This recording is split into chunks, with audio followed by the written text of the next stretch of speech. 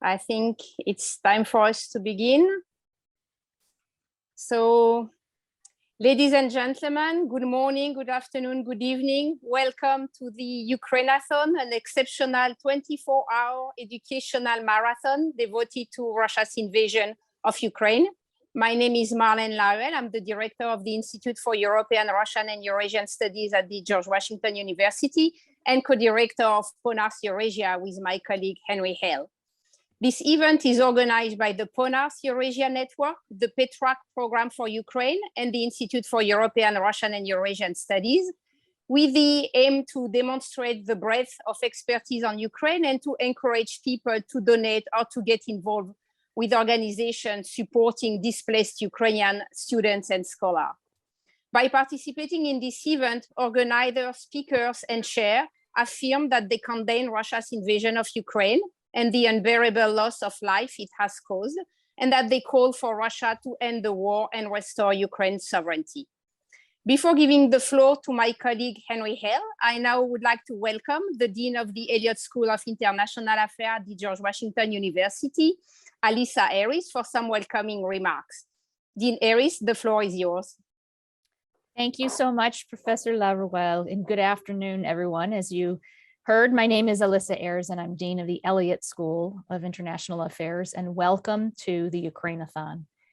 Russia's military invasion of Ukraine on February 24th was an escalation in what is now the largest conflict in Europe since World War II.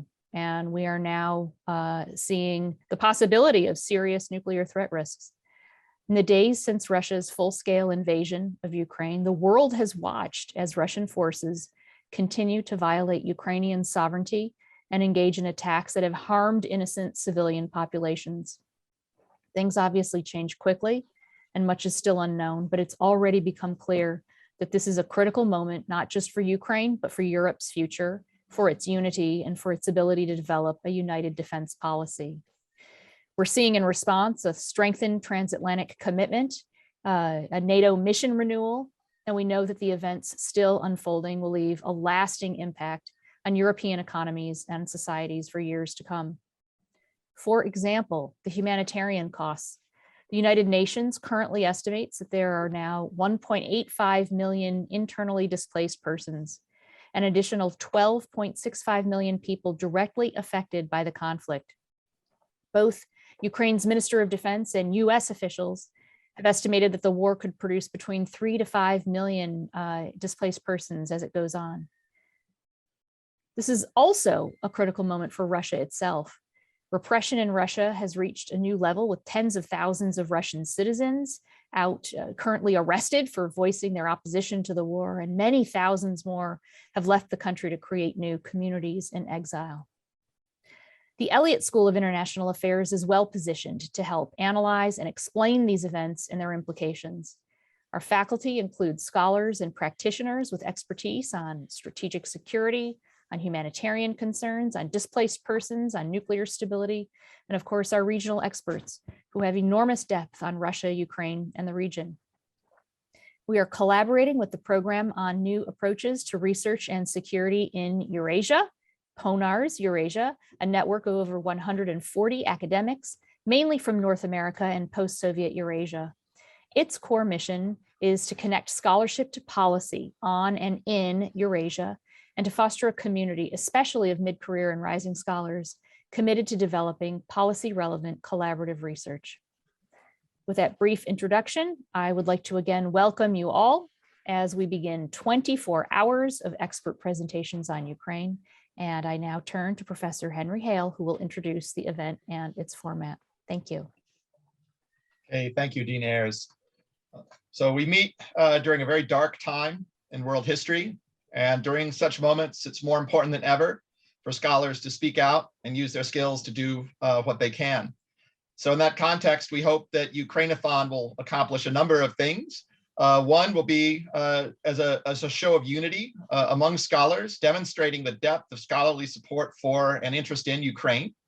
Secondly, we hope it will be a chance for everyone here, speakers, audience, to improve our own understanding of Russia's invasion by sharing our expertise, and also into what the consequences of this invasion are, why this is so important and what might best be done. And finally, we hope that it will call attention to important efforts to support displaced Ukrainian scholars and students and other related causes that different speakers and chairs might care to share. So we have 101 speakers lined up for this event, if you include the three of us giving these initial opening remarks. And the speakers represent leading universities in Ukraine, the United States, Canada, the United Kingdom, many countries of the European Union, Kyrgyzstan, Kazakhstan, Armenia, Georgia, Turkey. I'm probably missing a couple too.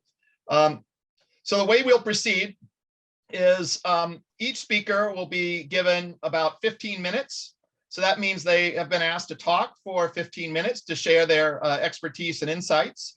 Then there'll be time, about 5 minutes, for 1 or 2 questions. So if you want to pose a question, please use the Q&A function of this webinar, the Zoom webinar. That will only be visible to the speakers and to the chairs. And then the chair will be the one to pose a question either from the Q&A that's been posted or their own questions at their discretion. Speakers will also be able to, if they care to, share articles, sources of information that they might want to bring to your attention. So all in all, this should take us through 24 hours, a demonstration of all of our commitment and the breadth of this support. So thank you all. Thanks to everyone participating, attending, and especially to the staff and all the colleagues at IRIS and PONARS and other places that have contributed so much to making this happen organizationally in a very short time, given the urgency involved. So finally, I'd like now to turn things over to the chair of the first hour, Professor Alexei Haran of National University of Kyiv-Mohyla Academy. And he will share some opening remarks of his own, and then at 12:15, introduce our first speaker. Thank you. So Alexei, the floor is yours. Yeah, thank you, Henry. Before thanking the whole team of PONARS, may I double check what time should we end the first panel? Well, I think it's not really organized by panel, it's by just time slots, but I think your session as chair will go until 1 o'clock. So through the first three speakers. Okay, great. So first of all, let me thank PONARS for organizing this very, very important event. And we know that all speakers of PONARS agreed to a statement that it's totally unprovoked war which Russia started against Ukraine, and Russia should immediately stop the war and withdraw its troops. So every speaker committed to this statement. Also, my function as a chair is to remind all the participants and all the listeners that you can donate to scholars at risks. And the second group is called Science for Ukraine. Your donations are very, very important and would be much appreciated. My remarks actually, as I was told. Okay, so this is very important that we have this event, and this is also great solidarity with Ukraine, not only from academic world, but also PONARS members as participants. So we are thankful to all PONARS members, including from Russia, who participate in this event. I would like just to, at the beginning, to say that the sanctions, the support which Ukraine received from the West is very, very important. Unfortunately, these sanctions and this support is belated. If there would be such support since 2014, perhaps the world would not see, and Ukraine would not see such a tragedy. And I think it's also time to rethink some of the approaches, including academic and analytical approaches to Russia, because since 2014, we were warning the whole world about Russian intentions, Russian occupation of Donbass, Russian aggressive behavior, but instead we hear sometimes, only calls for dialogue. So I think now what Putin is doing is actually shows to the world what real Russian intentions is. So what we need right now, we need, first of all, if we're talking about sanctions, the sanctions are huge, but they are not full. And for example, we know that not all banks, Russian banks, are disconnected from SWIFT, including the largest Russian bank, Sberbank, and also Visa and MasterCard, they didn't stop operations in Russia, within Russia.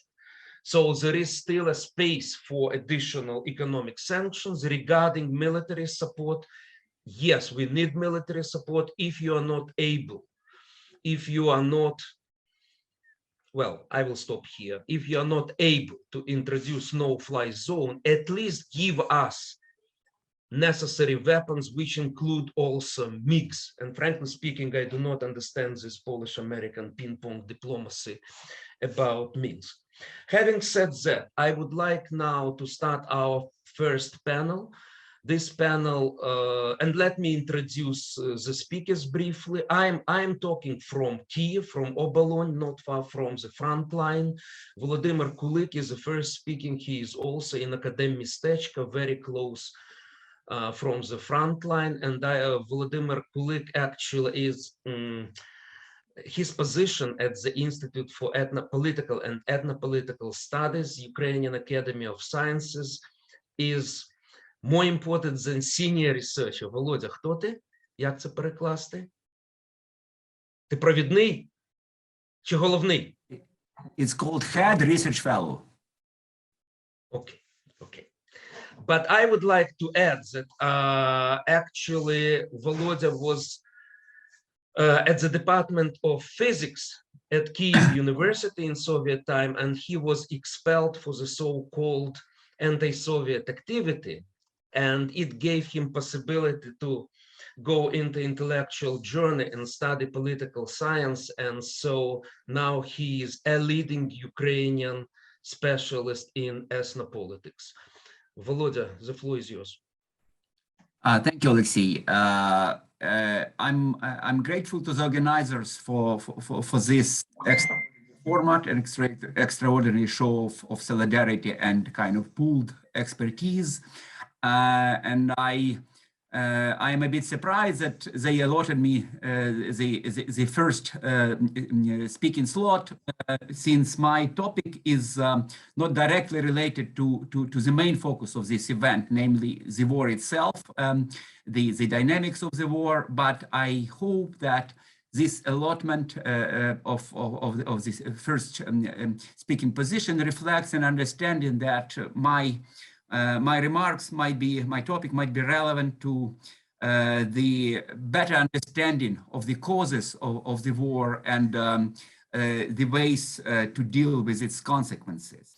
I will be talking about the responsibility of the scholarly and policy analysis community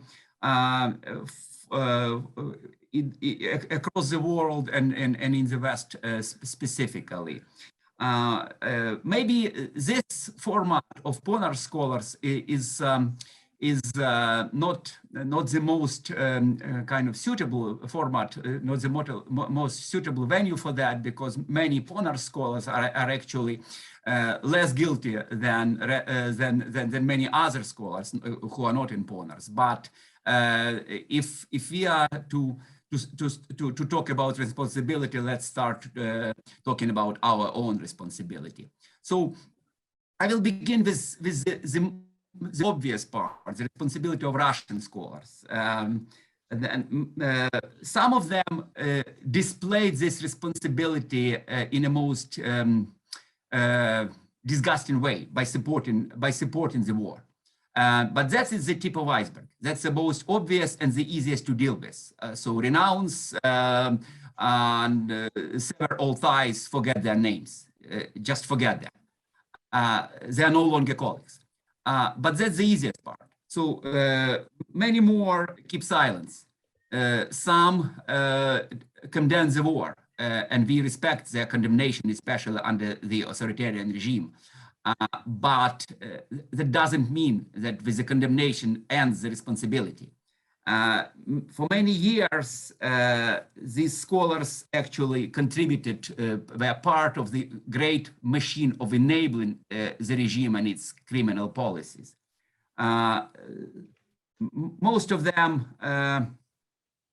studied Russia as a quote unquote normal country, either as pretended that it was a democracy or semi-democracy or authoritarian, but not particularly dangerous variety of authoritarianism.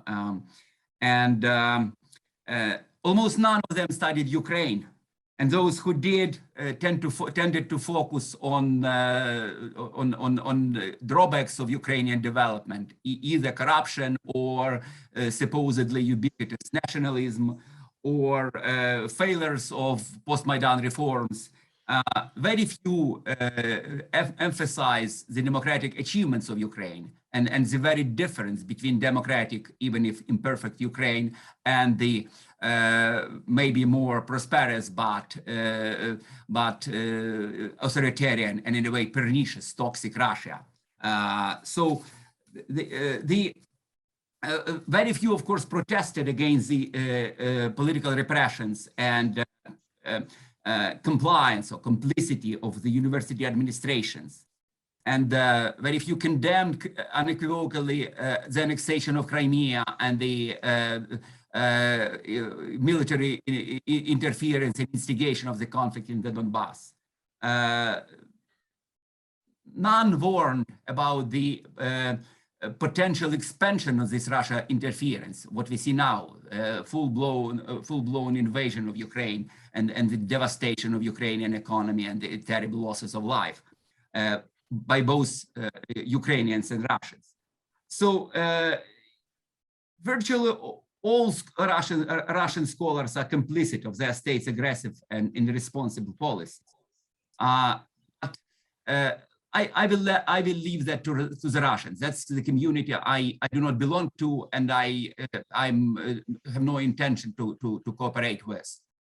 What is important is the less obvious but more important responsibility of the Western scholars, because this is a community with which I have all intentions to cooperate, and I'm happy to belong to various formats of the studying of the region, of Ukraine in particular, by the whole East European region, by this professional and responsible community. So the sad truth is that many of Western scholars did not behave much differently than the Russians, and it is all the more regrettable because the Westerners were not under any threat of the regime or of public opinion or of colleagues. So that was a choice. First, they supported ties with Russian individual scholars, with Russian institutions, even though those which were obviously supporting the regime and controlled by the regime. Of course, cooperation helps research. Cooperation helps better understanding of the country. And of course, it goes without saying that we should all try to better understand Russia, whether it is successful and democratic or authoritarian and pernicious and dangerous. But I could say that part of the reason for those close ties were promotion of their own careers by the Westerners. So of course it's easier to study Russia if you have local partners. Of course it is easier to study Russia if you have opportunities to travel into Russia, if to spend a lot of time for Russia. For that you need institutional partners, and that is understandable. But that contributed to this legitimization of Russian academia and its kind of complicit position. When studying Ukraine, many focused on Ukrainian nationalism or neo-Nazis or rampant corruption or almighty oligarchs. And at the same time, most scholars downplayed democratic process and European aspirations. And policy and security analysts downplayed military reforms and combat capacity of the army. and advised against selling lethal weapons and predicted rapid and crushing defeat in case of Russian full-scale invasion, something which we now painfully see was not true. But as Alexei mentioned, had this support been, including support with weapon, been provided earlier, we would have seen a very different dynamic, and many more lives would be saved. I should say many fewer lives would be lost. And less obviously and more fundamentally, Western academic community supported and kind of perpetuated the Russia first approach in studying the region, the former Soviet Union and Eastern Europe region. That is exaggeration of Russia's, it could be whether due to exaggeration of Russia's might and neglect of Russia's dangers, or due to their wish to preserve and expand their own teaching and research positions and opportunities. Whatever the case, the Russia first approach was clearly visible since for the 3 decades of after the dissolution of the Soviet Union, and in particular since 2014, since the pernicious effect of this approach was fully shown with the annexation of Crimea and Russian aggression in the Donbass. In the last year, I saw my Western colleagues jubilant about the reopening of many Russia positions. At the same time, in Western universities, not a single one Ukraine position was announced. So this Russia first approach goes unabated and unchanged. And perhaps most unpleasantly, after the beginning of the war, many voices of condemnation we all hear, and I strongly believe most of them are quite sincere. But we heard very few voices of admission of responsibility and repentance.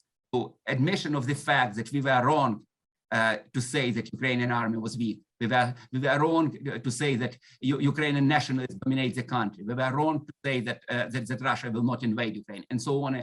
We were wrong to say that the West should not provide lethal weapons to Ukraine, and so on and so forth. 4 minutes, yeah, okay. I'm finishing. I'm finishing with a brief conclusion of what we need to do. First, I believe. But when I say we, I mean this transnational community, which is of course primarily Western community, which is of course primarily Western funded community, of which I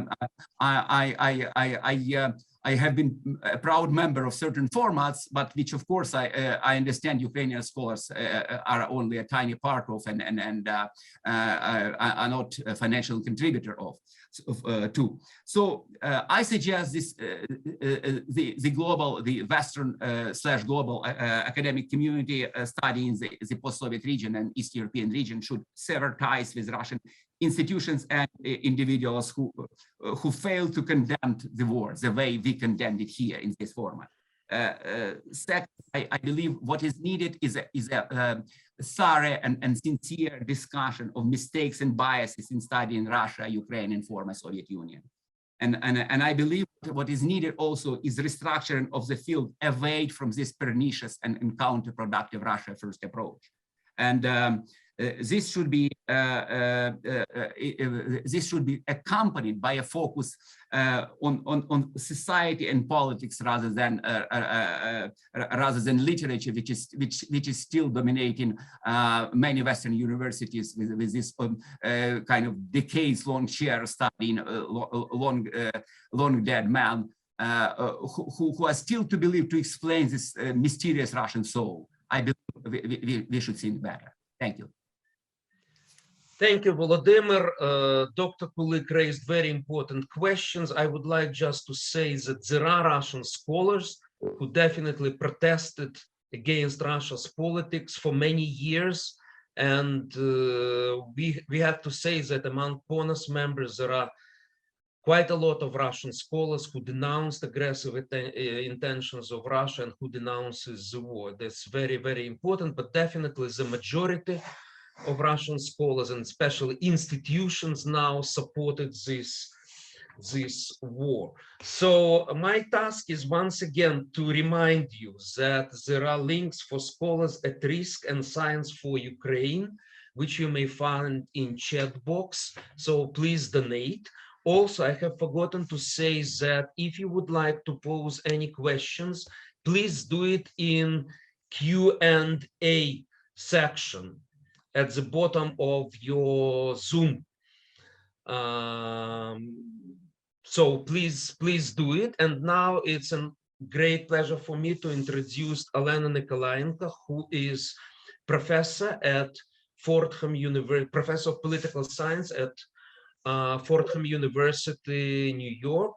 But I would like also to stress that she is originally from Kostiantynivka, which is a town not far from the front line. And I hope, Elena, that your relatives are and family are safe. The floor is yours. Thank you. Thank you for inviting me to be a part of this event. And in my very brief remarks, I just wanted to highlight the role of women, women's experiences of war, and women's activism in contemporary Ukraine. On March 9, 2022, the Russian army dropped bombs on a children's hospital and the maternity ward in the besieged city of Mariupol.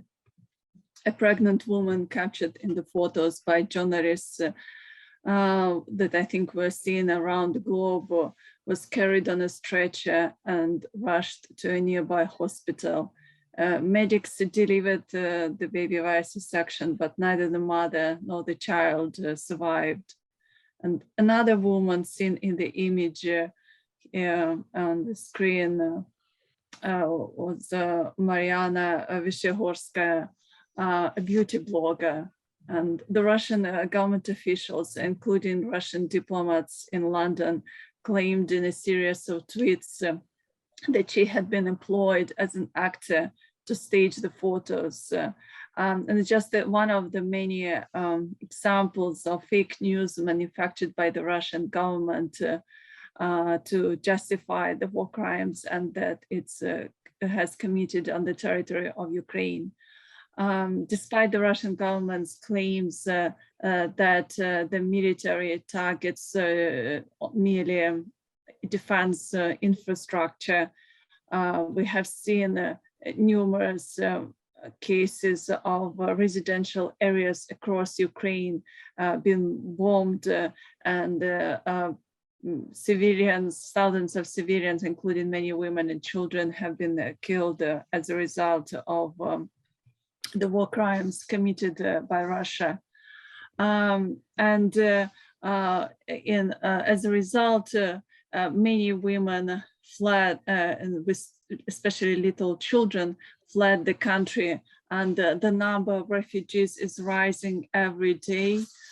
By now, according to the most recent estimates by the United Nations High Commissioner for Refugees, there are approximately 3 million people who left Ukraine. Nearly 2/3 of them moved temporarily to Poland. And there are also hundreds, thousands of refugees in Slovakia, Hungary, Armenia, Moldova. But women should not be seen just as victims of the war. And they are also playing an active role in sustaining the country's resistance to Russia's aggression. In my own research that I've previously done on women's participation in the Revolution of Dignity, I identified numerous domains in which women were active to support the pro-democracy movement, pro-European movement that emerged in the country at the time when President Viktor Yanukovych abruptly refused to sign an association agreement with the European Union. And back then, women challenged the idea that were helpers in the revolution, and they became involved in the protest campaign, in the protest movement in multiple ways. They were not just making sandwiches or providing first aid for male revolutionaries. Women were also actively engaged in raising public awareness of the protest events, in organizing street actions, and most importantly, in spearheading a wide range of crowdsourcing initiatives.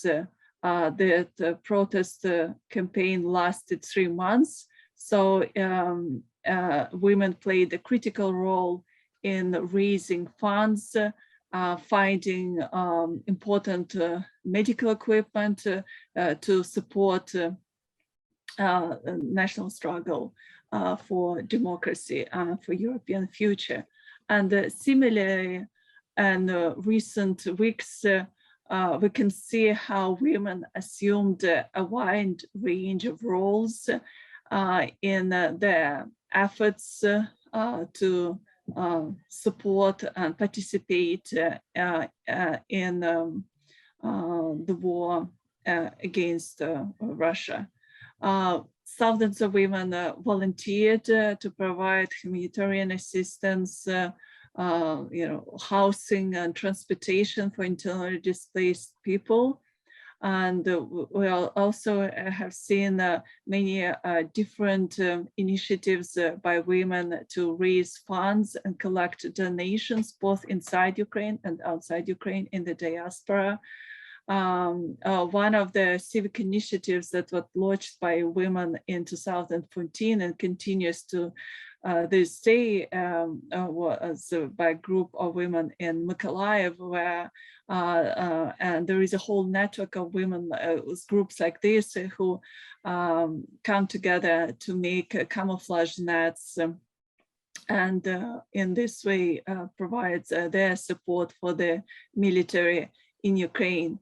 And many women as medics help the army, and you can see on the slide the photo of Inna Dirusova, the first woman to be awarded the Hero of Ukraine status posthumously.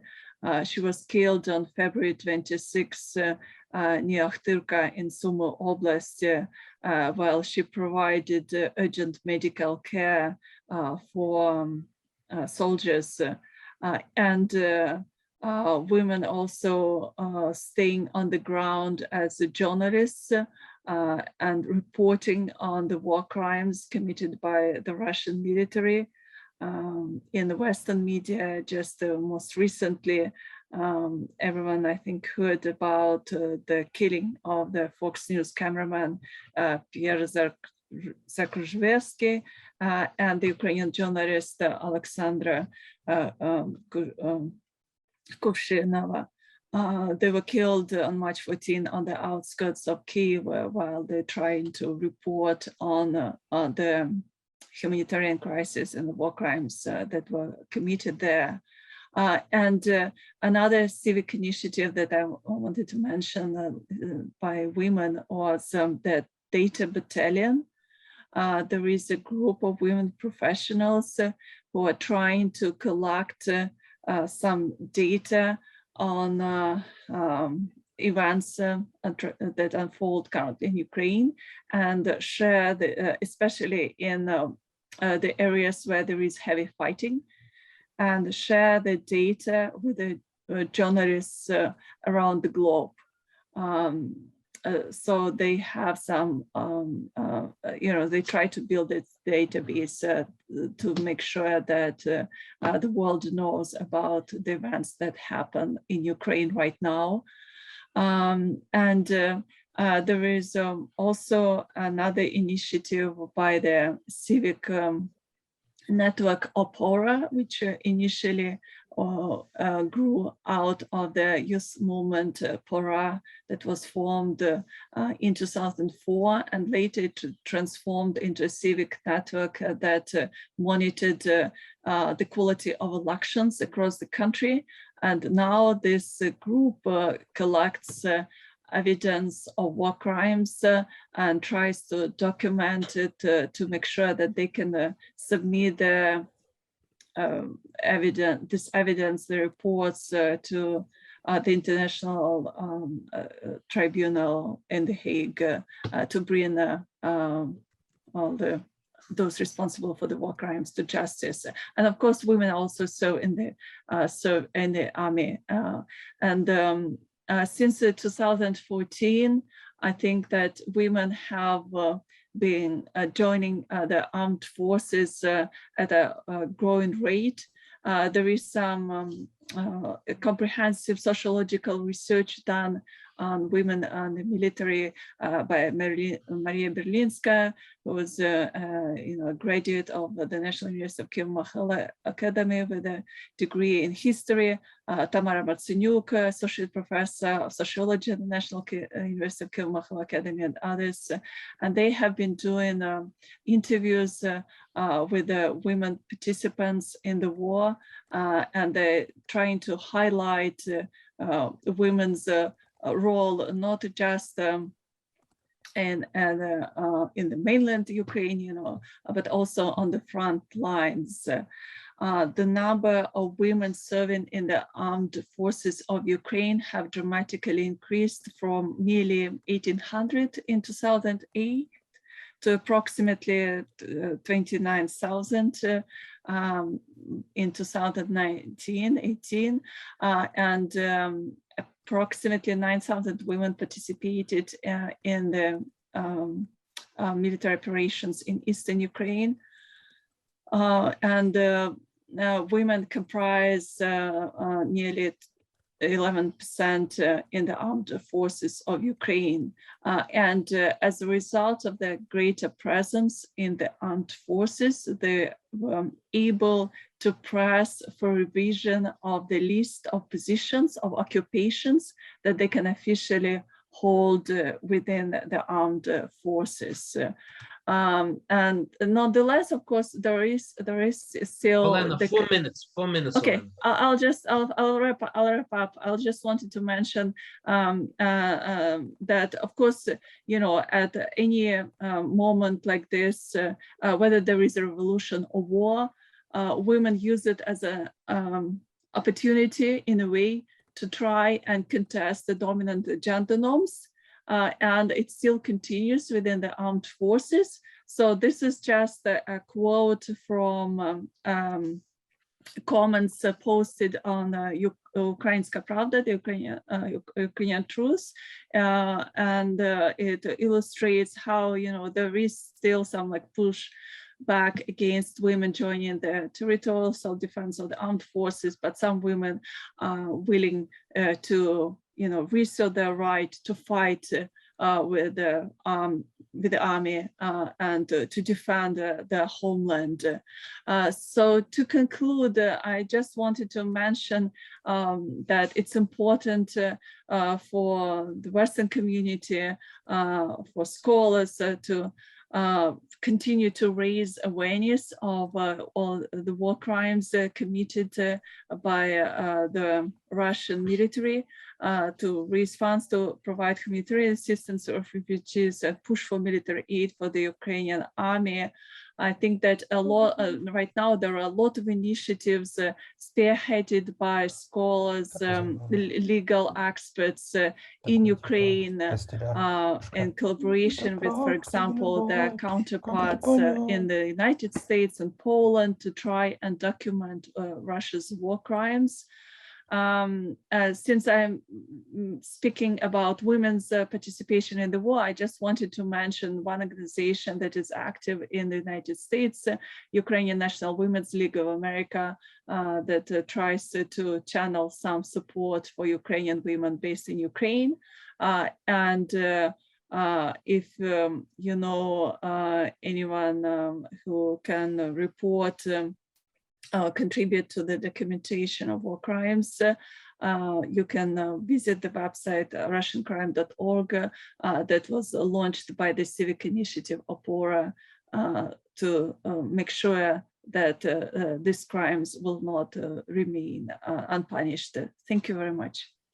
Many thanks to Professor Nikolaenko, and there is one question to you in Q&A box. So at the end, if we have time, we try to answer the questions. So please send your questions not to chat box, but Q&A. Volodya, there is also one question to you, so we'll try to answer it at the end. And in the meantime, I would like to retell one of the comments which compares the role of women in Ukraine with the role of Jewish women in defending Israel in early days of Israel, and it ends with the words Slava Ukraini. Toda raba. Okay, now I will give the floor to Professor Paniotto.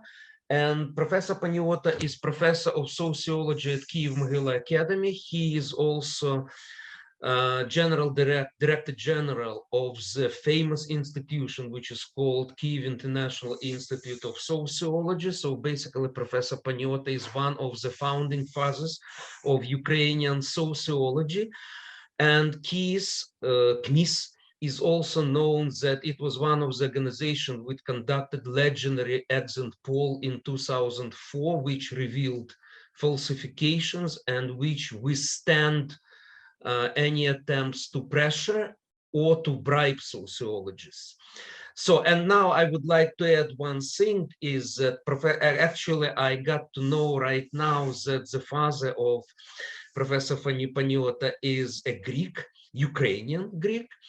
And Professor Paniotto, as myself, we were Russian speakers before starting to teach at Kyiv-Mohyla Academy, where we switched to Ukrainian and mastered Ukrainian language. So I think that Professor Paniotto is a wonderful example also of Ukrainian political nation. Professor Paniotto, the floor is yours. And if you can save several minutes for answers, that would be great. We don't hear you. Still, we don't hear you.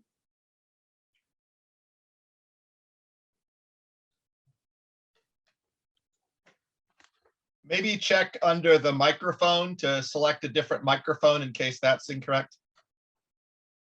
Whom do you tell? Me? No, I'm talking to Professor Paniotto.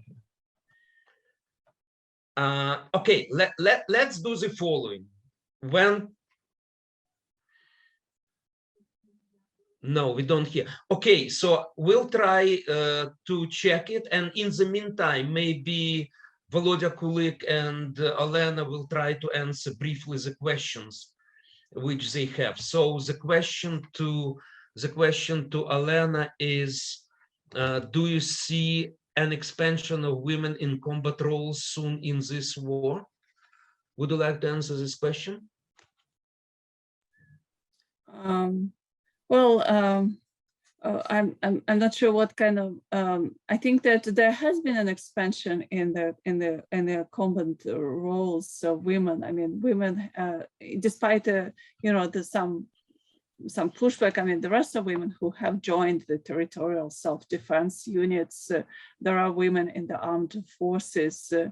I think just a few days ago, I watched a report with Marusia Zveraboy, who was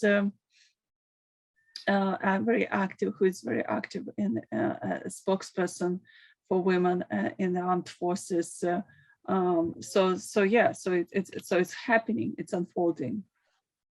Okay, great. I may add to that I watch CNN right now, and there are very touching videos showing Ukrainian women who are accompanying their daughters and grandsons to to the border and then coming back to Ukraine to be with the men defending Ukraine.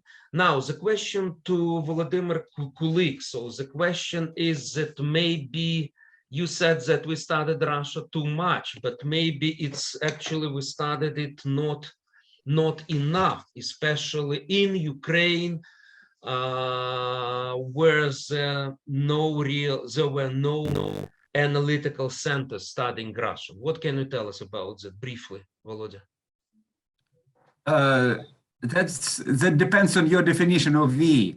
I actually am guilty of mixing the we Ukrainians and the we transnational academic community in which most people are Westerners. So when I say we Westerners, we global community with most Westerners, yes, we have studied Russia too much to the detriment of Ukraine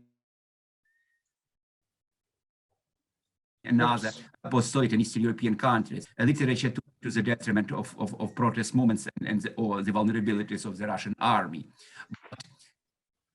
In Ukraine, definitely, we have studied Russia too, and we are all guilty. All Ukrainian scholars are guilty of studying nobody but ourselves. That's probably a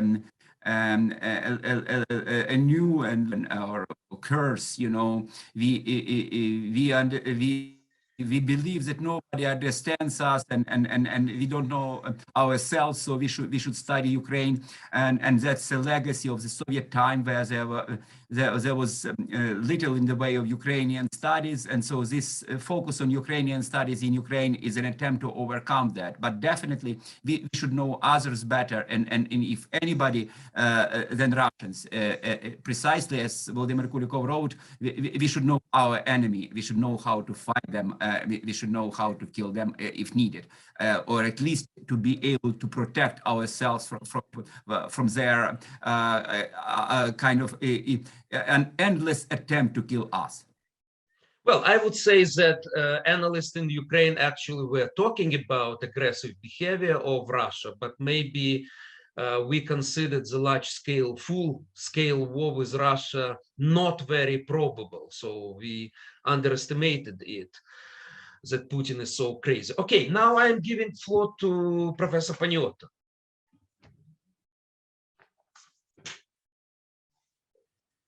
Володимире Іллічу, ми вас не чуємо.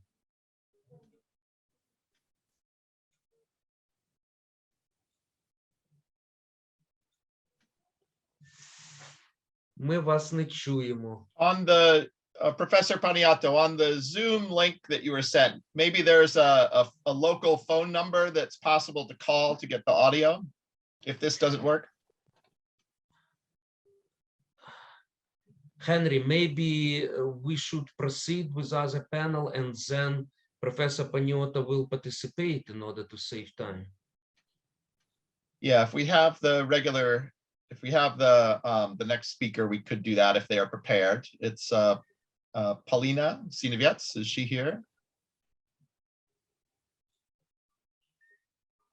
Just to save time. In the meantime, check who is here, who can Okay, continue. Yeah, I don't think she's here right yet.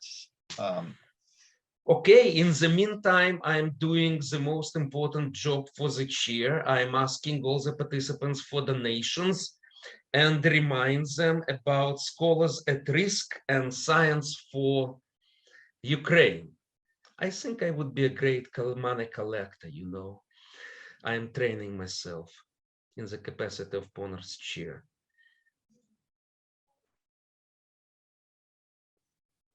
Volodymyr Ilyich, ні?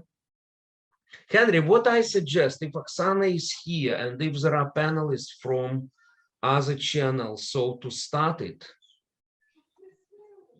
So Volodymyr Paniotto writes in the chat that the organizers have switched off his mic. Switch off. Let's see, let me check here.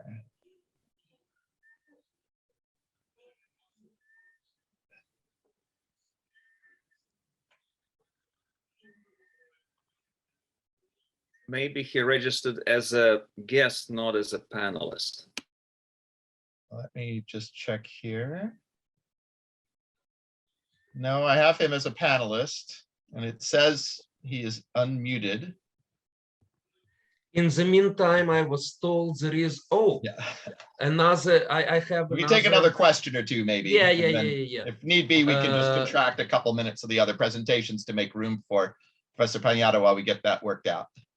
Apologies for that. All the question about Ukrainian Amazonki. I do not know how to translate it. Given US, Israel, UK have the most women in combat arms in modern militaries, do you see further partnerships to support Ukrainian women in combat arms in their development, building female leadership capacity, trainers, command leaders? I do not know who is able. I would say yes, but I cannot be more specific. Okay, Oksana is here. Any panelists? Well, I'll just maybe mention one thing. I think that I would just commend one more time remarkable research done by Tamara Marcinyuk, Associate Professor of Sociology at the National University of Kyiv-Mohyla Academy. She has recently, left the country. She has done extensive research on women's participation in the military. I can post in the link just references to several publications that she has made. The first one was called Invisible Battalion, and then she completed another also volume, Invisible Battalion 2, on the topic of women in the military. And I think that the third report that she has been working upon with her colleagues deals specifically with military training for women. Володимир Ильич, скажіть нам щось.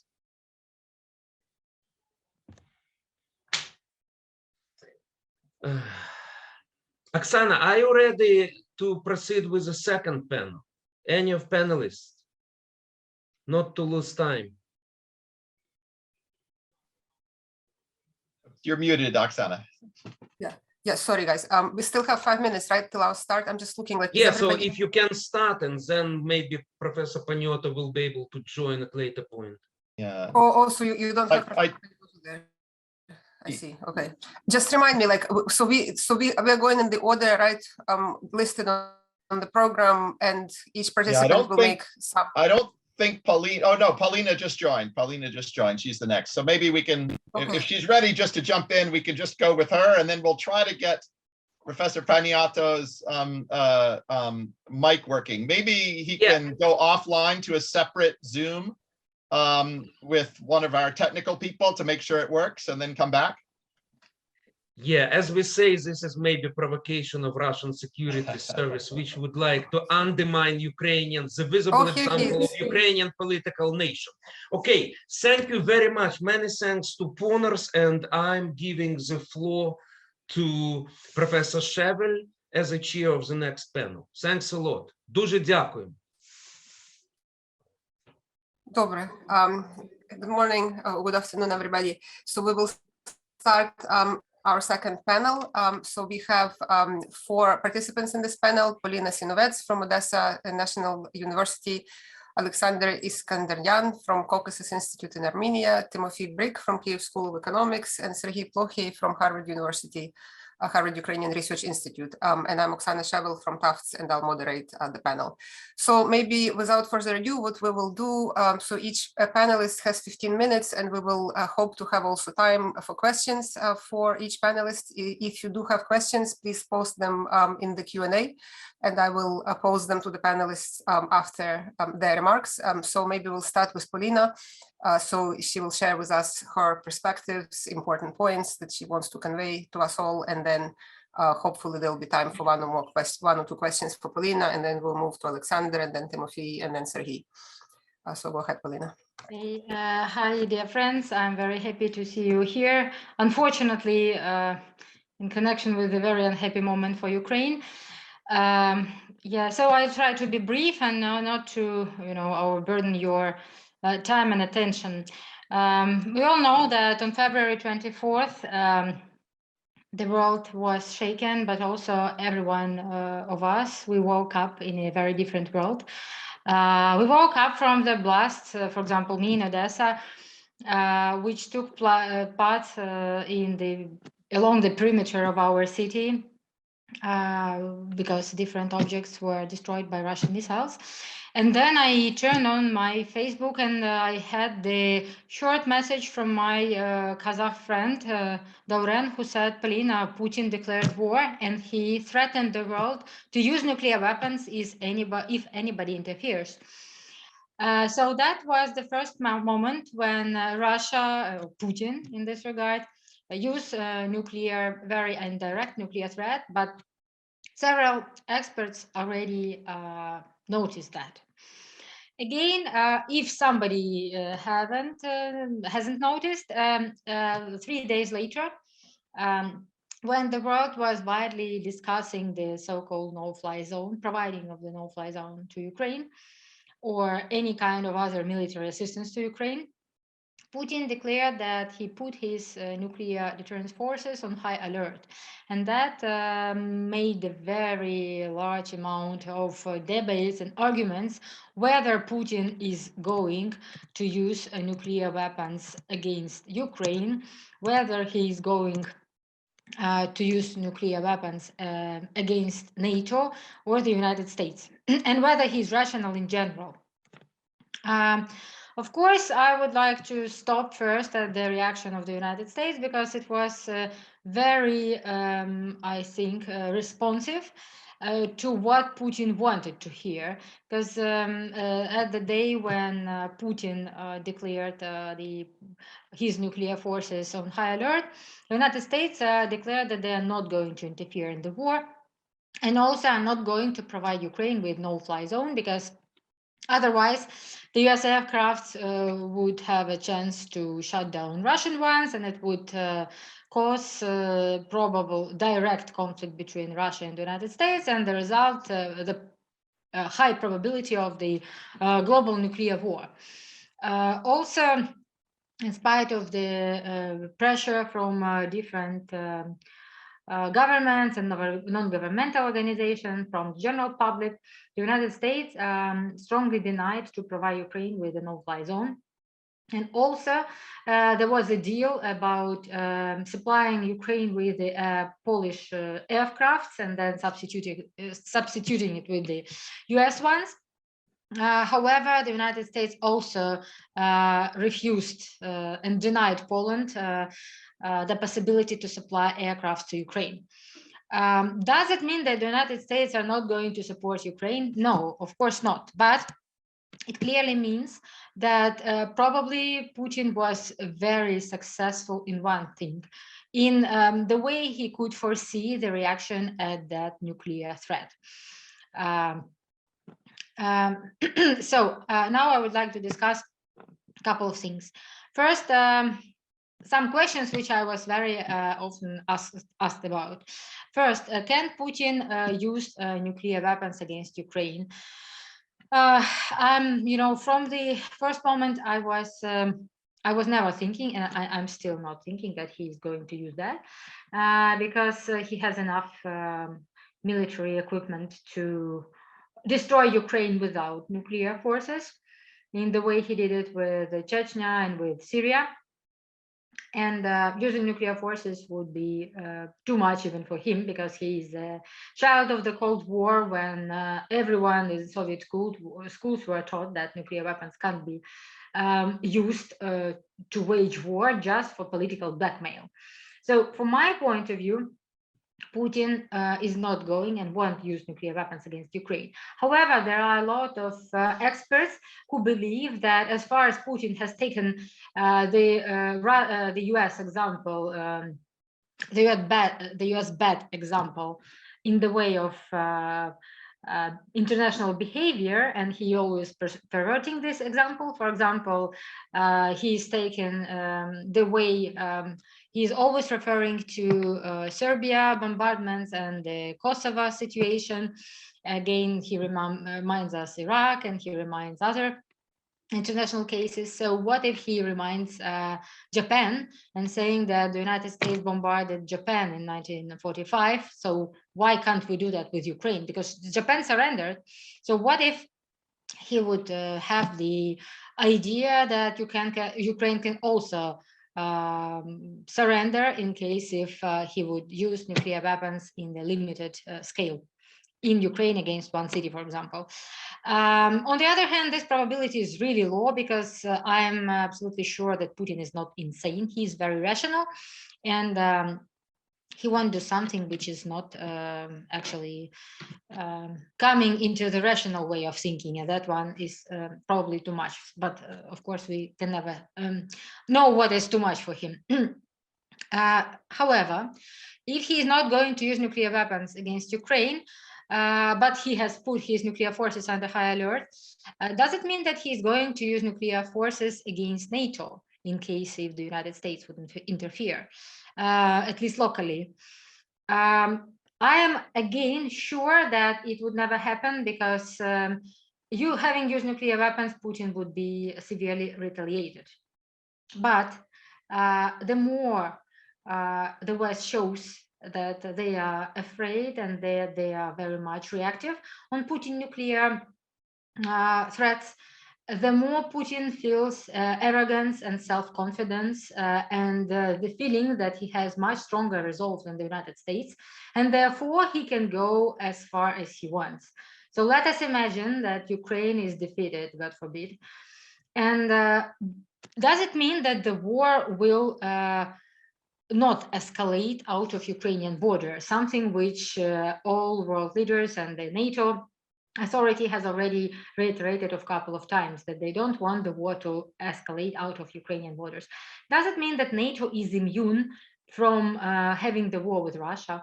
I don't think so, because, you know, the famous Russian expression "аппетит приходит во время еды" is very much about that, because the more Putin feels that the West is afraid of his nuclear threat, the more arrogance and self-confidence he will feel. And if Ukraine will be defeated and he'll go further, nobody will defend Ukraine, then he would remember that in 2015, the Constitutional Court of Russia rejected Baltic states in their right for independence, saying that the independence is illegitimate. So what if Putin said that he wants to defend Russian language minority of the Baltic states, and therefore he's going to annex Baltic states? Will NATO defend Baltic states? Yes, probably yes, but the main problem here is that deterrence works till your opponent believes that he is deterred, that the threat will be fulfilled. And in the case of Putin, we see that he made a number of mistakes regarding Ukraine. He underestimated Ukrainian determination to fight, Ukrainian military forces capabilities. He overestimated his own army. So he makes a great number of mistakes in evaluation of the situation. So what if he would evaluate that the West is really weak in its resolve, much weaker than Russia, and that it would never defend Baltics, and then he would step against Baltic states and even use nuclear weapons in a limited way against Baltic states. What if it happens? And it could happen because Putin would feel that the little more step and then the United States would step back, because they have much less resolve and they're afraid of nuclear war so much that they would obviously step back. That is why I think that if the West leaves Ukraine alone with Russia, as it's happening now, of course, thank you for the United States and other states for providing us weapons, but actually this is a fight we are waging with our human resources, with the lives of our people. So, but in case if the West abstain, in case of further invasion of Russia in Ukraine, then I would never exclude the opportunity and the possibility that Putin will go further and that nuclear war will be still inevitable, even more inevitable than it is now. So this is just maybe a rhetoric question of whether nuclear coercion works and whether the current behavior of the West inspire Putin and encourage him to go further with his nuclear threats and to think that he's absolutely unpunished and he would never be punished for anything. Yes, I think that, yeah, I'm done. It's not so much, but I can answer questions just if I hope one will have them. Okay, thank you very much, Polina. We also now have audio connection with Volodymyr Panioto, so we're gonna put him after Polina. But if there are any questions for Polina, I don't. Yes, please put questions in the Q&A if you are in the audience. Right. Maybe I'll ask just one kind of quick question. You're talking about nuclear weapons. Do you think the same applies to the chemical and biological weapons as to nuclear, or there is a little maybe different rationale on Putin's side for that? I think that there is even less. The threshold to use chemical weapons is even less powerful than nuclear weapons, because there's still a phenomenon which is called nuclear taboo, which makes any state who owns nuclear weapons to restrain from use it. After Hiroshima and Nagasaki, there were a lot of critical situations, but for example, even for the United States, but they never dared to use nuclear weapons, and also Soviet Union and Russia. So there is so-called nuclear taboo. And there is no chemical use taboo in Russia's mind, as we can see from the cases, from the recent cases in the UK, from the Navalny case. So in here, I would not exclude that some similar cases, or even worse, can happen in case if other means won't work, because for Putin there is no chemical weapons threshold. As for biological, I'm almost sure that it's not. I mean, you should be really dumb to use biological weapons, because they can be easily used against yourself. Because if you give bacteria the way out, then your troops will die from the same bacteria. So it's very unsafe in the way you can use it. Even in comparison with chemical weapons or nuclear weapons, Okay. but nuclear weapons has this threshold. So I would not exclude that chemical weapons can be. Okay, thank you, Polina. Maybe just one quick question, so we have time. Now we have another speaker. There is a question in the Q&A. Aaron is asking, given the asymmetry of conflict, the Russian forces are now on the offensive and Ukrainian forces are on the defensive. Do you see a risk of Ukrainian forces becoming offensive, changing the calculus of deterrence? Ukrainian forces becoming offensive? Well, I guess it means going, I'm not quite sure, this is very militarily worded language. I guess if Ukrainian forces go on the offensive, is that likely, and what would be the risk? I mean, that seems to be the question. If the author of the question means that Ukraine can start invading Russia, then I have a strong doubt about it, because it won't. But in the meantime, if the author of the question means that Ukraine may become offensive, so Ukrainian troops are waging actions, military offensive actions in different directions, where just to push the enemy to the borders of to his borders and to the borders of our country. And in this regard, Ukrainian forces are waging offensive operations, but they are still defensive as far as they are on the territory of our country. Oh, okay. So I can't imagine that we can cross Russia's border and go and conquer Moscow, because it's some kind of fantastic scenario for more than fiction authors than political scientists. And then, of course, if we start conquer Russia, then they probably use nuclear weapons. But I don't think so, that any of this scenario can happen. I mean, in case if we are becoming offensive. Right. Okay. Well, thank you very much, Polina. Unfortunately, we again lost connection with Dr. Panioto, so we are going to then move to our next scheduled speaker, Dr. Iskandaryan, who will share his thoughts with us. Please go ahead. Thank you, Oksana. Is it okay? Can you listen to me? Sorry? Can you listen to me? Is it okay? Yeah, we can hear you. Thank you. My presentation is not directly connected with the Ukrainian, with the situation in Ukraine, but it is one of the results of what is going on in Ukraine and around Ukraine. It's about Russian migrants in Armenia, which is a result of war in Ukraine. Even the definition is problem, how to call these people. They are not refugees. Generally, they didn't come from the region of conflict. But they are not tourists as well. I would prefer to propose to call them, let's say, people, migrants who came to my country by political reasons, or political migrants. Before I say anything about this, political migrants in Armenia, I must make my reservation that it is a new phenomenon that emerged about just 3 weeks ago, approximately. We do not have any verified scientific data about it. The first statistics is due in about 2 weeks, in early April, and it too will be quite inexact because it will be exclusively based on the numbers of Russian citizens crossing the Russian-Armenia and Armenia-Georgia borders. Numbers cited in media reports vary from 40 to 80,000. There is no reason to trust these numbers, I would say, and I believe they are grossly exaggerated. As far as I am aware, polling or other sociological studies of this group have not yet been conducted.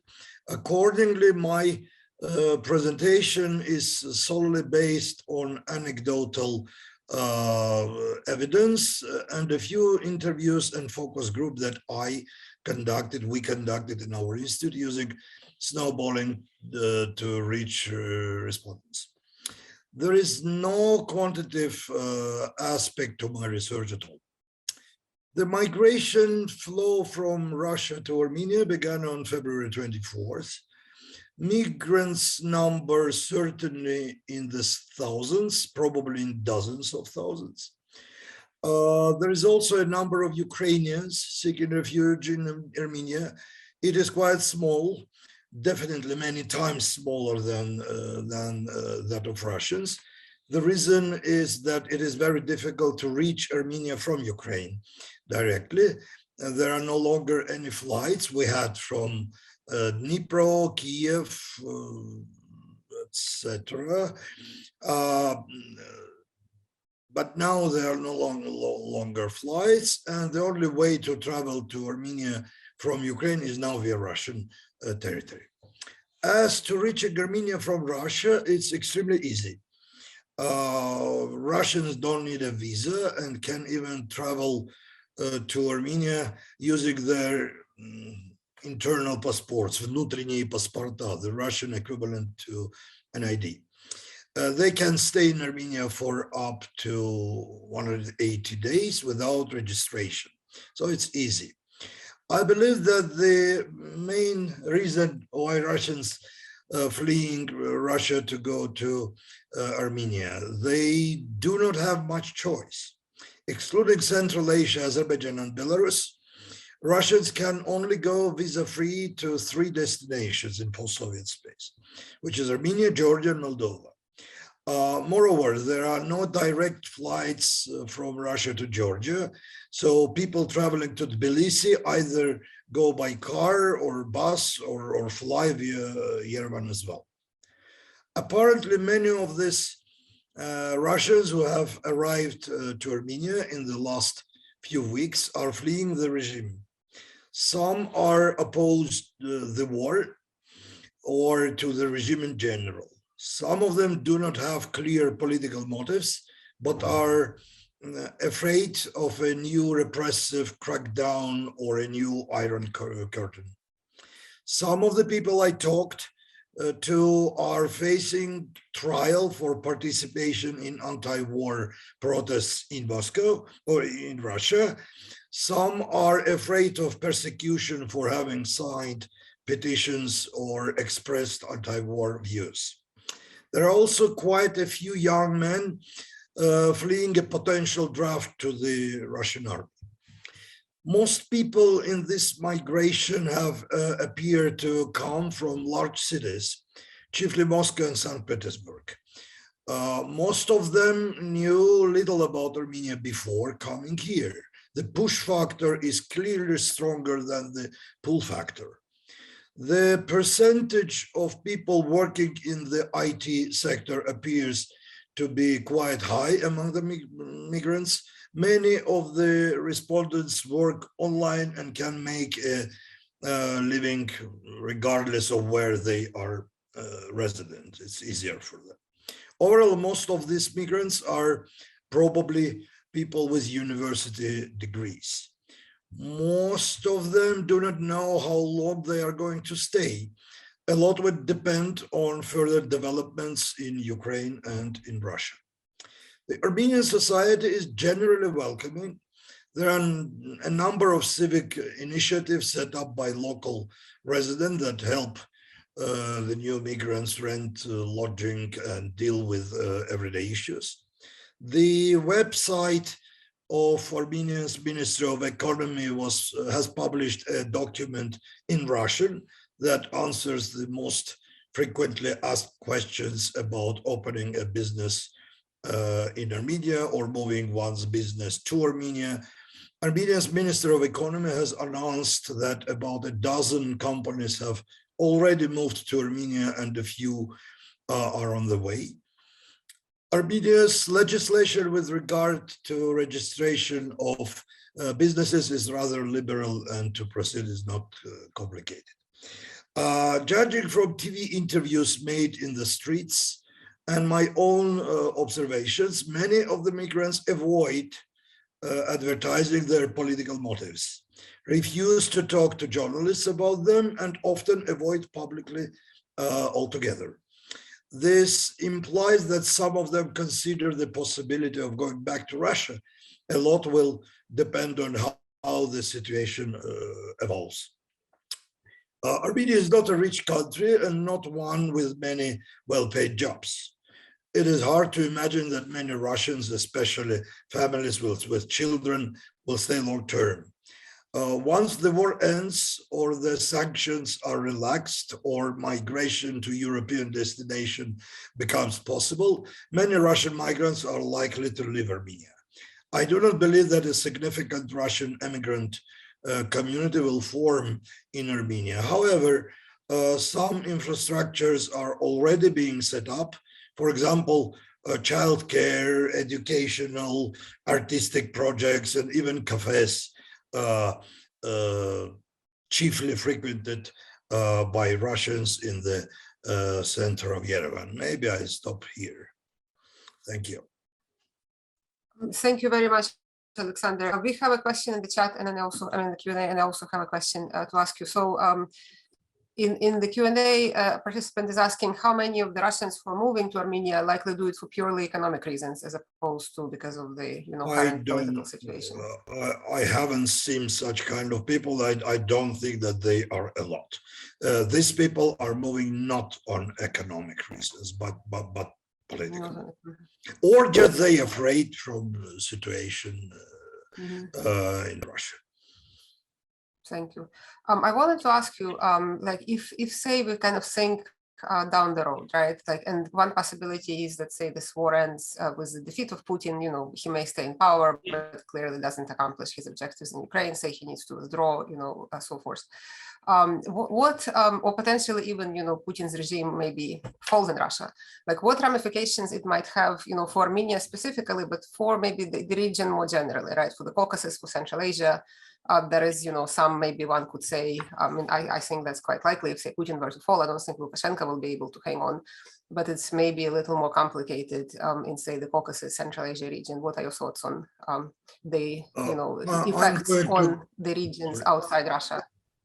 Yeah, go ahead. I'm going to give a presentation on that in Ponars, if I'm not mistaken, on March 28 or something. It's a different topic. It will be complicated, and it will be complicated for different countries of South Caucasus differently. As for Armenia, it's connected with the security of people, Armenian populated part of Nagorno-Karabakh, which stayed by the control of, which is still Armenian populated, and you have Russian so-called peacekeepers there. And if Russia will be, if situation in Russia will be unstable, some people here are afraid of security of these people. Generally speaking, such kind of development in Russia would be difficult for at least Armenia and Georgia. I'm not sure about Central Asia, but it will be a problem for Armenians and Georgians. But it is too theoretic now. Now both authorities in Armenia and Georgia, are very careful and waiting how situation is going to develop. Thank you. Maybe a related question, something that has been discussed in social media kind of here and there, this a little bit of a paradox or a puzzle that now that, quite a few Russians moved to these, former republics in the South, in Central Asia, in Armenia, where before migration was primarily going to Russia from that region, right? And this sort of attitude that many in Russia have shared back since the Soviet period, that they're like in various ways sort of superior to these other, ethnic groups, right? Like the Tajiks, like they're supposed to clean the houses and so forth, right? And now they're in the position when they are basically kind of, in some sense, like maybe not at the mercy fully, but certainly they're guests now in these very former republics, right? Independent states, about which they had, let's quite say maybe, it's a superior attitude to them. I'm just not, trying how to put that. What do you think that might, like, how do you think that might play out? Like, would the Russians who now move to these republics kind of have, a rethinking of their imperial syndrome, right? Would there some tensions potentially develop? Like, what do you think would be the ramifications of that? Maybe it's different for different countries. As for Armenia and Georgia, definitely not. People who are coming here, they are coming here because of war. They are not direct refugees, but they refuse from this kind of politics. They are not supporters of Putin. They usually are more liberal people, intelligentsia from Moscow and St. Petersburg. They are not coming here with imperialistic feelings. This is first. And second, this is very, very new phenomenon. What I'm talking about is just 3 weeks. It begins on late February. So if you look at tendencies, still these people just came here. They choose Armenia because it was just one of the ways to withdraw, to go from Russia somewhere.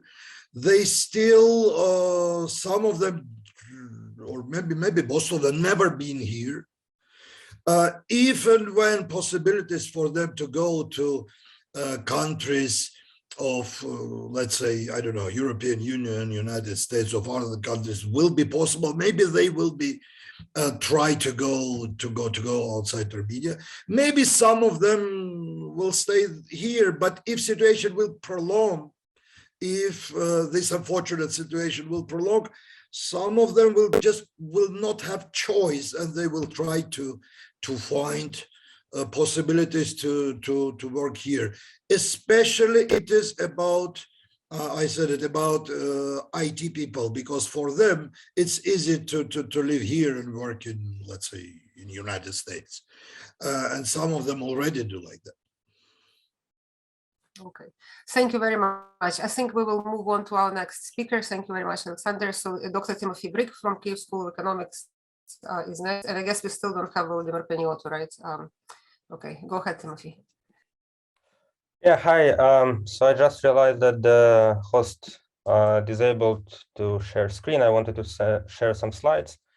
If it's possible, please allow me. If it's not possible, I will just read them from my own computer. Could the Ponar's admin allow Timothy to share slides? Oh, it works. Thanks a lot for arranging it. It works. I'll just put it in a full screen mode. And well, I guess it's very difficult to talk now. You know, I just read this news about Mariupol. Apparently, they dropped the bomb on the National Theater where people were hiding, and we still don't know how many people died and who needs rescue. So it's insane. I don't know what has to be done to push this idea of no-flying zone and tougher response. So yeah, so today is a very bad day for all Ukraine. But what can we do? We are researchers. We have to talk about our stuff, our research. I work in policy, so today I will focus on policy dimensions, and I'm going to talk more about research ideas, anecdotal evidence, and some prospects for further research. I have been contacted by many people, journalists, scholars, and I received a lot of questions like, what is going on in Ukraine right now? Why? And so many people are surprised that Ukraine has been resilient in many ways. And many people seem to think about it as something surprising or exponential, like overnight something happens, so Ukraine is resilient. And I will try to speculate that there were quite a lot of policies implemented starting from 2014, 2015, which created opportunities for this resilience. So, and I will just go, policy by policy. I will just list them, and I will say that, my main message is that these policies are likely to be important. Some of them we studied, some of them we did not study well, and this could be fruitful prospects for research. So instead of talking, about Putin, military forces, Zelensky, Ukrainian unity, and everything else, I would rather talk about policies. So here is the list of things that people were surprised with. So when some journalists call me and they ask me, how are we doing here in Kiev? So people are always surprised with the fact that, I can still get my salary, or that infrastructure works, or that we don't have macroeconomic collapse. So NBU, National Bank, is working, army is fighting, trains, post offices, both private and public, are working. Local authorities prove to be quite capable. There is this amazing example of Mr. Kuzmenko, who is a city mayor of Akhtirka, who is a physician, and he conducts surgeries. During the day, he tries to protect the city, and during the night, he was conducting operations. So it was amazing. But we also observed that many other institutions work, like media, NGOs, etc. So the question is, how is this possible, and what made this resilience possible? So first of all, I think we should keep in mind that there were a lot of significant reforms initiated in 2014 and 15. First of all, National Bank of Ukraine was reformed quite significantly. Valeria Hontarova was responsible for something that is still called banking cleansing, when more than, from 170 banks, I think we now have 74 or 77. So quite a lot of ballast was, cut off. Army reform, including territorial defense. This is something that happened during 2014 and 15. Olena already talked about invisible battalion and female empowerment in army. This is something which started not yesterday, but many years before. And not to mention that some other reforms were in place. Democratic institutions were protected. We had local elections administrated by new law. And all these reforms were pivotal to ensure human capital. We have quite a lot of professionals now working in the government, and meritocratic selection to the government. Well, with exceptions, of course. There are some territories that were not touched by these meritocratic reforms. I think we still have a lot of complaints about judicial system and about courts. But in many other offices, including Ministry of Economy, Ministry of Finances, National Bank of Ukraine, procurement system, they were improved quite significantly during the past 5 years. Then something new. So, this is, I think the current cabinet is credited for these reforms. So first of all, digitalization. The new Ministry of Digitalization was established, which was a very significant institutional change. I'm not sure that people know about the scale of this reform. For instance, each ministry, all other ministries, they were obliged to open a new position of vice minister of digitalization in their own ministry. So basically there is like an ambassador of digitalization in all other ministries, and they coordinate with each other, which improves significantly again to increase capacity of these ministries, to reduce bureaucracy, to make them more operational. And some other ideas that were somehow criticized, but eventually they played well in terms of, again, resilience. So for instance, this application DIA action that was created by the Ukrainian Ministry of Digitalization. So, Ukrainian citizens, they can install this application on their smartphone and have their passport, IDs. This is an interesting improvement. A lot of people criticize it for maybe, for bad execution, for some issues for privacy and security. And nevertheless, it played a significant role now in terms of supporting the army. So there was this incredible example when during the pandemic, people received special financial incentives. People were receiving money on their DIA accounts, virtual accounts, for vaccination. So if you are vaccinated, you can receive this money. And then you can also spend them on some specific markets, mostly entertainment, like to buy a book or to visit a theater. So the idea was that it is a twofold solution. On the one hand, you incentivize people to get vaccination. On the other hand, you incentivize small businesses. You give them cash. And apparently, a lot of people did not spend this money. So during the first days of the invasion, the government announced that this money officially can be spent on army. So more than 40 millions of US dollars were raised through DIA to support army. So I think we should not underestimate this policy in building, network of support. And then there are some other reforms that are kind of more regional level reforms, not, for instance, the development of land market. This reform has been, I also think, underestimated, but it actually created a lot of anticipation. The market was growing just with anticipation of the new land market reform. There were new investors, new technologies coming in. The farmers themselves, they become better organized. They created new associations. They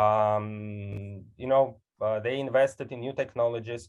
Even I and my girlfriend, we purchased land immediately after it was announced to be to be possible. We purchased some land in the Mykolaiivska Oblast, and I think a lot of people did something similar. So it kind of increased wealth of people in this sector as well. So perhaps we can attribute some of these tractors who are bravely fighting against Russian tanks, also to this empowerment, to the sense that they received stronger agency, stronger professionalization, and new incentives to defend their capital. Decentralization reform is pivotal, of course. Before 2015, Ukraine was highly centralized society with national government to decide on so many things at the local level, including taxes and spending. It is not the case anymore. Local communities, they can register new businesses. They are incentivized to register new businesses because now they can collect and keep more tax base at the local level, which also allows them better spending. We see in many data, sociological data, which we collected, and for various reasons, we see that trust to local authorities increased significantly. We see that trust to local doctors, family doctors increased. General satisfaction with local services increased.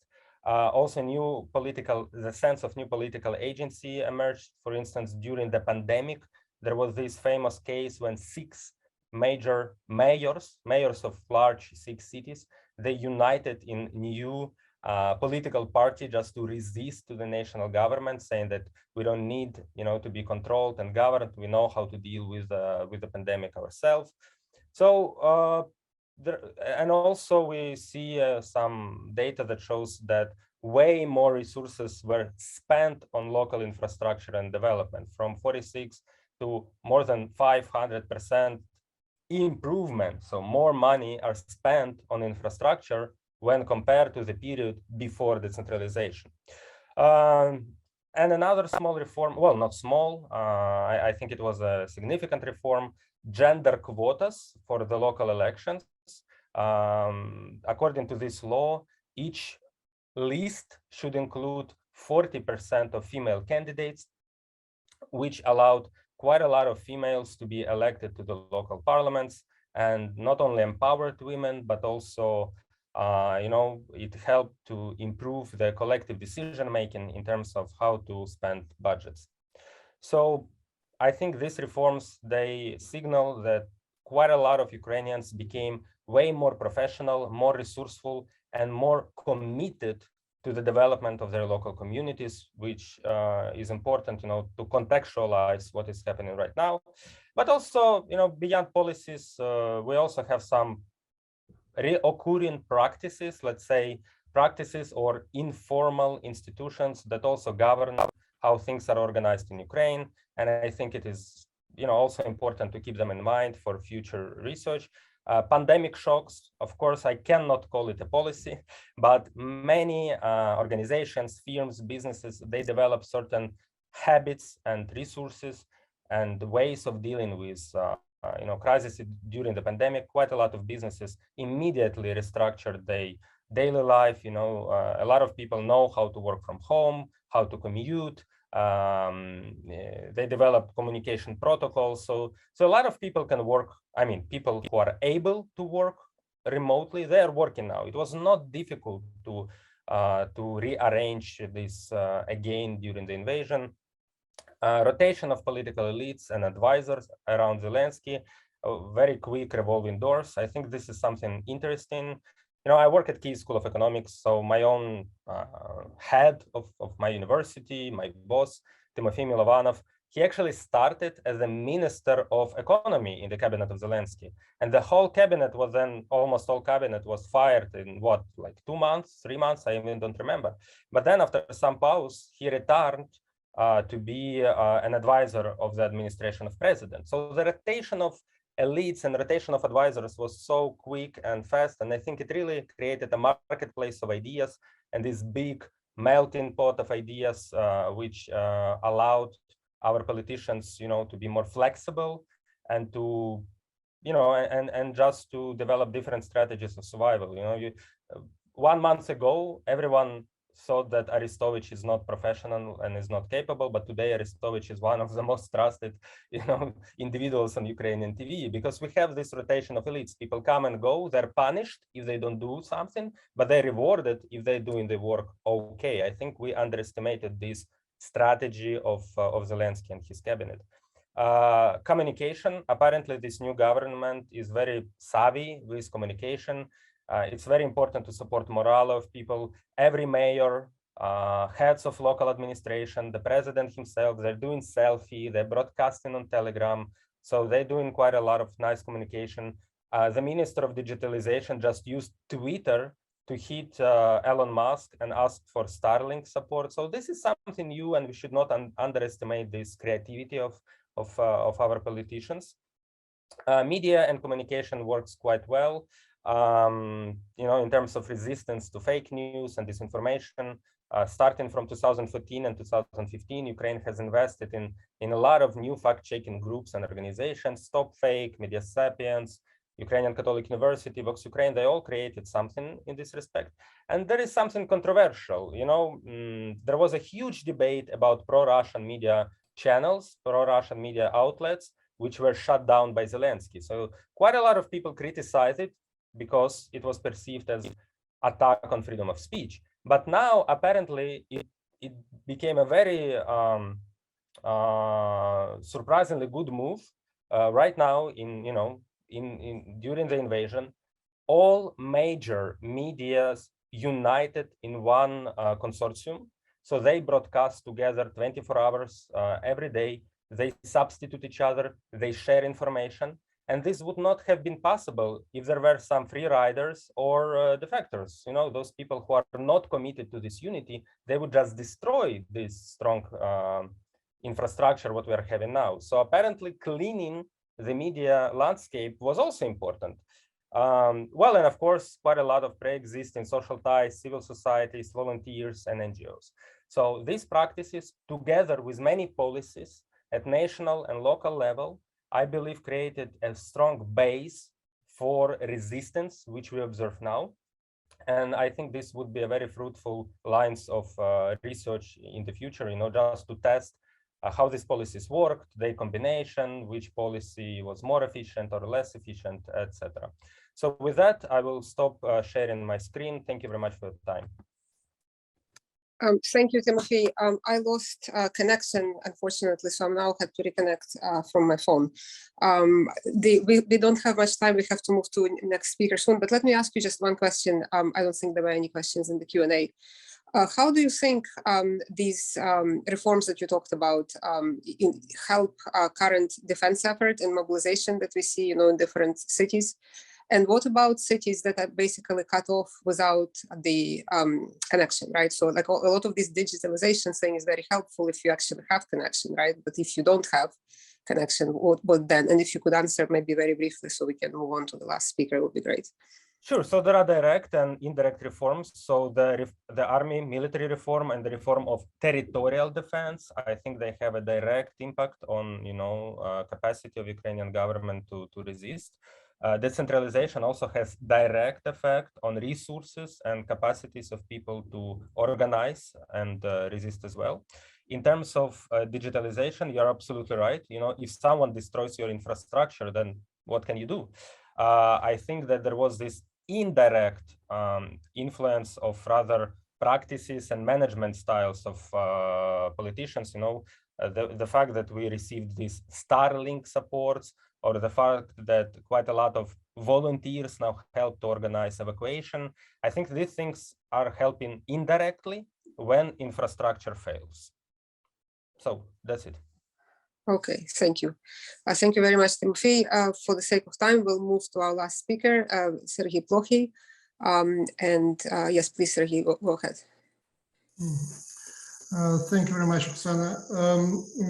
I probably, as many of us, was not sure what I was going to talk about, and eventually I decided to talk about the war in Ukraine going nuclear in a very particular way. Recording in progress. That means the Russian takeover of the Ukrainian nuclear sites, including Chernobyl and the Zaporizhzhia nuclear power plant, and attempts to take over also the South Ukrainian nuclear power station, relatively close to the battlefield, to the front lines. And the situation that emerged really is a new situation from the point of view, at least historical point of view. And never in history, the war was waged, the battle was waged on the territory of the nuclear power plant, which presents, of course, enormous problems and issues for Ukraine today, but it's also a major issue for the international community.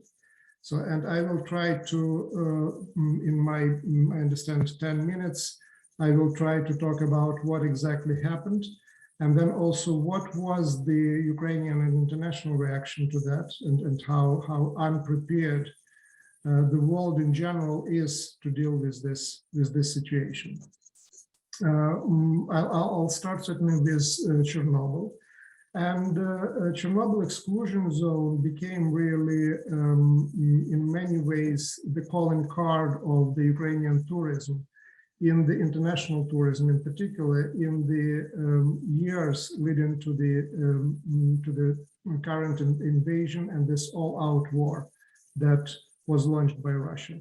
So Chernobyl was really closely associated in the mind of Europeans and the world in general with Ukraine.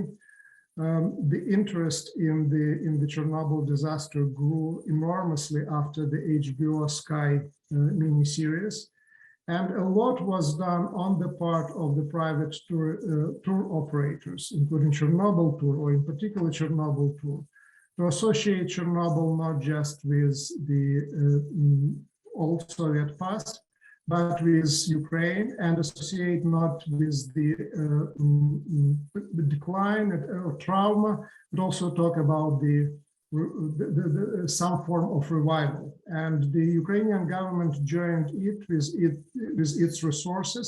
And certainly we saw that in the course of the previous year. A number of programs were launched including rebuilding or restoration of some of those buildings. So the slogan was that the zone should be the zone of the renaissance, not of exclusion, but inclusion. And it didn't come as a surprise, at least to me, that when the entire world was actually talking about the possibility of the war, the Minister of Defense of Ukraine, Reznikov in particular, took an incentive and invited the foreign journalists who were sitting in Kyiv waiting for something to happen, and it wasn't clear what would happen, to the exclusion zone. And the information that was on all over media, Western media, was that, well, it's really a propaganda war. It's a propaganda war on part of Ukraine, trying to attract attention of the world through the symbols that is now closely associated with Ukraine, to stress the danger of the possible invasion, but it's probably not something that could likely happen. The military maneuvers that were taking place in the zone were, of course, shown on TV, but again, there was a lot of skepticism. So from that point of view, what happened on February 24th, 2022 came as a surprise, that the zone actually became part of the military operations, that originally people in unmarked uniforms took over control of the zone and took hostages the personnel that worked at the nuclear power plant. And also the Ukrainian guardsmen who were protecting the zone. It was only day or 2 days later that the Russian authorities claimed responsibility for what happened in Chernobyl.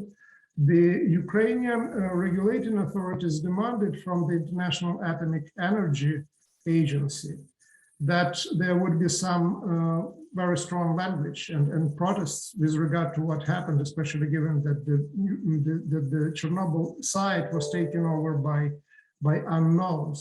But the International Atomic Energy Agency actually just expressed concern and called on all parties involved to exercise caution. So even the word Russia was not mentioned. So looks like that there was a major speech impediment when it comes to the representatives of the agency, and they for a number of days they were not mentioned even in the name Russia. So what followed later was the attempt of the Russian military forces to take over the Zaporizhzhia nuclear power plant. It failed originally because the population of the city of Enerhodar mobilized, staged a number of the manifestations and didn't allow the Russian troops into the city. So what followed later was an all-out attack on the nuclear power plant with shelling, And one of the buildings, the training building in particular, located close to the one of the reactors of the nuclear power plant, caught fire. And the firefighters for a long period of time actually could not get there and could not deal with the fire. The situation that then repeated it more than once in the Chernobyl zone, where the electricity was cut to the Chernobyl zone and the Ukrainian crews were not able to go there. Eventually they got there, they fixed the power line, and then again it was damaged by the warfare, or damaged by the Russian military on purpose. The reaction from the International Atomic Energy Agency became more clear. The Board of Governors issued a resolution, but there was really little done in terms of anything going beyond protests.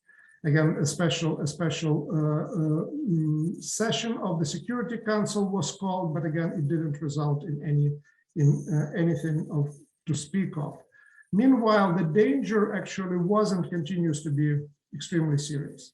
Extremely serious in the sense that if the electricity is cut off, like it was cut off from the facilities in the Chernobyl zone, we can face some form of a Fukushima type of meltdowns and explosions, because that's what happened exactly at Fukushima. It wasn't the earthquake, or it wasn't the tsunami per se. It was the fact that the electricity was not being delivered to the nuclear power plants, and then they went into meltdown. Now, at the special session of the Security Council, some strong words were said, including by the American representative, in terms of what was going on there. And Russia was called on abide by the laws and regulations, international laws and regulations. Now, that sounded certainly very weak, but overall not too bad. The question was that no specific laws and regulations were mentioned. The Ukrainian authorities already very early on February 24th, 25th, were calling on the International Atomic Energy Agency to invoke the special protocol number 1, coming from the year 1977, that was addition to the Geneva Convention from 1949 on the conduct of war. I went into those documents and a number of related documents, and they're absolutely inadequate, because those documents say that if the military action on the territory of the nuclear power plant doesn't cause the release of the radiation and doesn't cause death of the population, then actually there can be made an argument that attack on the nuclear site actually was justified. So law that was there in 1977 and never revisited, and never, for example, signed but not ratified by the United States, signed and ratified by the Soviet Union, but not by Russia, is really not adequate. In historical terms, what we see is that the nuclear power plants in the 1980s, late 80s, and through the 90s were the targets of the attacks by Iranian, Iraqi, and Israeli, mostly Air Force. The case was that all of the sites that were attacked were considered to be legitimate targets because they were engaged in the production of weapons-grade plutonium. Most of those sites were also not completed, unlike, of course, is the case with the Zaporozhye nuclear power plant. Historically, there were 2 cases in which the, again, not complete nuclear power plants, civilian nuclear power plants, were taken over by the military forces, but those military forces were actually not state military forces. Once in Argentina, and another case was in South Africa. So those forces were considered to be terrorists.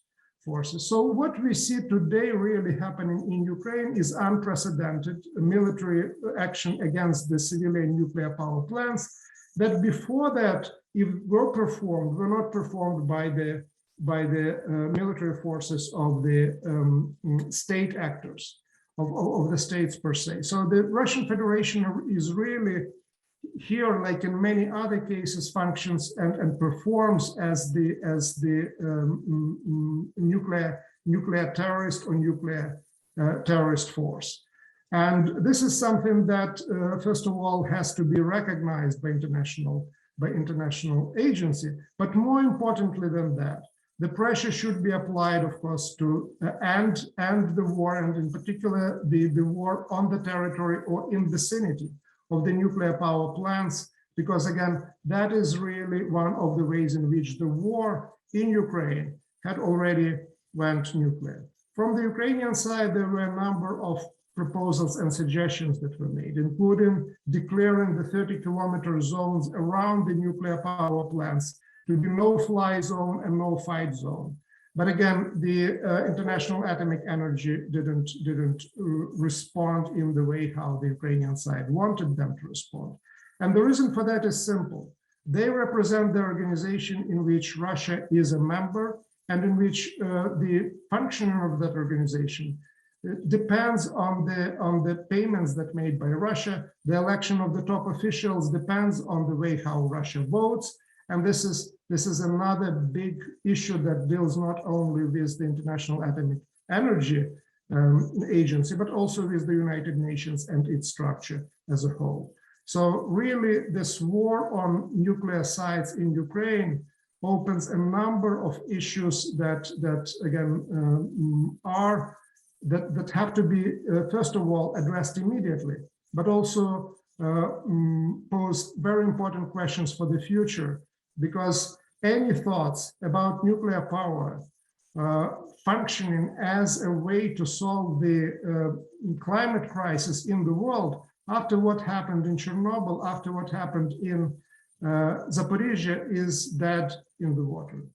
Thank you very much for your attention. Thank you very much, Sergei. I'm going to step in because we are out of time and we have to hand it over to the next panel. But let me ask you just very briefly one question. What are Russians' goals with taking over these plans? Like, what are they hoping to accomplish? Is it a way to put pressure on Ukraine? Is it a way to de facto sort of control these plans down the road? Like, if you could answer maybe very briefly, and then we'll hand it over to the next panel. Yes, absolutely. The explanations given by Russian officials is that they want to preclude possible provocations coming from the Ukrainian side. Non-official explanations also suggest that, well, it was important to take over Chernobyl because Ukrainians might be preparing dirty bombs. It's like all other nuclear reactors were not enough to do those bombs. So in real terms, what we see is that both nuclear power plants were on the way of the major Russian advance. And from Belarus through the Chernobyl nuclear power plant went Russian forces on Kyiv. That was the easiest, the closest way to get to Kyiv, raising the radioactive dust and raising the level of radiation in the zone. To a degree, the same is true also for the Zaporizhia nuclear power plant. But there is, of course, additional benefit of taking over those sites and those nuclear power plants. First of all, Ukraine, 50% of electricity is being produced by nuclear power plants. So taking control over 6 reactors out of 15 already exist that are in Ukraine, and maybe additional 3, that means cutting that amount in half and being in control of the power supply. And then, of course, the act of nuclear terrorism in terms of terrorizing the population of Ukraine, but also terrorizing the rest of the world, that the war really can go nuclear in that particular way. Thank you very much, Sergei. At this note, we will hand it over to the next panel. Yoshiko, right? You're moderating, Yoshi, right? The next one. Yes, although yes, okay. I think that we're going to have Professor Paniato give his presentation. Okay, great. Thank you, everybody.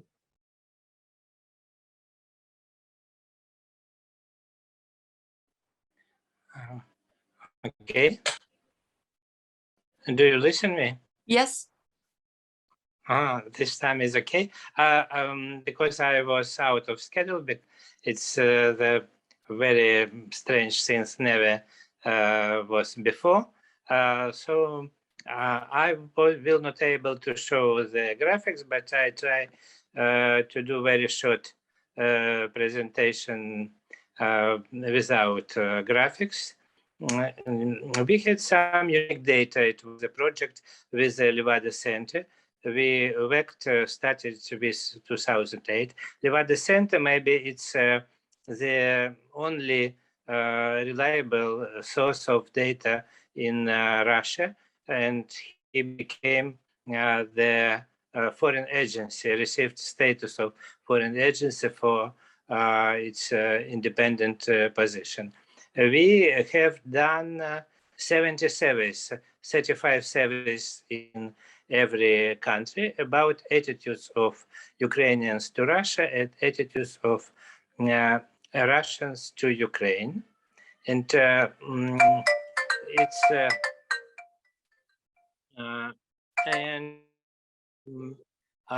it is okay. The results show that before 2014, the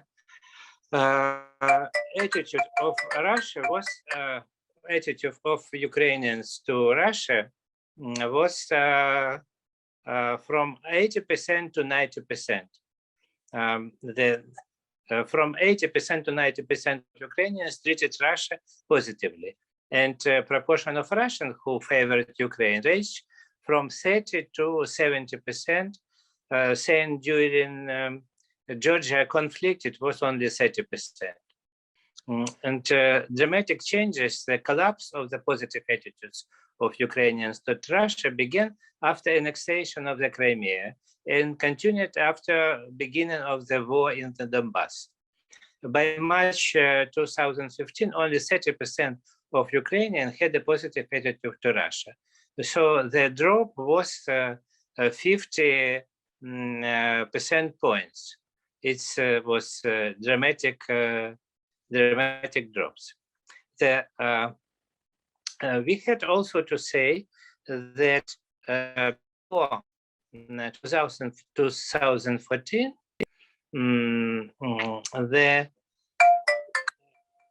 before 2014, Putin was the very popular person in Ukraine. About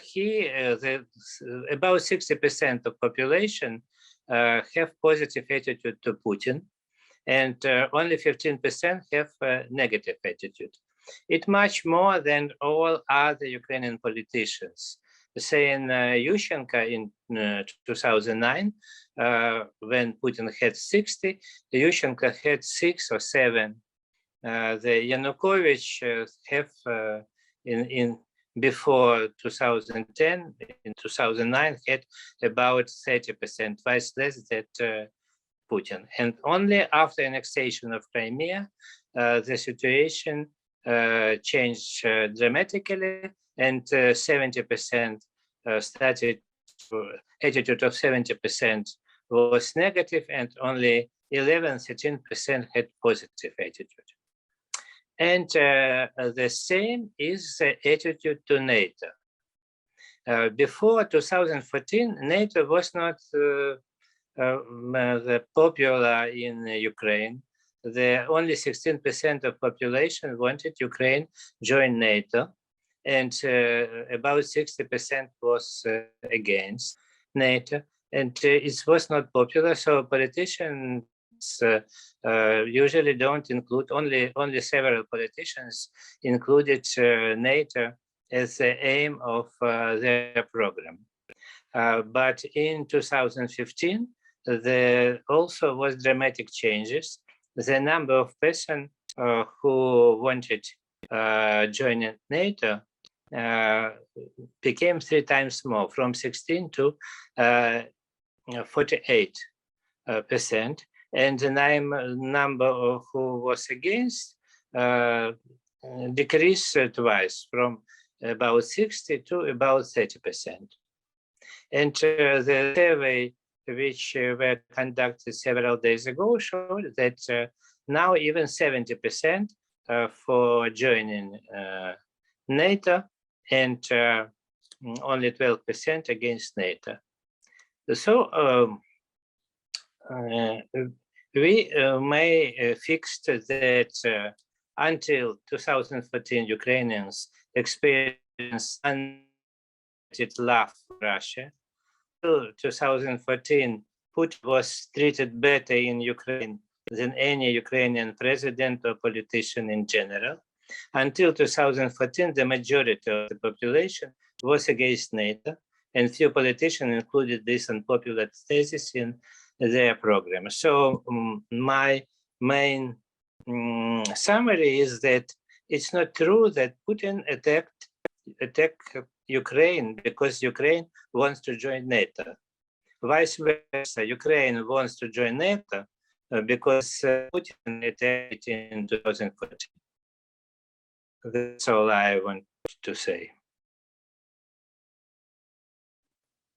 Thank you very much, Professor Paniato, and sorry for the technical issues, but I'm glad that we were able to get you connected and able to participate. So thank you very much. Thank okay, you. we have a full panel this hour. Thanks to everybody behind the scenes at PONARS for working on this. And we have 5 panelists coming up in the next 50 minutes. So if each panelist could try to confine yourself to 7 or 8 minutes, that will give us time for at least a little bit of questions. So our next panelist is going to be George Gavrielis, independent consultant. And I think George, you are here. Oh yes, great. I see you. Okay, sorry. Okay, go ahead. Thank you. All right. Thank you everyone for being here. Thank you for giving me a couple minutes to talk. I'm going to speak about something that hasn't been talked about much in the press, and that is the role of Greece and its response to Russia's invasion of Ukraine and why it matters. Now, Greece is obviously a small country on the edge of Europe. It's been in economic crisis for 10 years plus. And Henry, you said that I'm a little faint. Can you hear me better now? All right. It's still pretty faint. Okay, let me raise the volume a little bit. There we go. I think that should be better. Okay, sorry about that, everybody. So Greece, a small country on the edge of Europe, just 10 million people. Now, the reason why Greece matters a lot and why it's a shame that it's been underreported in the press is because Greece has long been a friend to Moscow and was even considered Russia's Trojan horse by some in the EU. It's also dependent on Russian gas and oil, respectively 40% and 20%. It gets a lot of Russian tourists. And the reason why I mention this is because when you couple it with the economic crisis, Greece actually had a lot more to lose in opposing Russia than the economic numbers suggest.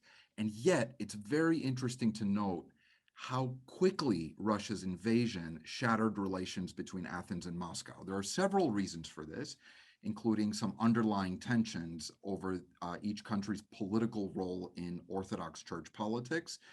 I'll leave those aside, but the war was a major rupture for 2 big reasons. One is that the Russian invasion created a terrifying precedent for territorially vulnerable countries, including Greece.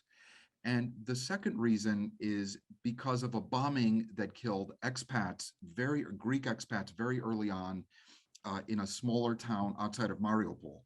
Russia immediately responded, saying that Ukrainians units had done it, extremist units had done it. And the Russian ambassador in Athens and Zaharova told the Greek public to stop spreading anti-Russian propaganda and to stop the hysterics. The response, because this was early on in the war, was not at all in Russia's favor in Greece. And it's difficult to imagine that Russian-Greek relations will recover anytime soon, despite Greece's economic dependence on Russia and so on.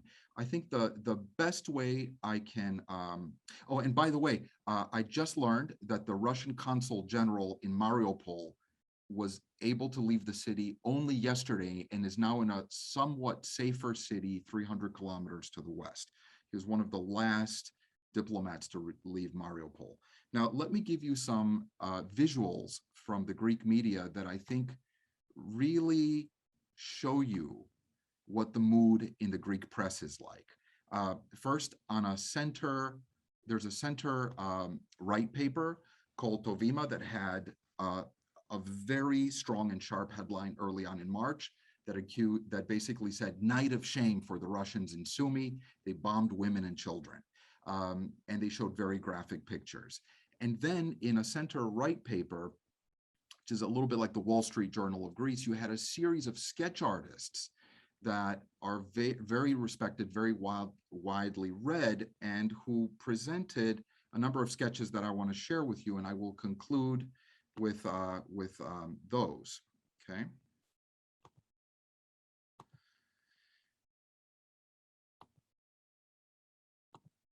Now, the first one is the one that I used as a background. It is a sketch of the Greek flag and the white in the Greek flag being painted yellow.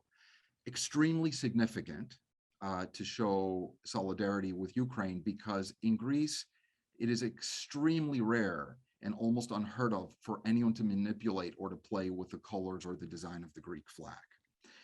The other one is a very interesting cartoon by another artist, sketch.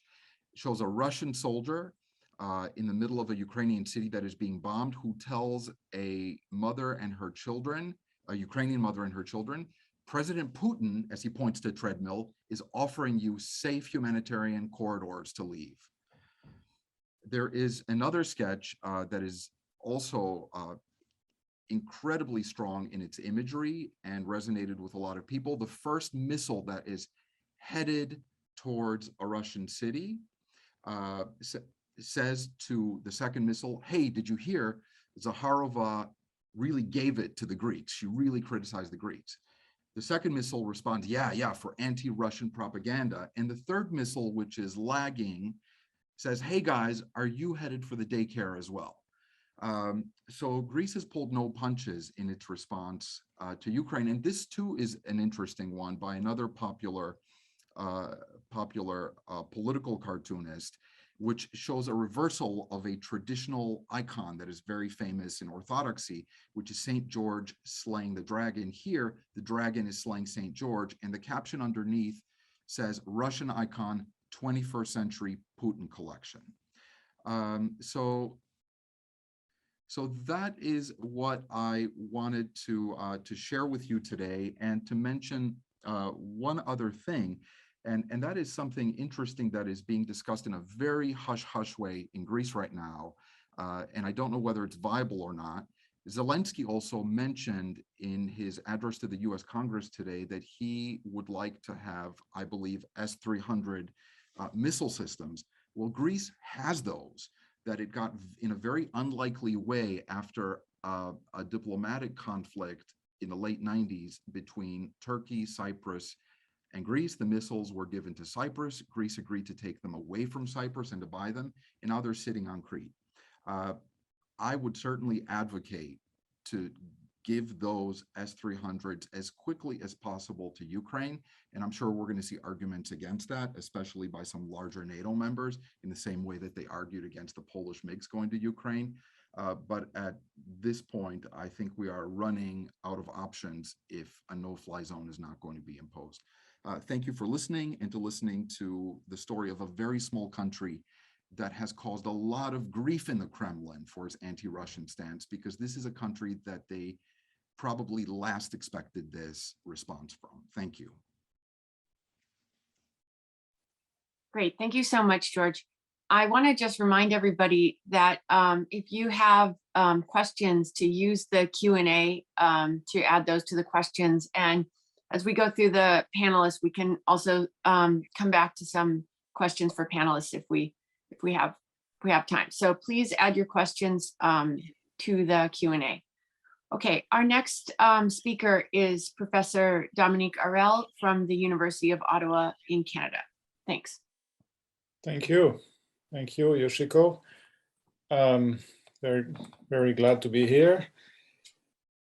I'll be speaking briefly about one of the insights of our forthcoming book. I say our forthcoming book with Jesse Driscoll from UC San Diego, who will be speaking later today on the lineup. And this book will be published in the fall at Cambridge University Press, called Ukraine's Unnamed War. Well, it's obviously not the current war. Was the ongoing Donbass war. So we finished the book just a few months before this Russian invasion. So let me make 2 points about a chapter in the book and see how they actually relate to the current situation. The first point, and here we have to dial back to 2014, at the beginning of the war in Donbass. So we have the annexation of Crimea, and yes, that's correct. I prefer to see you, Yoi, than myself. Okay, that kind of distracted me. That's fine. So Russia annexes Crimea, and we know that there was no fight, there was not much resistance, and basically Ukraine didn't have much street presence. So it was kind of a not quite so hostile takeover from the point of view. On the ground, you had the large majority of government officials and security people who basically defected to Russia. It was a separate story. But when you get to Donbass, we have the insurgency, and then that turns into a war. The first point I want to make is that contrary to the kind of common wisdom that sees Russia having engineered and manipulated actors on the ground, like created a fake insurgency, in fact, Russia didn't know very much, if at all, actually, the landscape in Donbass, the actors, or throughout Eastern Ukraine. They knew very, very little past the officials of the Party of Regions. They knew them, but those officials, after Yanukovych fled, actually stayed loyal to Kiev. So they didn't know the field. I'm talking here April, May, June, July 2014. And there was an expectation that Ukraine would actually collapse on its own. That half of Ukraine, basically the so-called Ruski Mir, Novorossiya, the Russian speakers, would, out of revulsion for the so-called fascist Maidan, would essentially defect, maybe join Russia or just create their own Eastern Ukrainian state. That didn't happen, of course. And my second point is that what you had was, and here I'm talking about the sweep of Eastern Ukraine from Kharkiv through Donbass, Dnipro, Mykolaiv, all the way to Odessa. You had a great deal of street pressure, if not street fighting. You had that in Donbass. Donbass was not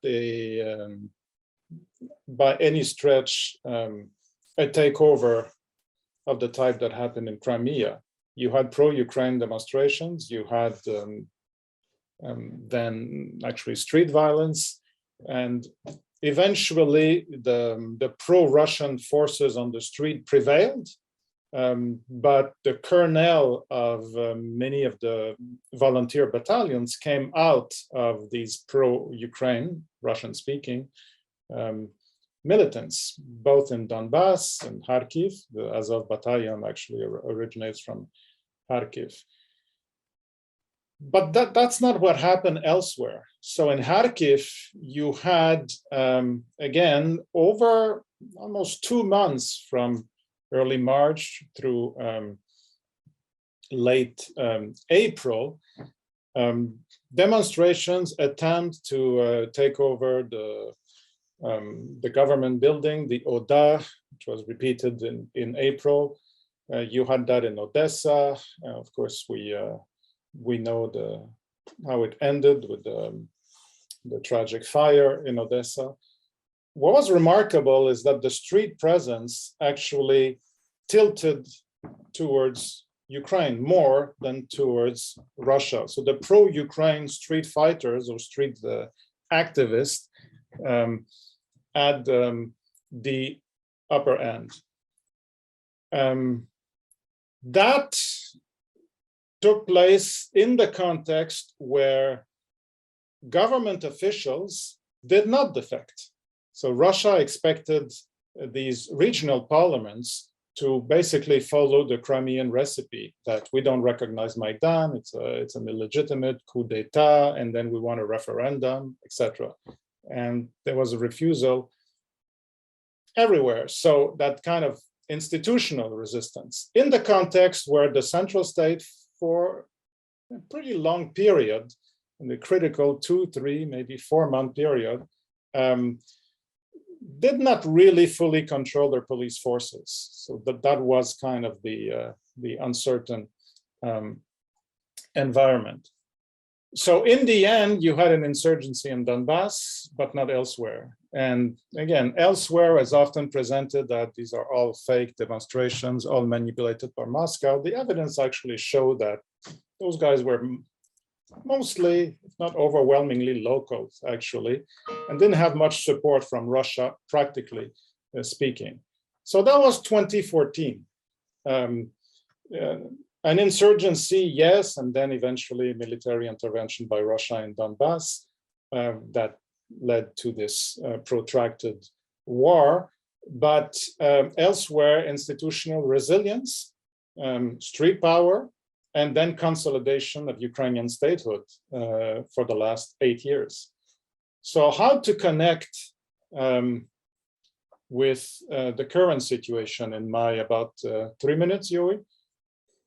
Yeah, because we started a bit late. So 3 minutes is fine? Yes, that's right. That's fine. Okay, okay. It's pretty clear that even though it's only three weeks old, that Russia still has no clue who the local players are. And we have stories circulating that the FSB was supposed to create all these networks, and then nothing came out of it. There is that kind of persistence here of, based on a lot of it may be incompetence, but also just contempt for what a state that is being seen as just a regional appendage of Russia, that these Russian speakers basically will just follow orders. So 8 years later, we get in, of course, very different. We have a full-scale war, but still this large ignorance about the situation on the ground. But it goes much further than that.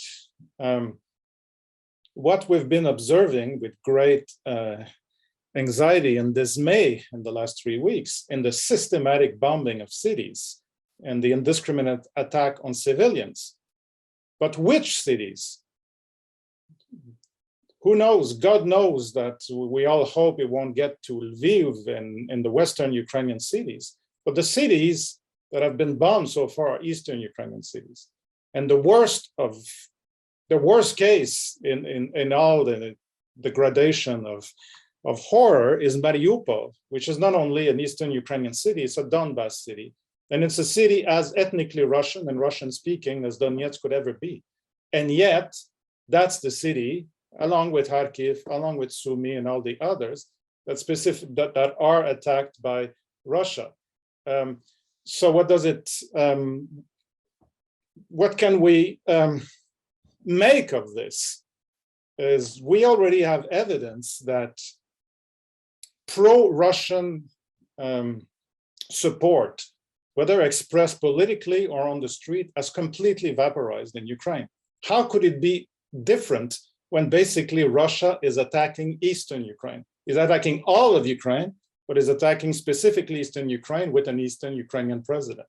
So that is the huge difference from 2014. You don't see Russian flags in Odessa, or let alone in Mariupol or in Kharkiv, and you've got these neo-party of regions officials or church officials of the Ukrainian Orthodox Church Moscow Patriarchate that are basically telling the world, or telling their people, that their entire world has collapsed because of what Russia is doing to them.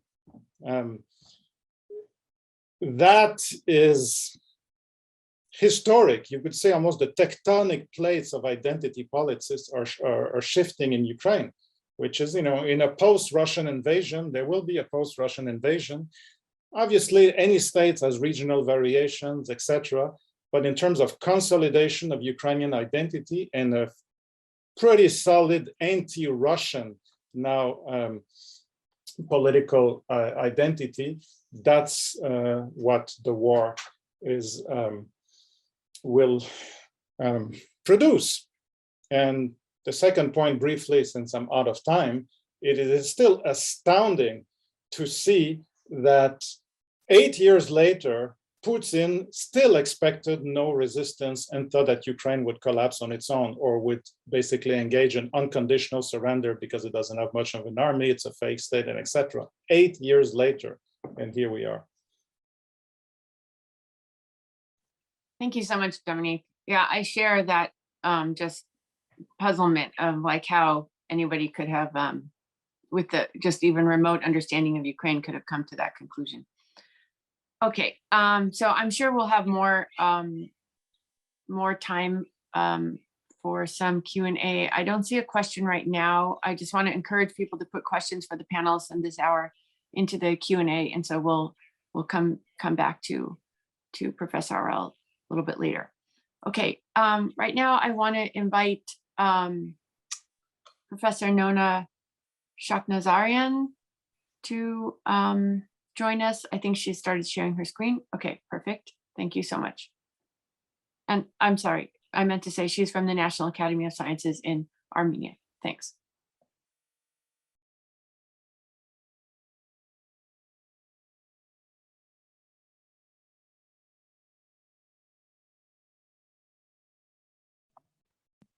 Hi everyone. This is great to see you. And I don't know if you can see my screen. It seems to me, can you hear me? Yes, yes, we can hear you.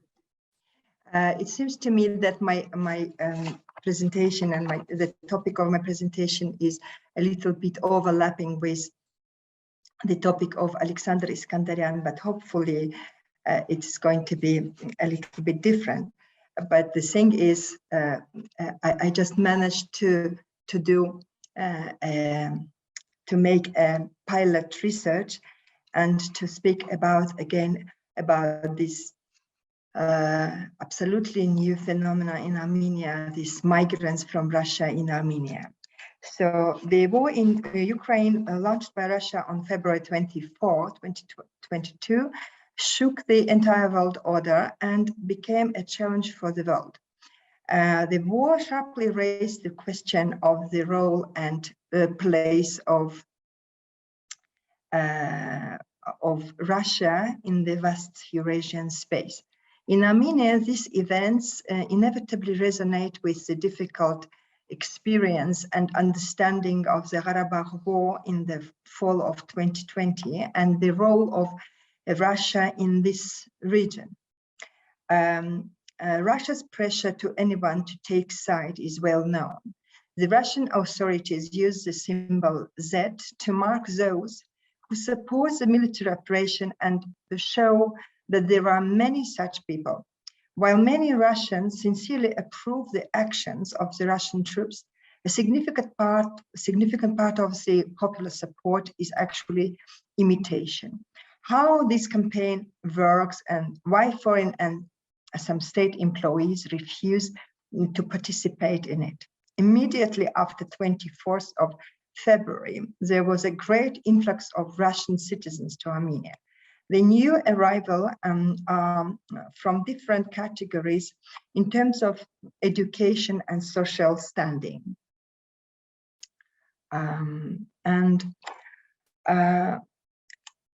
Actually, these groups have definitely diverse motivations. First groups who hastily left Russia, the IT companies which were pushed out by reputational costs, and meanwhile many Russian state websites were hacked because they didn't openly support the invasion. And anti-war sector of the IT people hacked Gosuslugi and Kremlin's website like DDoS and anonymous attacks. In general, the strange legal situation in which calling a war by its name is considered a criminal offense, and it left a little choice for the Russian liberals. This is why the mass exodus to Armenia actually is described as was a little choice for the left little choice for the Russian liberals. This is why the mass exodus to Armenia is described as Russian opposition moving abroad. The second group are people from scientific and academic communities and who were anticipating of the new Iron Curtains, and they were actually using very interesting interesting metaphors from the past, like the mice trap is closing up, or like железный занавес захлопывается, etc. So another routine but quite strong factor of choosing Armenia was the fact that as a result of COVID-19, many Russians didn't have valid passports, as a grand passport, foreign passports, and unlike other countries, one doesn't need the grand passport to enter Armenia, and one can do it using inner ID, or внутренний passport. So there was lots of rumors and production of rumors during this war, and it still is on. And the flood was happening in the ambience of the increasing rumors. The new leak said on March 4th, there would be total mobilization of civilians, and airfares from Russia to Armenia skyrocketed to 350,000 rubles.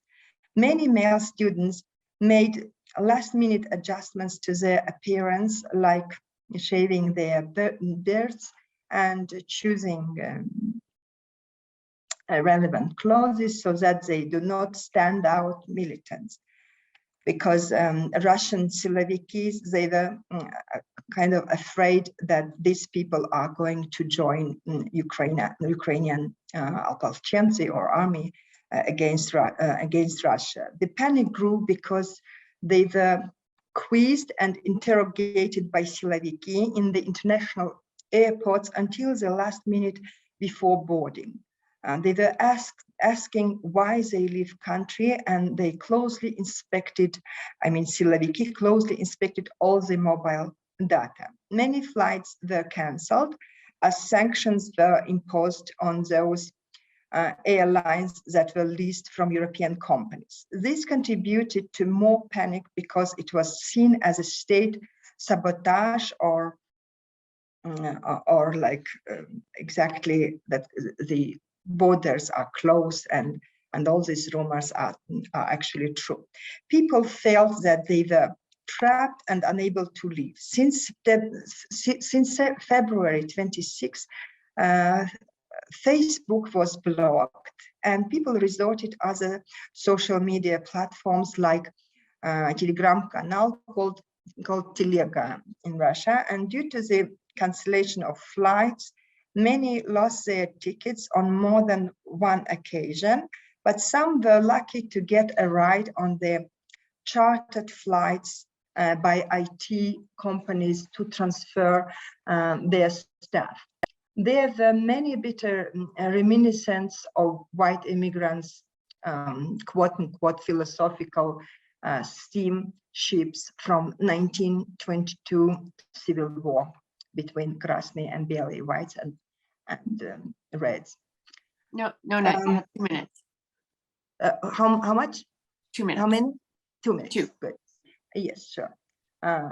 First and foremost, the aggression to Ukraine affected middle class who felt isolated and cut off the global community.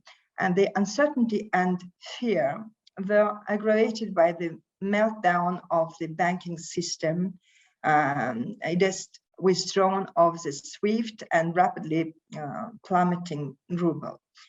Although the Armenian banking system is very stable and reliable, many Russians found it cumbersome to easily open an account as they were not classified as permanent residents.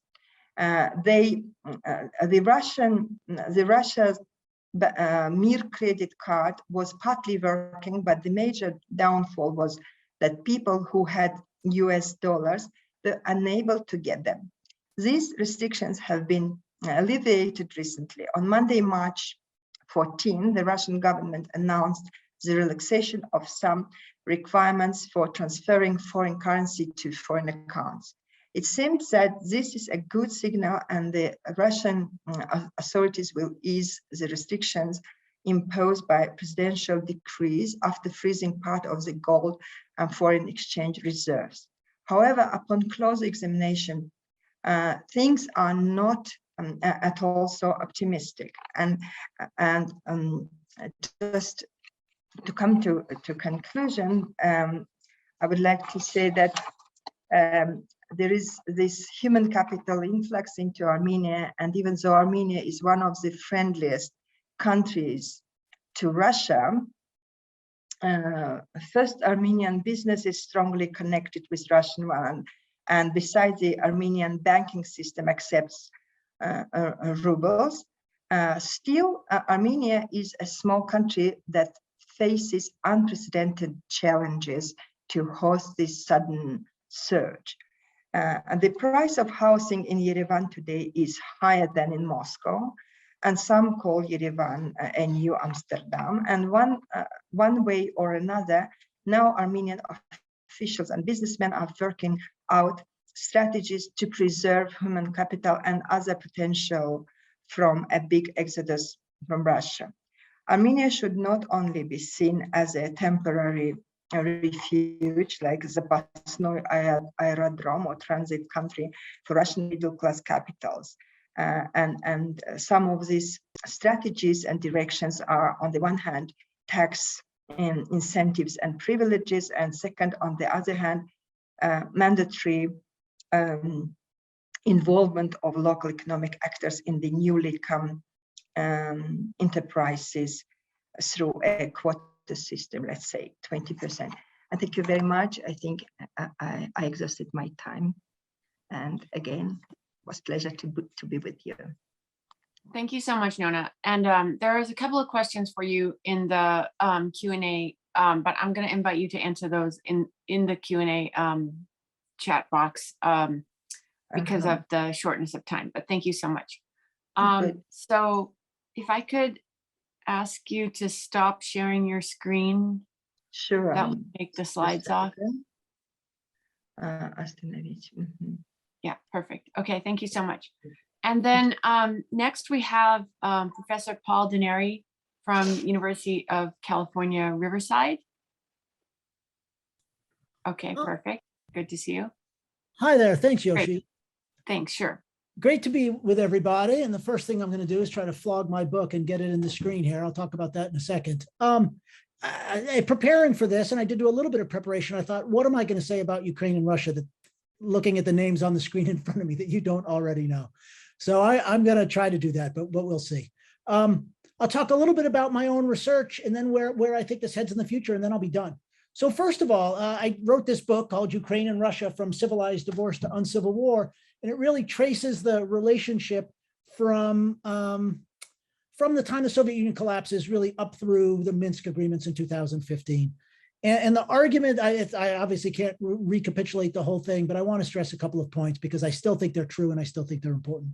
One is, this is a conflict that really existed from the very collapse of the Soviet Union. There was never a time when Russian elites really accepted the independence of Ukraine, and they were always trying by one means or another to get Ukraine back.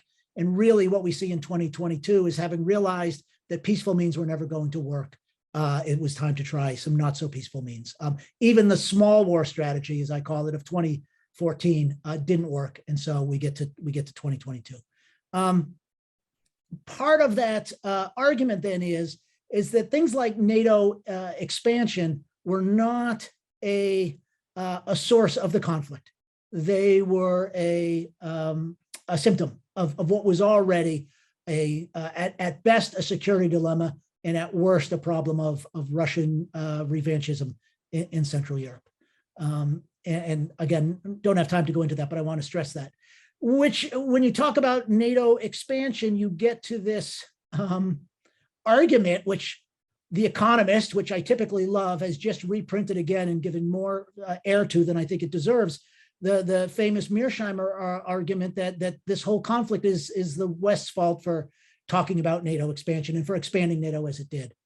And rather than rehearse all the reasons why that's wrong-headed and point out all the things that John Mearsheimer clearly doesn't know about Ukraine or Russia, what I do is want to briefly flog another piece of work that I did, which is an article called Magical Realism, Assumptions, Evidence, and Prescriptions in the Ukraine Conflict, which was published in Eurasian Geography and Economics a couple of years ago.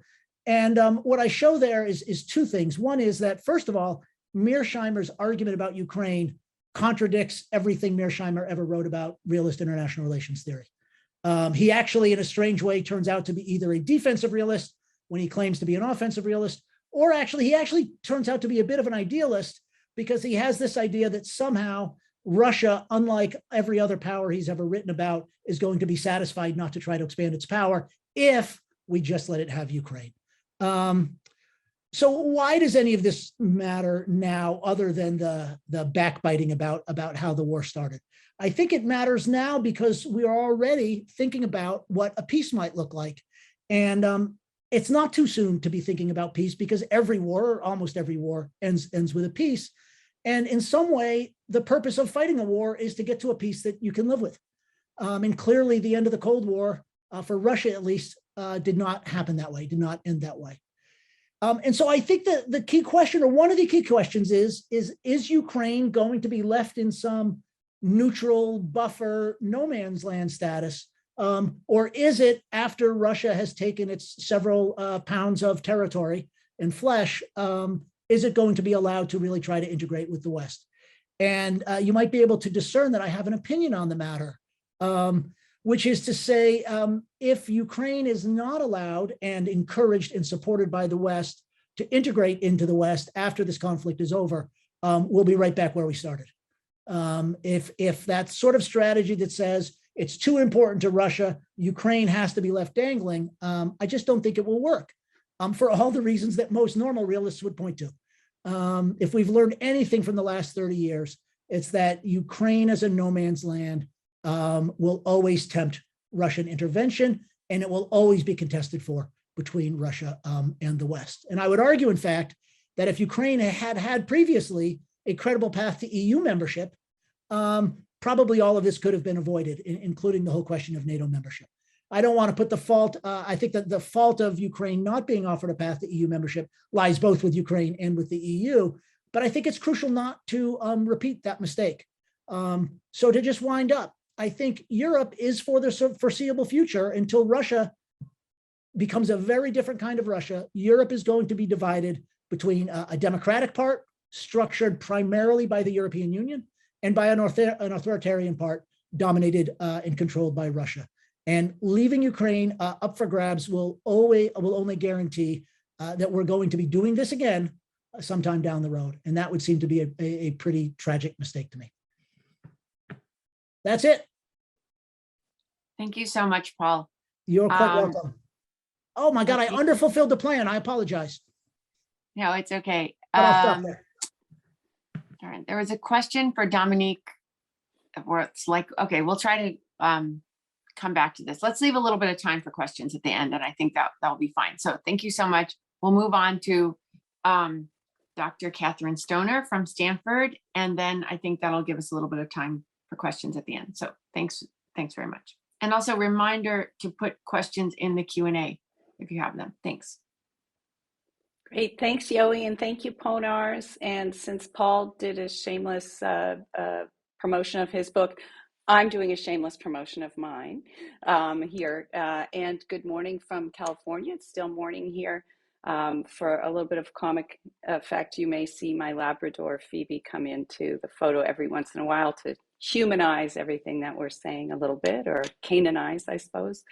I thought I would just talk a little bit, and by the way, Paul, I just debated John Mearsheimer on Australian radio of all things, and that guy is getting way too much airtime. So while I have a lot to say about him, I'm not, in his crazy arguments, I'm not going to talk about that. Instead, I'm going to look a little bit more at where Russia is other than Ukraine, and where some of its funding might be coming from. And some of this suggests other things that we can do to cut off some of that funding beyond the sanctions that we have already imposed on the part of here, the United States and the Europeans and Canadians, of course, as well. We might remember that in 2008, US President Obama rather infamously declared Russia a regional power, which must have very much hurt Mr. Putin's feelings, because he thinks of Russia as a global power, and in fact, a lot of Russians think of Russia as a global power. In the last 10 or so years, Russia's become much more, of course, than a regional power. Its global reach may actually blunt the full impact of some of the most recent sanctions that we've put on its economy, especially US President Joe Biden's ban last week on Russian oil and gas imports into the United States, which is a very small portion of US energy usage. Russia has, unfortunately, many other options to fill the revenue gap, although obviously Europe doing a similar sort of ban would cut some of those options. So too often, I think we see Russia derided and dismissed as a petrostate, and think that its budget revenues are driven solely by its position as one of the world's two leading global exporters of oil. The other, of course, is Saudi Arabia. But over the last decade, it's become less dependent on carbon export resource revenues alone to propel its economy and project influence. So it may come as a surprise to some, although not many probably tuned in here, that Russia's economy actually grew in 2021 by about 4.3%, according to the World Bank. And that's still above 2% above what it was before COVID. And this was in the face of relatively low global oil prices, and with an already tough sanctions regime put on since 2014. So how did this happen? Well, in no small part, it's due to an expansion since about 2008 to 10 of Russia's international relationships. Some of these are resurrected from the Soviet period, while others come from its growing, I would call it an alliance with China, are a marked contrast with the communist period. Russia's global reach has helped to prop up its economy since 2014. It has also gained leverage over Europe, as we know, the Middle East, Sub-Saharan Africa, Latin America, especially Venezuela, South Asia, and even the Arctic. So if we look at sort of Mearsheimer classical evaluations of power, a country's power, Russia doesn't look like it's very powerful, right? It has an annual GDP closer to Canada's or South Korea's than it does the United States or China's. It has a population of about 144 million, obviously China 1.4 billion, and defense spending that is notoriously cited as only a fraction of its rivals, although we can debate how that's counted. So if you just added those things up, as a realist would, and our nemesis, Mr. Mearsheimer, tends to do, Russia doesn't look like it would be much of a global influence. But actually, that's what it has become, but not necessarily by these traditional measures of power. I should mention also that this is not your grandmother's Soviet Union. Russia's drive for global influence now lacks a strong, motivating ideological component like communism, although it is marked, of course, by sort of this pan-Slavic, socially conservative, illiberal tone that Mr. Putin has been highlighting for the past couple of years, and that we saw on rich display in his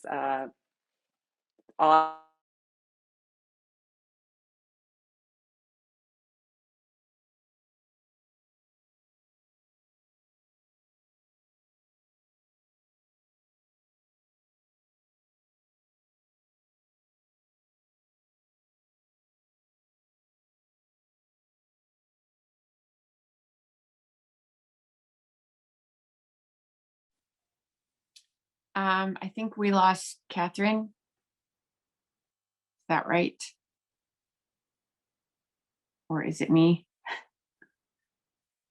Okay, I think, okay, so we have a little bit of technical difficulty here. Oh,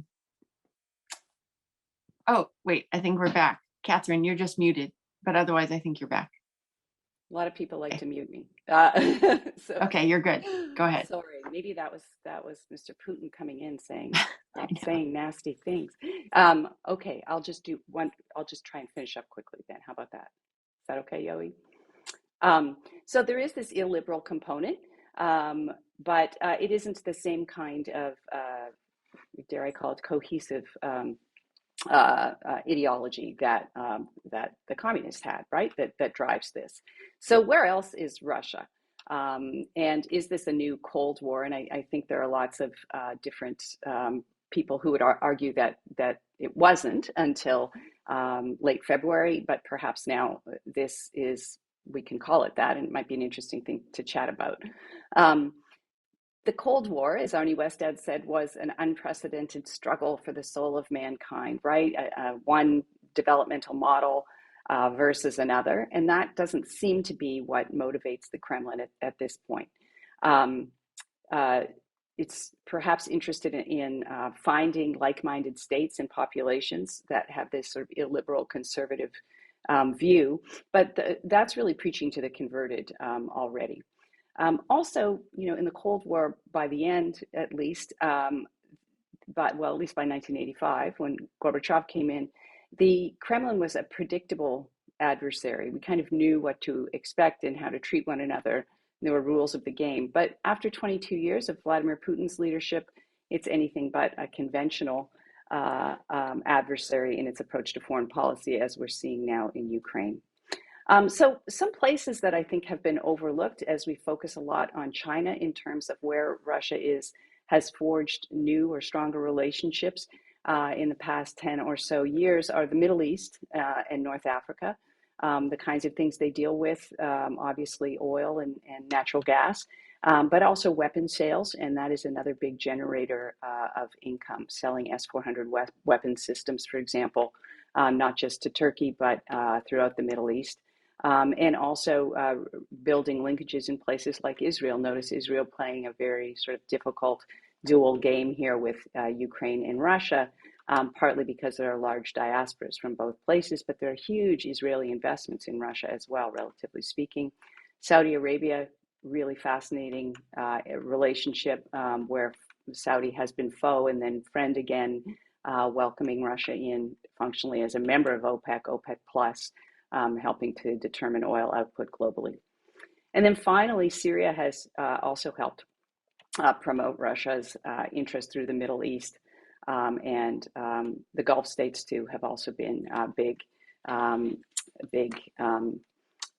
investors in Russia. So probably no wonder that the leadership then of Saudi Arabia and the UAE have declined calls from Joe Biden in the last week or so for assistance when he was asking for assistance in containing global oil prices.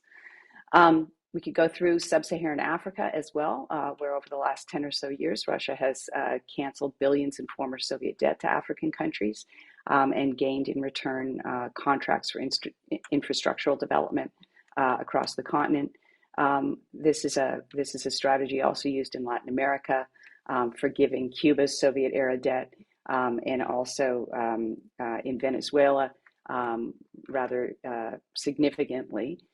Projecting influence by promoting arms deals as well. Between 2005 and 2014, Venezuela purchased dozens of fighter jets, transport, armed assault and combat helicopters, artillery, tanks, anti-missiles, anti-ship missiles, and infantry and assault weapons.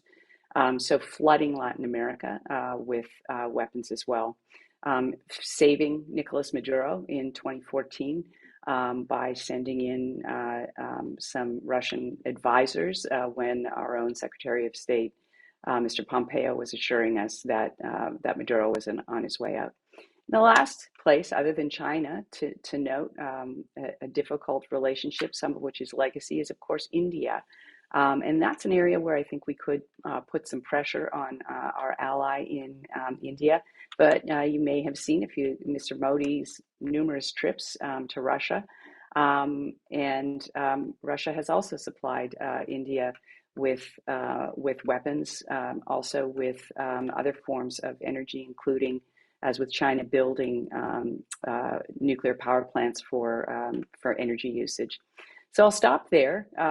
Russia has also, Russia has been able to manage the sanctions economically because of these new markets and potential markets, and also moved into former developing countries in sub-Saharan Africa to help sustain its economy. Great, thank you so much. I just want to note that it's kind of amazing to me that this panel had people who had written books so prescient for our time already impressed and ready. So I just want to note Catherine Stoner's book, Russia Resurrected, on the Russian side, like very important, and also just two books on conflict in Ukraine already out. Paul Deneri's book, From Civil Divorce to Uncivil War, and Dominique Aurel and Jesse Driscoll's book, Ukraine's Unnamed War, Civil War and Russian Intervention. Just, I think, kind of amazing that people were out front in front of this already. So thank you, panelists. And just in the interest of time, I'm going to turn it over to our next chair, Professor Valerie Sperling. All right, thank you very much, Yoey. It's so nice to see everybody. Hello, welcome to our guests at the Ukrainathon, sponsored by Ponar's Eurasia.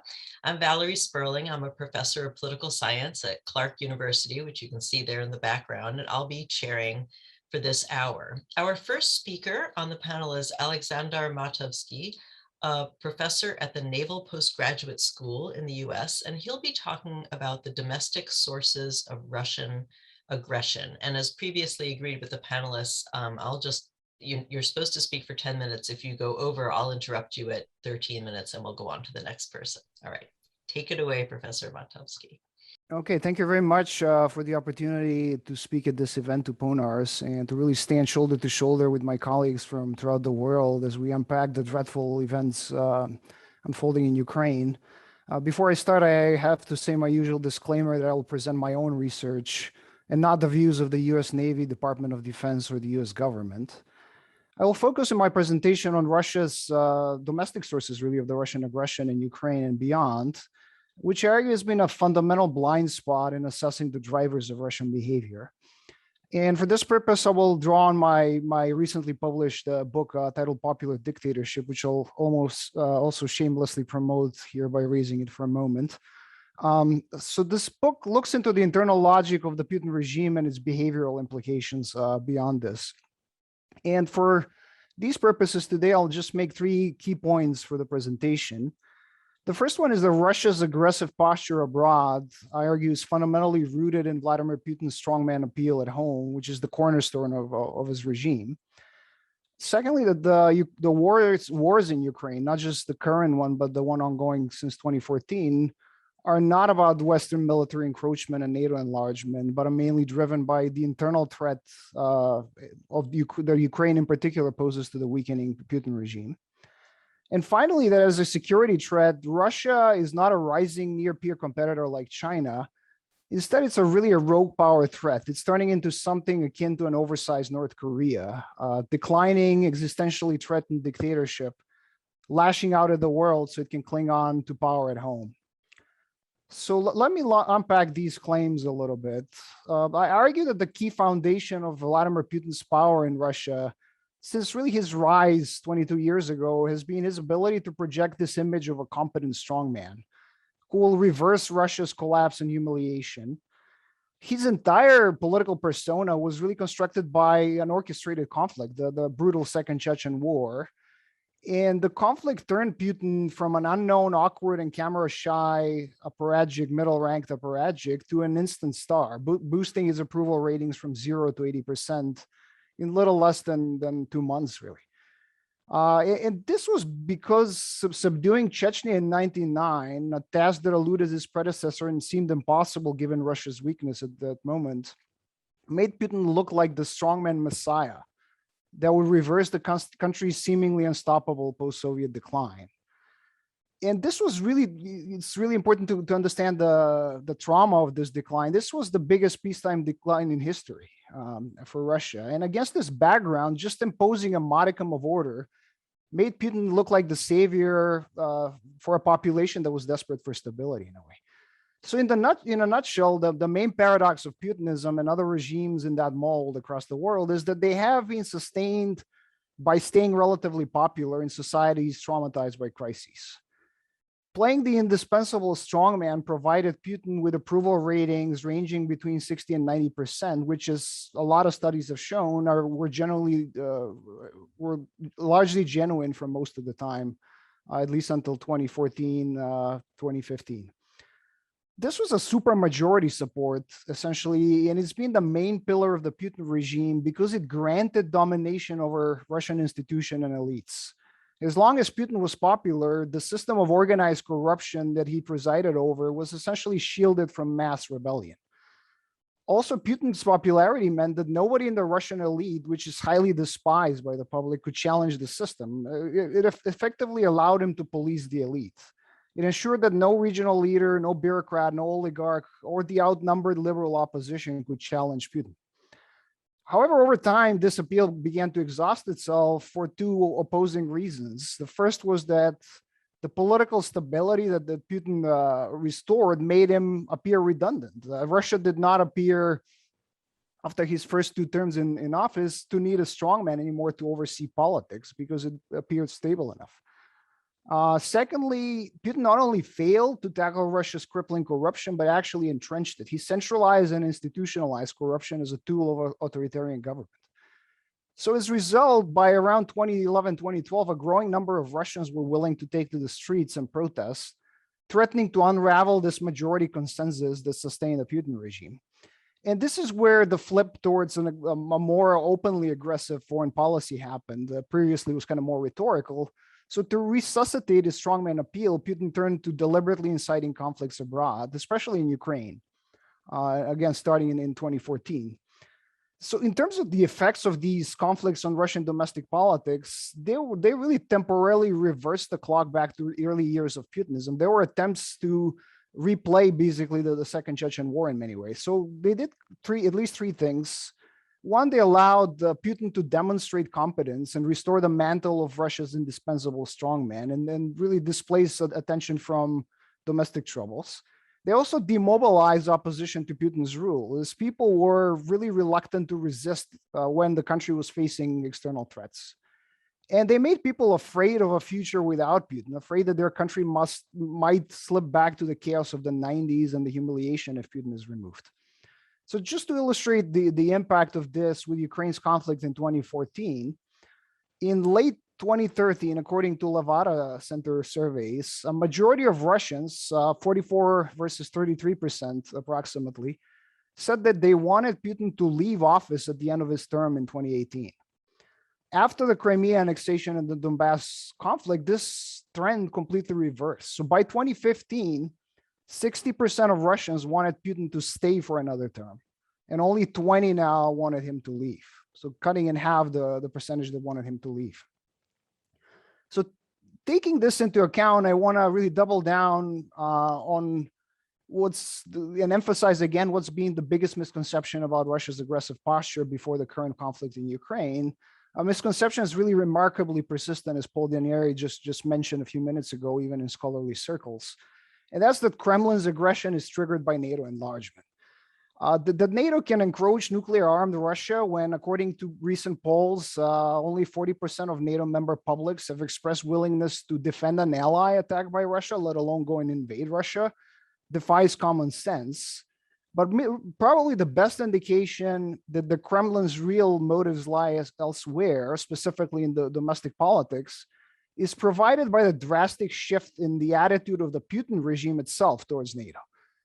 So in the wake of NATO's greatest enlargement in 2004 was when Putin was riding high on a near consensual popular support at home, Russian opposition to NATO enlargement was at an all-time low. So just to give you some numbers, according to the survey of Russian elites, about 60 to 65% of Russian elites perceived NATO enlargement as a threat during Boris Yeltsin's presidency in the 90s. This figure drops down to just 40% in 2004 in Putin's first term in office. So clearly this sentiment was reversed by something else. And that's the fear of pro-democracy and anti-corruption color revolutions that were happening in Russia's neighborhood and beyond. So revolts ranging from Ukraine's Orange Revolution in 2004 to the Arab Spring demonstrated how quickly a strongman regime like Putin's can be toppled when populations mobilize against them. So to see just how acute this internal threat to Putin is, remember that he rules over a regime that in 2011, during the Arab Spring, when the Mubarak regime was deposed by a massive vote due to its corruption, Russia was ranked 31 places worse than Egypt in the Transparency International Global Corruption Index. That's 1/5 of the entire scale lower than Egypt at that moment. So this is the real threat that turned Kremlin against NATO and Russia's neighbors. And especially in the wake of the weakening appeal of Putinism in Russia, the Kremlin needed to first remove the Ukrainian example of an alternative pro-Western government that can motivate a similar revolt as the Maidan revolution in Russia. Also legitimize the increasingly repressive regime at home, create a sense of an external threat to justify all this repression that has been happening, starting from arrest of activists, including Alexei Navalny and so on. So where does this leave us to just wrap up? At the beginning, I argued that as a security threat, Russia is akin to an oversized North Korea.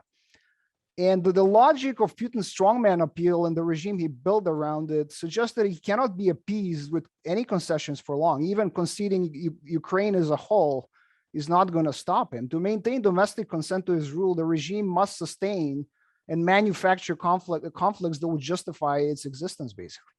Putinism will constantly generate new crises to survive. And given its growing weakness, it may create more dangerous standoffs than anything Soviet Union, if you take it as an example, ever did. So I'm going to stop here. Thank you very much, and I look forward to any Q&A. Excellent. Thank you so much. So one question for you is, with these kinds of strongman leaders and these electoral authoritarian regimes, do they want to stay in power? Because the presumption is, yes, they do, right? And so I understand to a certain extent, right, that once things are stabilized, they're not technically necessary. So they will go ahead and start provoking, instability, such as is being done now with this aggressive foreign policy. But I guess what I'm wondering is, isn't that a bit of a risky strategy?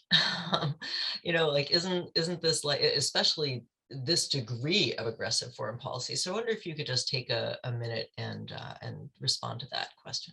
Absolutely, yeah. So like it depends on which perspective. From the perspective of the regime itself, it is they want to stay in power for sure, because the way they manage things puts them in a position that they will end up in jail or worse if they're deposed after that. There's this famous old Soviet joke about the old Secretary General who's on his deathbed and greeting his successor. And he advises him, like, you'll be facing crisis when I leave. I left 3 envelopes in my safe, open one for each crisis. The first envelope he opens is blame me for everything, basically. That's the advice. So taking that advice, whoever takes over after Putinism in Russia is going to not be good for the Putin elites and Putin himself. So from their own personal perspective, they never want to leave, basically. For Russia's national interest, this is a disaster. And I think this is where the cognitive dissonance happens the most, because a lot of the analysis tends to analyze what Russia is doing or it's about to do from the perspective of Russian national interests, where we're really bogged down in the interest of a corrupt elite, which is captured, if you like, Russian in many regards. So it's essential to separate the two. And again, I think the North Korea analogy is apt here. The North Korean regime is for sure not good for its nation and the population, but it has to stay in power. I mean, I hate to use mafia analogies here, but it's like in movies in particular, but it's like the Godfather analogy, basically, in many ways, and Godfather 3 in particular. I wanted out, but they brought me back in for someone like Putin. It's really hard to essentially eject after you set up a regime like this. Very good. I will just remind people that if you do have questions, you can post them in the Q&A rather than in the chat. You can post them in the Q&A, but even if you put them in the chat, we'll see them. I will go ahead at this time and move on to our next speaker, who is Dmitry Gorenberg, Senior Research Scientist at the Center for Naval Analyses, and he's also a faculty associate at Harvard University's Davis Center. The title of his talk today is Russia's Invasion of Ukraine, Consequences for the Baltic Sea Region. So if anybody has a question during the talk, put it in the Q&A. Thank you. And Dr. Gorenberg, the floor is yours. Thank you very much, Valerie, and very happy to be here supporting this very important event. I think that as Alexander just discussed, there is the threat that of potential escalation and spillover from Ukraine to other regions, either now or in the future, depending on how things develop. And I think Alexander very well laid out the logic of why the Russian leadership might want to pursue something like that. So what I want to do in just a few minutes is just talk about some of the risks that the Baltic Sea region in particular faces in this regard. And there are 2 kinds of risks, really, and I want to sort of address each in turn. One is spillover directly from the conflict, from the war in Ukraine into the Baltic, and the other is kind of longer term escalation trends. And I think the second is more of a danger than the first, to be honest, in this case. I think that as far as spillover, there's much more likely to be spillover, for example, in the Black Sea region, which is closer to the conflict than the Baltic Sea. The one major potential for spillover has to do with Kaliningrad, and that's because Kaliningrad is obviously separated from the rest of the Russian Federation by NATO members, Lithuania and Poland. So in order to get from Kaliningrad to elsewhere in Russia, you have to either fly, and the airspace is through Lithuania, over Lithuania is now closed for Russian aircraft. So they can still fly around through over the Baltic Sea and the Gulf of Finland, and that's what has been happening so far. There's also the train, which so far has been allowed, and that's sort of based on a long standing agreement between Russia and Lithuania. Now, there is the possibility that if that link is severed, Russia could consider that action a blockade, which is technically an act of war and could lead to escalation. So that's one area where I do think there is a serious risk of spillover. So far, I think because of that, the Lithuania and its NATO allies have not taken that step, and so that's kind of been moderating that risk. I think other sort of, there's some concerns in the Baltics about whether, horizontal escalation in the immediate conflict, where if things aren't going well in Ukraine, Russia could try something in the Baltic region. I think that's fairly unlikely because so much of Russian forces are concentrated in Ukraine that they just don't have the wherewithal to start another conflict somewhere else, even on their own on Russia's borders. So I think that kind of immediate threat is not there, but there is, for the reasons that Alexander laid out, there is the possibility that later on, there could be some effort to try to undermine the Baltic, governance in the Baltic states. I think that this is a lower risk now than it was 3 weeks ago, just because as the war has gone poorly for Russia, I think that it has dissuaded them to some or discouraged them, I think, from taking on additional risks of that type. But you never know, as was published in an article by Joshua Rovner this morning. Putin is a bad strategist, and you never know what a bad strategist might undertake. So from that point of view, there could be his risk assessment is clearly not the same as what we suspected, let's say a year ago or even 6 months ago. So from that point of view, there are possibilities for trying to use, the standard kind of list of potential threats, such as using trying to use Russians who live in Latvia and Estonia as a fifth column. How well that would work, I have doubts, but they could try again. There are some other things. I don't have a lot of time here, so I want to, rather than continuing on that point, I want to mention a few other things that are also potential risks for escalation. One is the possibility that Finland and Sweden might join NATO. This is obviously much higher now than it was prior to the invasion of Ukraine, and that could be seen by Russia as a threat to them, and how they would react to that. Maybe less so for Sweden, but for Finland, it would be seen as a change in Finland's posture that it has held, since World War II. So that could potentially increase hostilities in the region.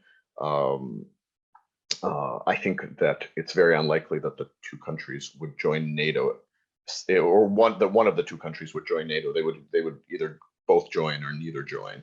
But nonetheless, that is a risk that is worth keeping in mind. And I don't have a good assessment of how likely it is that Finland and Sweden would join NATO. I think it's probably no more than 50-50 at this point, but things are, the situation is developing quite quickly, because a month ago there was pretty much no chance that they would join. One other issue that I think is worth keeping in mind is the situation in Belarus, because what we've seen is obviously the Lukashenko regime is much more beholden to Putin and dependent on Putin than it was prior to Russia basically helping them to stamp out the protests last a year ago. But at the same time, we have seen refusal by Belarusian military officers to deploy to Ukraine. As at least there's fairly good. It has been confirmed, but the rumors are fairly convincing to that effect. And so that suggests that the Belarusian leadership's position is maybe not as strong as it might have been. And at the moment, Russia does not have the spare capacity to bolster Belarus.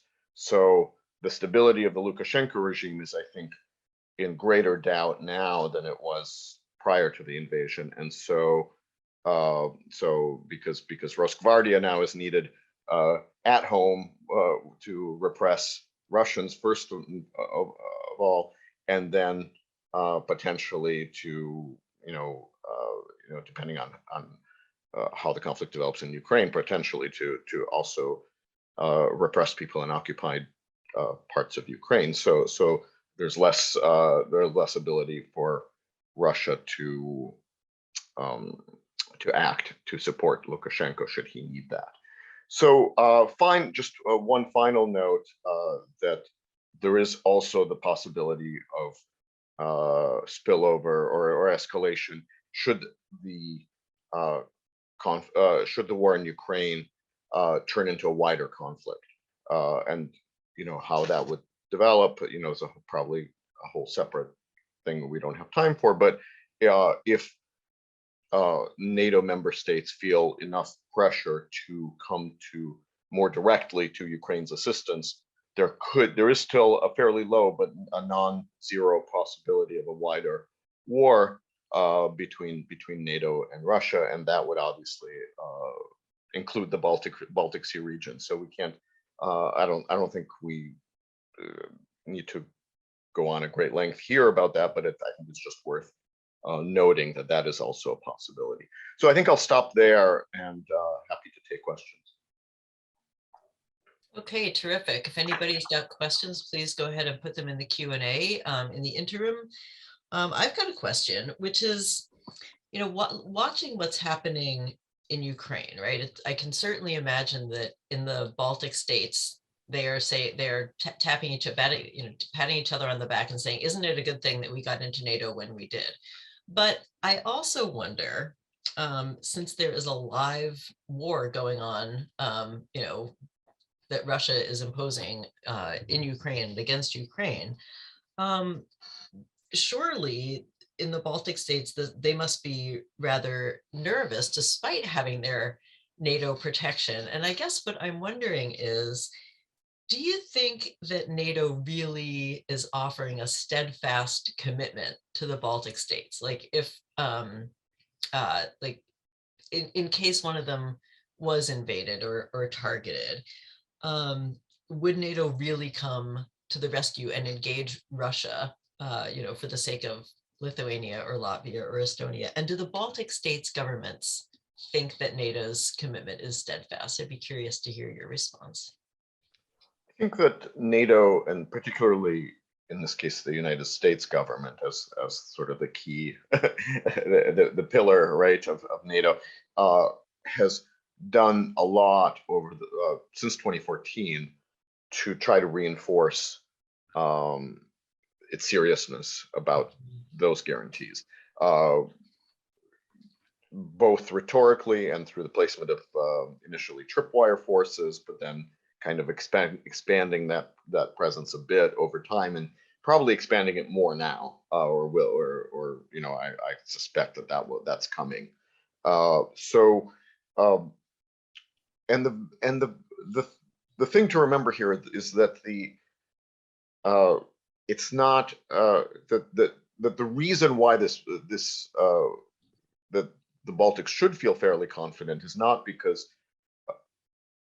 necessarily because Washington values any one or all of the Baltic states in and of themselves, but because the whole notion of security guarantees and the whole notion of NATO as a security alliance is predicated on these guarantees. And so if the US does not come to their assistance, then the other allies would also realize that these guarantees are worthless, and therefore the alliance would fall apart. So that's the logic by which being a member becomes and having those Article 5 guarantees becomes so important. All right, great, thank you. And there's also a question from Elizabeth Wood at MIT.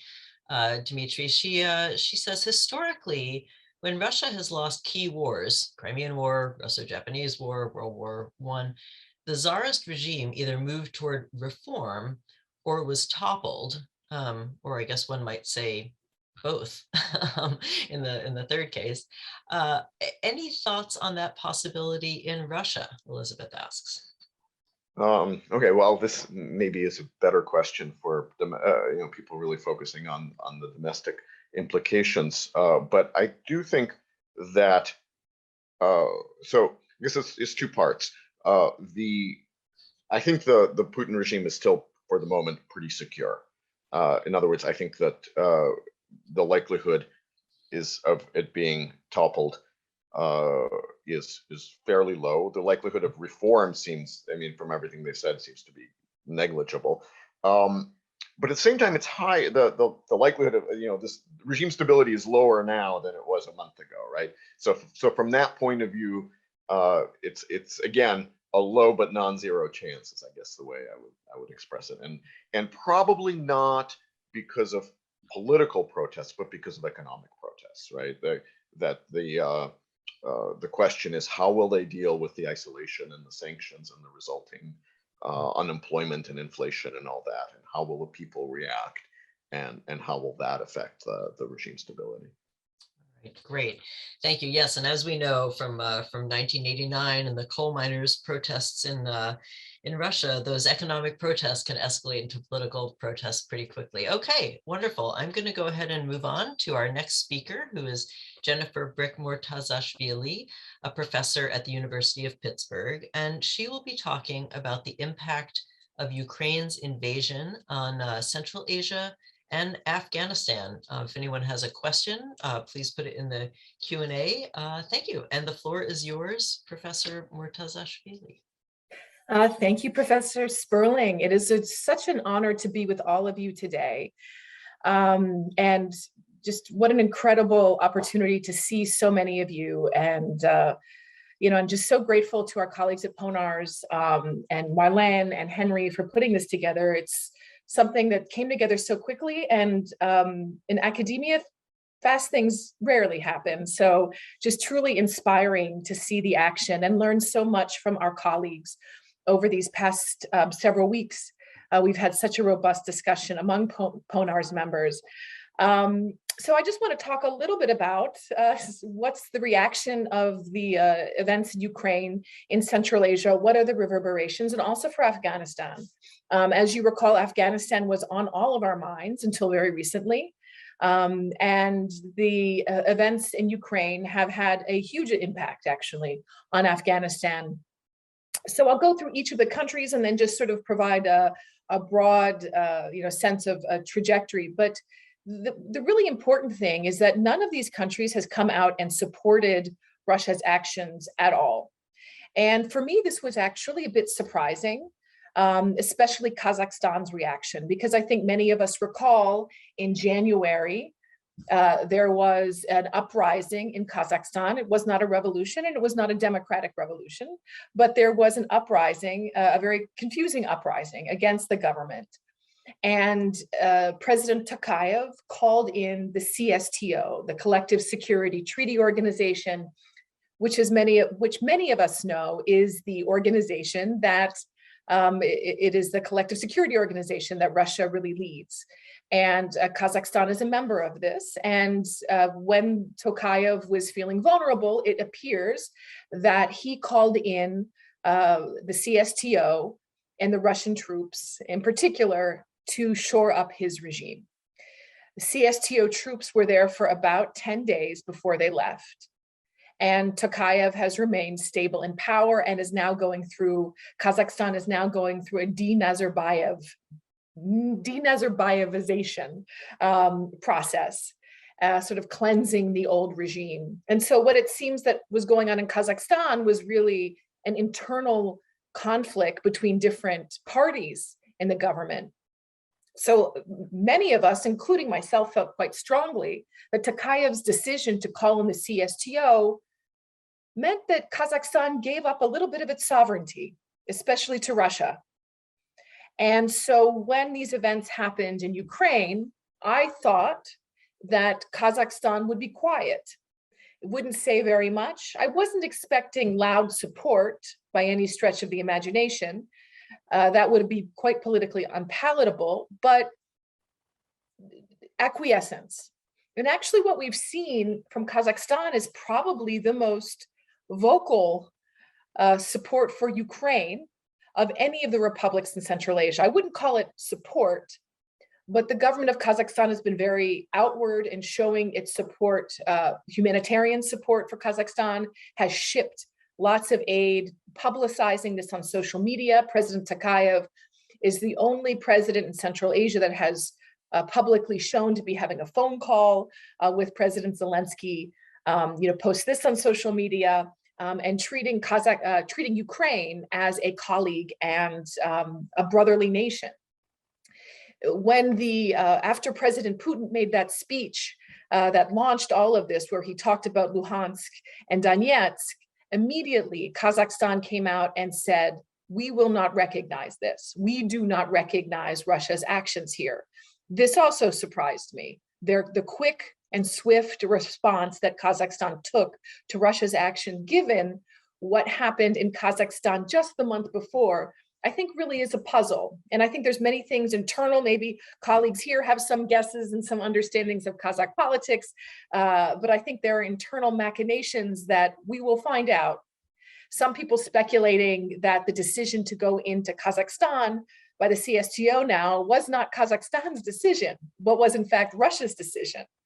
It's difficult to prove any of this, but lots of speculation.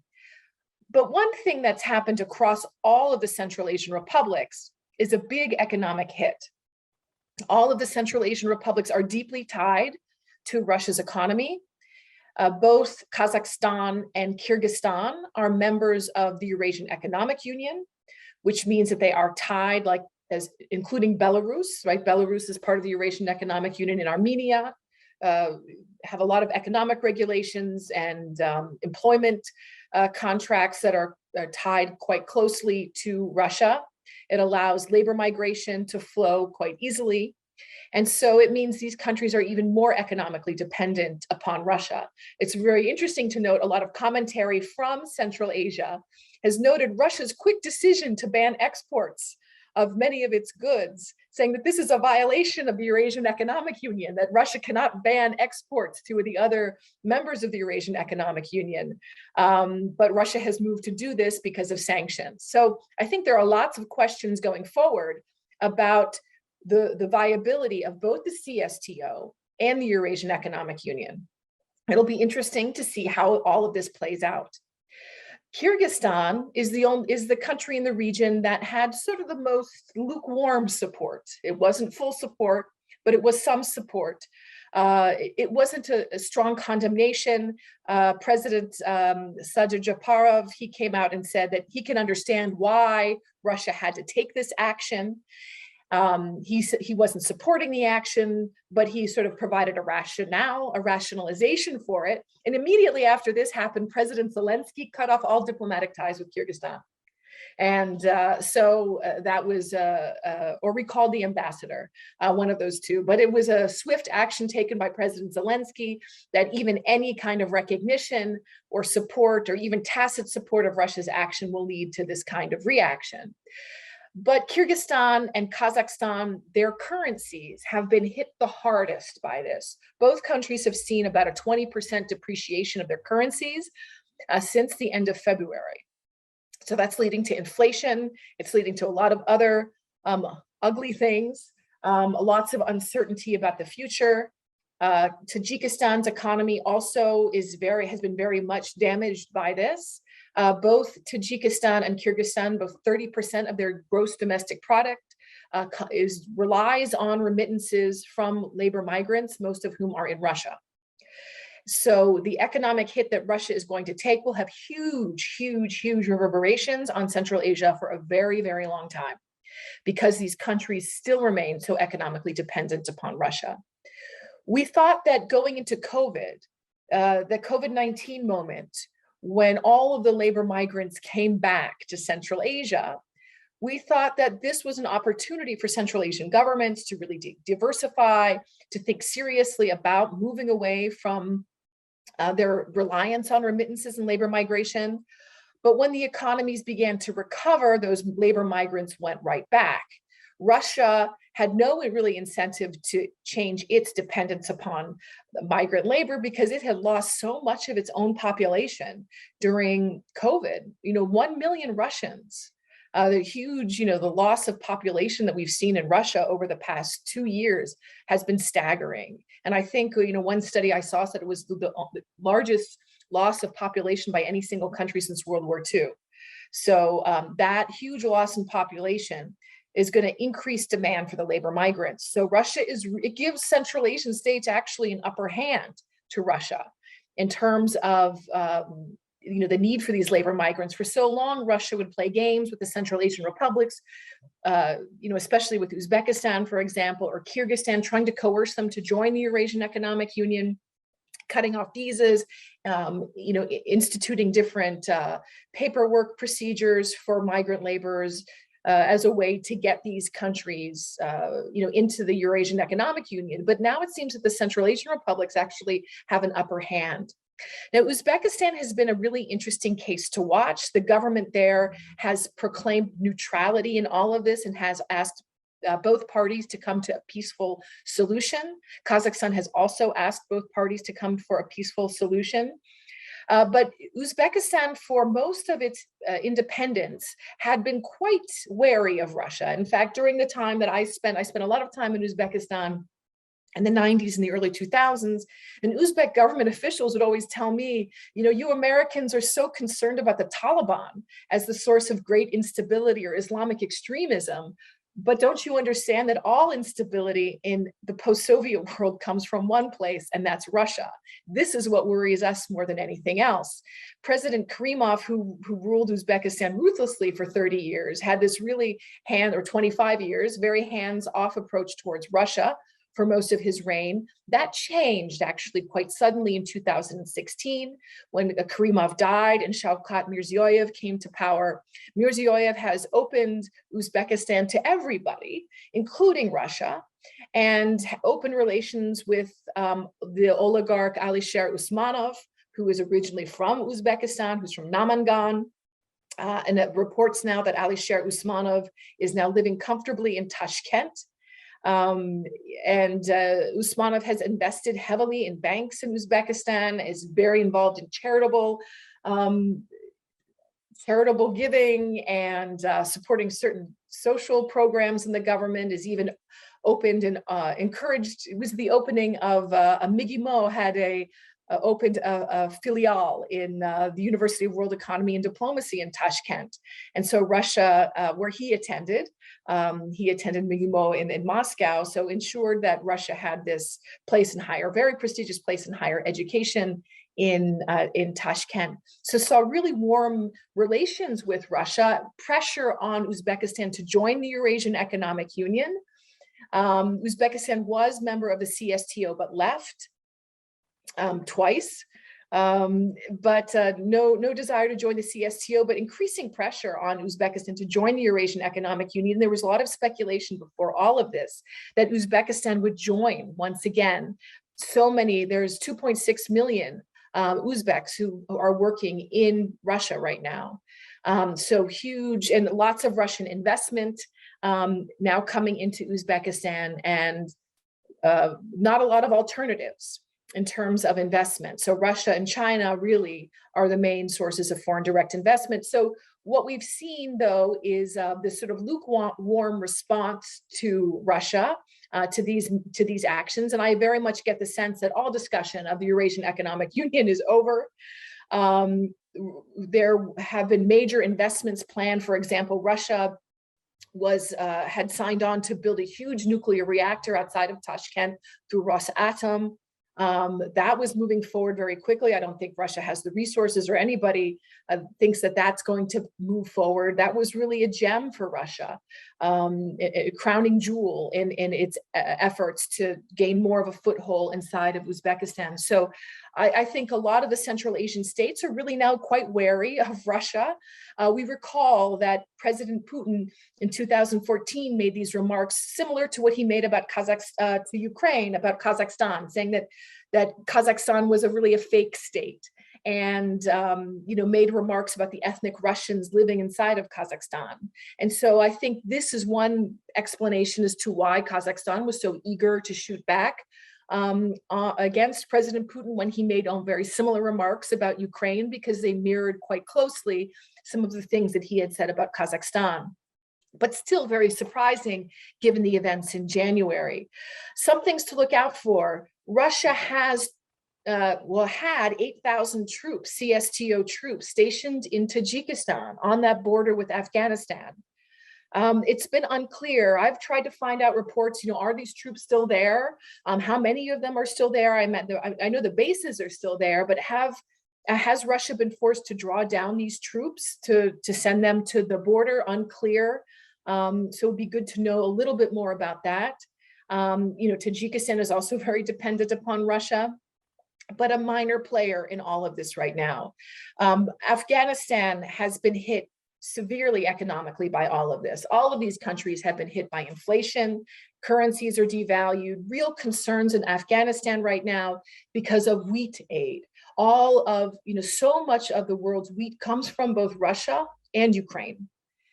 And I think it was like 10% of the world's wheat. I can't remember the last figure, from Ukraine, even larger amount coming from Russia.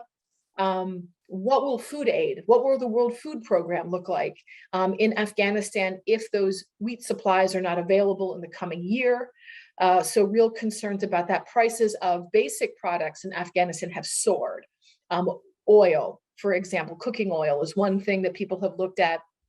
And then there's also the humanitarian aspect. So many international aid agencies are now turning their attention to Eastern Europe, to Ukraine, feeling that the Afghanistan situation, the dire poverty. I know that many of us turned our eyes away from Afghanistan after August, but the country is going through probably history's largest famine. And it's devastating to see what has happened to that economy and that society because of the collapse of international aid. All right, I'm sorry, I have to stop you. This is so fascinating, but we are kind of out of time. So I'm going to invite people to ask questions and put them in the chat. There is one question there about how the media in these other countries is portraying what's happening in Ukraine, and perhaps Professor Murtazashvili, you could answer that in the Q&A. So thank you so much. That's fascinating. Our last speaker in this hour is Professor Lawrence Markowitz, who is at Rowan University, and he'll be talking about sanctions and illicit economies also in Central Asia. So if you have a question, please put it in the Q&A. Thank you, and take it away, Professor Markowitz. Thank you. I'm very happy to be here. As Valerie noted, my comments will address sanctions, their effects on illicit economies, mainly in Central Asia, but I think some of these comments may extend broadly to post-Soviet states bordering Russia. But they're particularly relevant for Central Asia, and I'm going to be doing something that I was told in grad school and beyond never to do, and that's to maybe speculate a little bit about what's ahead, especially since Jen covered the region and some of the consequences so comprehensively. It's generally assumed that if Central Asia's governments directly oppose Russia and come out against the invasion of Ukraine, that this will pose a security threat to them, and that it could stir the ire of Russia and lead to a number of consequences. As was noted, many of these countries are dependent on Russia in a number of ways.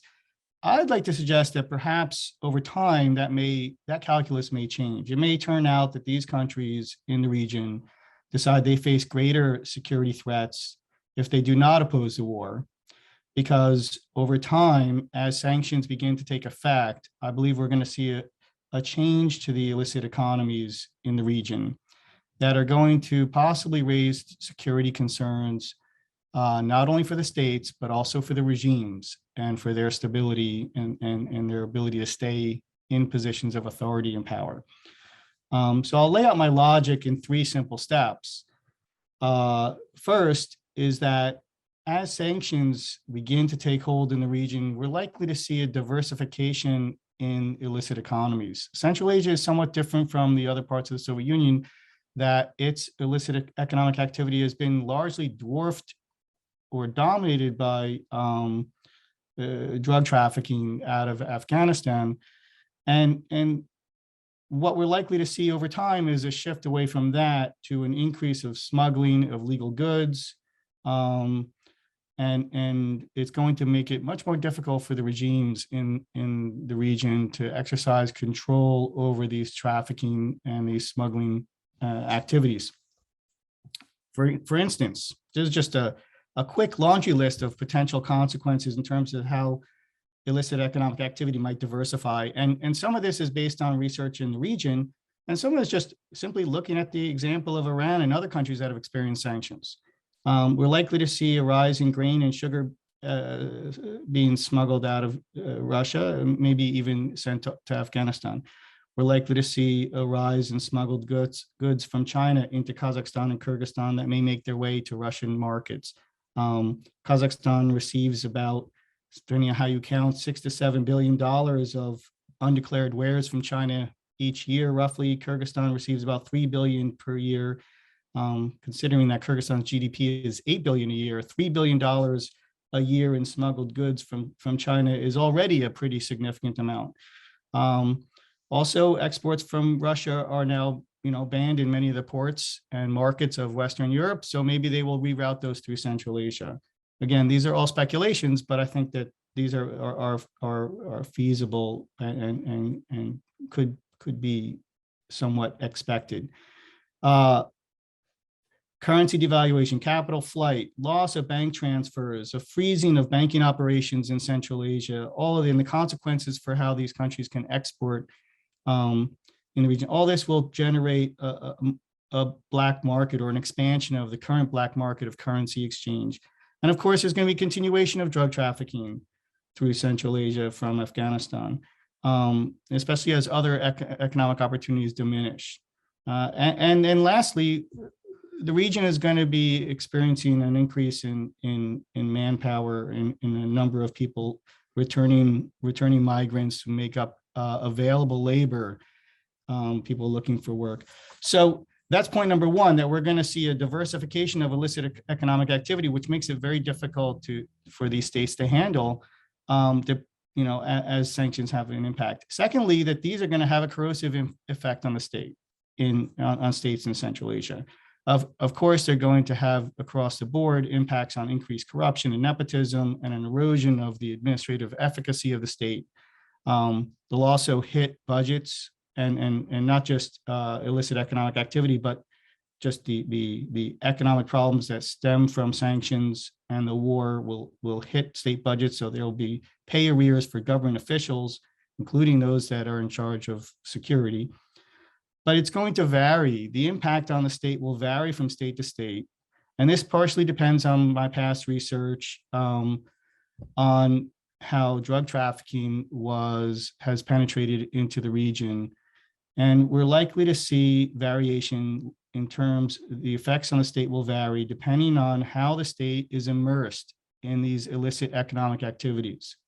And if we use the drug trade as a predictor, or as an indicator, then we'll just very quickly kind of give you a quick snapshot of what we saw with the drug trade.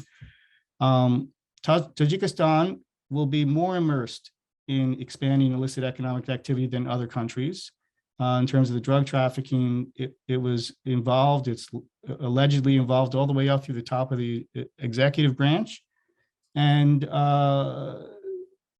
if illicit economic activity diversifies to the way that I think it will with the sanctions taking hold, I think it's going to be very difficult for the central government to exercise control over the regions, especially the region of Badakhshan, which it's come in conflict with, and this may lead to some center periphery violence in the country. Kazakhstan and Kyrgyzstan are historically have been partially immersed in these illicit economies, mainly up certain regional authorities, but not really encompassing the central government. But that was not necessarily true under the Bakiyev regime, and under Japarov, we may see a good portion of Kyrgyzstan's government get heavily involved in illicit economic activity, depending on the nature of the leadership. And then lastly, Uzbekistan is probably the country that will be able to resist the involvement of the state in these illicit markets the most. It has traditionally tried to move away from this kind of economic activity. It's also been very successful in recent years in making some policy reforms and opening its economy to some degree, especially internationally. But I suspect that this is going to lead to increased government controls over the economy. It's going to be difficult for it to retain that trajectory of policy reform and economic liberalization, even though it's fairly slight. And it very well we see the kind of governmental controls over the economy that we saw under Karimov. Maybe not to that extent, but it's certainly going to stall the trajectory of the country. And with the possibility that if food security becomes an issue and its significant rural population has difficulty making ends meet, and there's a certain amount of internal disorder, I think that there are mechanisms in place for significant state violence in Uzbekistan, as in Tajikistan. So overall, it will vary from state to state, but I think that the effects of illicit economic activity, especially if you look at the case of Iran and we look at the history of Central Asia, we see that this is going to lead to kind of a hollowing out of the state and potential outbreaks of violence, although it's very hard to see. And I'm already engaging in ridiculous levels of prediction here. I think the third point, though, is that the critical variable here is time. And I suspect the calculus of these leaders, whether they oppose the war or try to stay, whether they are somewhat lukewarm in favor of Russia's invasion, whether they're claiming to be neutral in some manner, I think that calculus may start to change depending on the effects of sanctions and how long they remain in place. Whether this is going to be a gradual shift in their calculus or there's a tipping point where they suddenly, where illicit economic activity, smuggling, theft of resources, and so on becomes a little bit difficult for it to control. I'm not sure how this will proceed, but I do think that this is the real long-term security threat for Central Asia, not actually a Russian invasion, or at the very least, it's an equal level. It's a security threat that should be given equal credibility and be weighed alongside the difficulty and the challenge of dealing with Russia. So I'll leave it at that. Okay, great. Thank you so much. I do want to invite people to put questions in the chat. And I also want to remind everybody that in addition to this being an educational event, it is also a fundraising opportunity. So if you feel like you learned something today at a panel, let me encourage you to donate to one of the two organizations that this particular Ukrainathon is supporting, Scholars at Risk and or Science for Ukraine, or any other organizations that are helping people survive the Russian onslaught in Ukraine. So I do see a couple of, we've helpfully got a link in the chat to those two organizations. I do see a couple of questions in the Q&A that I'll just go ahead and offer, I think, to our previous two speakers. First, how is the media in Central Asian countries portraying what's happening? And then the second question is more of an economic question, is how does the Central Asian and, no, let's see, it's how does China's Belt and Road Initiative with Russia transform Central Asia in terms of the scale of the money that'll be impacting the political economy there? So maybe either of our last two speakers could address those questions. So happy to, I'm sure Larry can also jump in on these as well. Media has been really fascinating. It's been pretty quiet. I mean, not a lot of discussion. Social media has been much more interesting than the media, because the traditional media, people still pay very heavy attention to Russian media. And so there's real polarization in Central Asia between those who watch Russian media and a lot of people. So there's a lot of love for Putin in Central Asia. And, on social media, there have been, I tweeted yesterday about this Islamic blogger in Uzbekistan who came out and said, he basically said that Putin's going to invade Central Asia to protect us, from the liberal values that we're seeing in Europe. Because if Ukraine falls to Europe and the West and all those LGBT issues overcome everything, I know this is complicated, but then Putin's going to invade Central Asia to protect us, like from the LGBT stuff. And these are Islamic bloggers. So one of the things that's been really fascinating is that Russia, for many, many years, was seen as the source of the decimation of traditional values in Central Asia. And in recent years, especially since Putin amped up his nationalism, he is seen as the defender of traditional values inside of Central Asia. So many Islamists really like Putin. Very, very popular, especially among the migrant laborers and the strongman thing people seem to like. But we're seeing a lot of people, for example, in Uzbekistan, close to the government, sharing messages that are very pro-Ukraine. So I think the elites and actually the masses are pretty divided on this.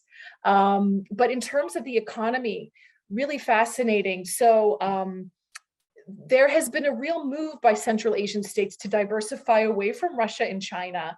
And I know a lot of people thought, for years it was crazy that like Uzbekistan and Kazakhstan and a little bit of Kyrgyzstan were looking at the South Asia strategy, really hoping that the Taliban takeover of Afghanistan would open up channels of trade to South Asia, because they were tired of being so dependent on Russia and China. And it's amazing to see even Turkmenistan came out yesterday saying all of our infrastructure projects in Afghanistan are moving forward.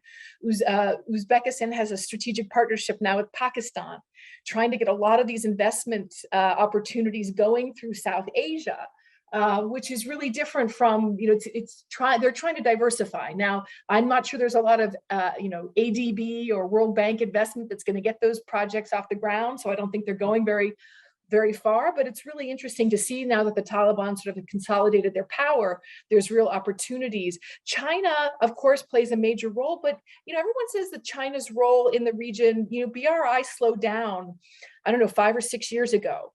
It's not what it was. It's not growing as fast as it was. Of course, China plays an important role. A lot of countries have debt to China. So that would be, just something to look out for. All right, thank you so much. Do you want to take 30 seconds here and respond, Professor Markowitz, to either of these questions? Or I'll just make one closing point about China. I think that in general, it's true that China's investment and involvement in the region has diminished over time, and it's become a little bit more inwardly focused, but it's still a very significant actor in Central Asia, and we're likely to see, I'm speculating, we're likely to see Russia become less. Its economic weight, its economic involvement will diminish, and it could very well mean more of a dependence on China. But that is kind of, for people who look at Central Asia, that is the $64,000 question, and that's a really big issue of how the relationships between the region and Russia and China are going to flesh out and come out in this. And I think we'll have speakers later in the sessions who will touch on this. All right. Well, I'd like to thank all the speakers who joined us this hour and our audience as well. And I will go ahead and hand things off to our next chair. Thank you. Thank you very much. Can you hear me? Yeah, okay, great. Yes. So my name is Grigo Povelekish. I'm at Princeton University, and I am chairing this next panel. I will try to keep the presentations running more or less on time. I can see that the first speaker, Valerie Sperling, has already put up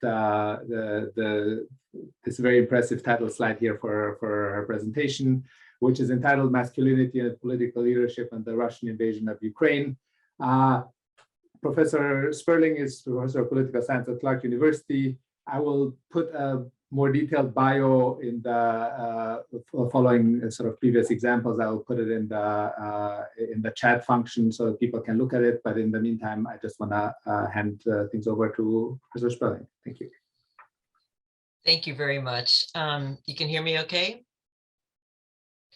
Yes, yes. All right, great, thanks. So I'll be talking today about masculinity and political leadership in the context of domestic and international politics, and specifically with regard to the Russian invasion of Ukraine.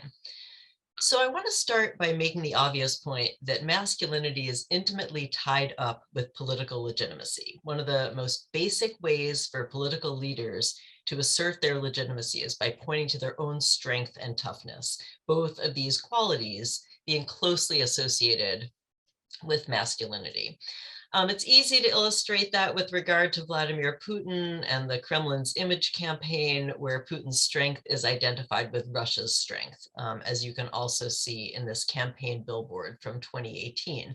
But there are lots of political leaders who have also called on masculinity as a strategy, emphasizing their own toughness as a way to gain authority and legitimacy. So for example, in China, Chairman Mao swam across the Yangtze River when he was in his early 70s to show how virile he was.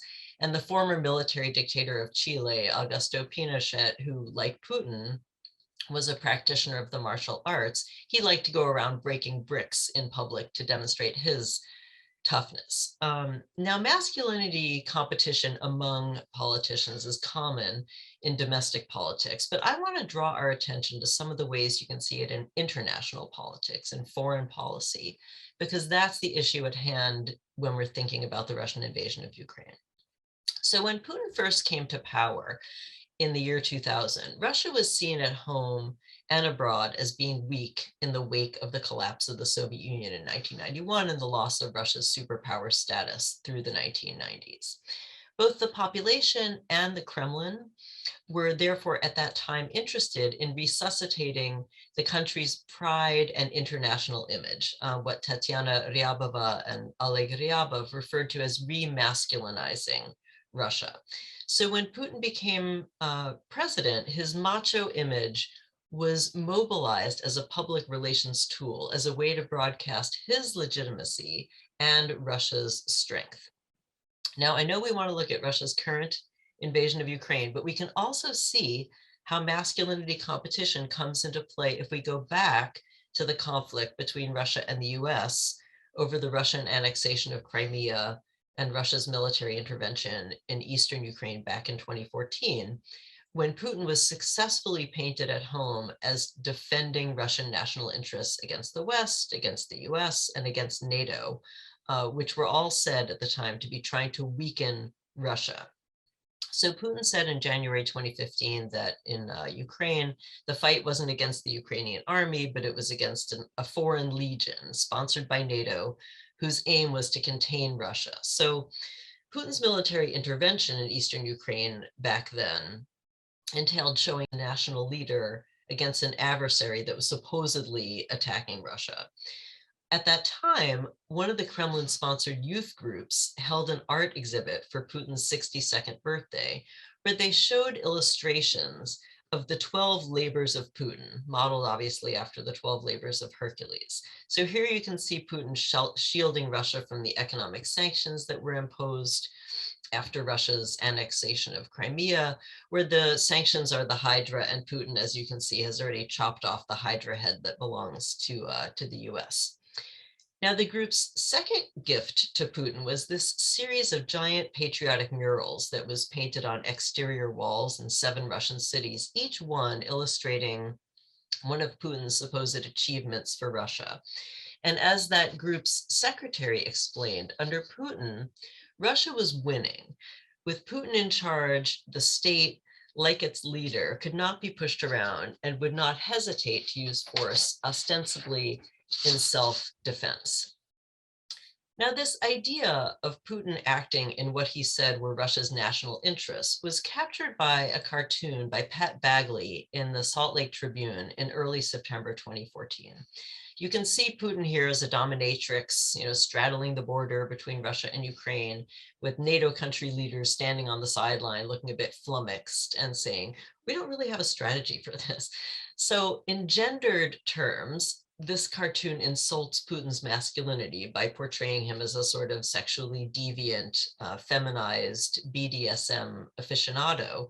But the cartoon was also suggesting that Putin had a strategy, which was to dominate Ukraine without worrying about how this looked to the international community. So Putin's message back then can be seen through the lens of masculinity, of Russia being tough and defending its national interests, supposedly, while the US and NATO were ostensibly trying and failing to weaken Russia.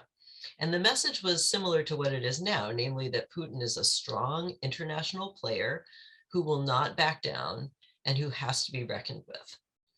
Now, a Russian bumper sticker that showed up on cars after Russia's first war on Ukraine began also reflects this idea of Russia dominating the US. So this is back in 2014 in Russia.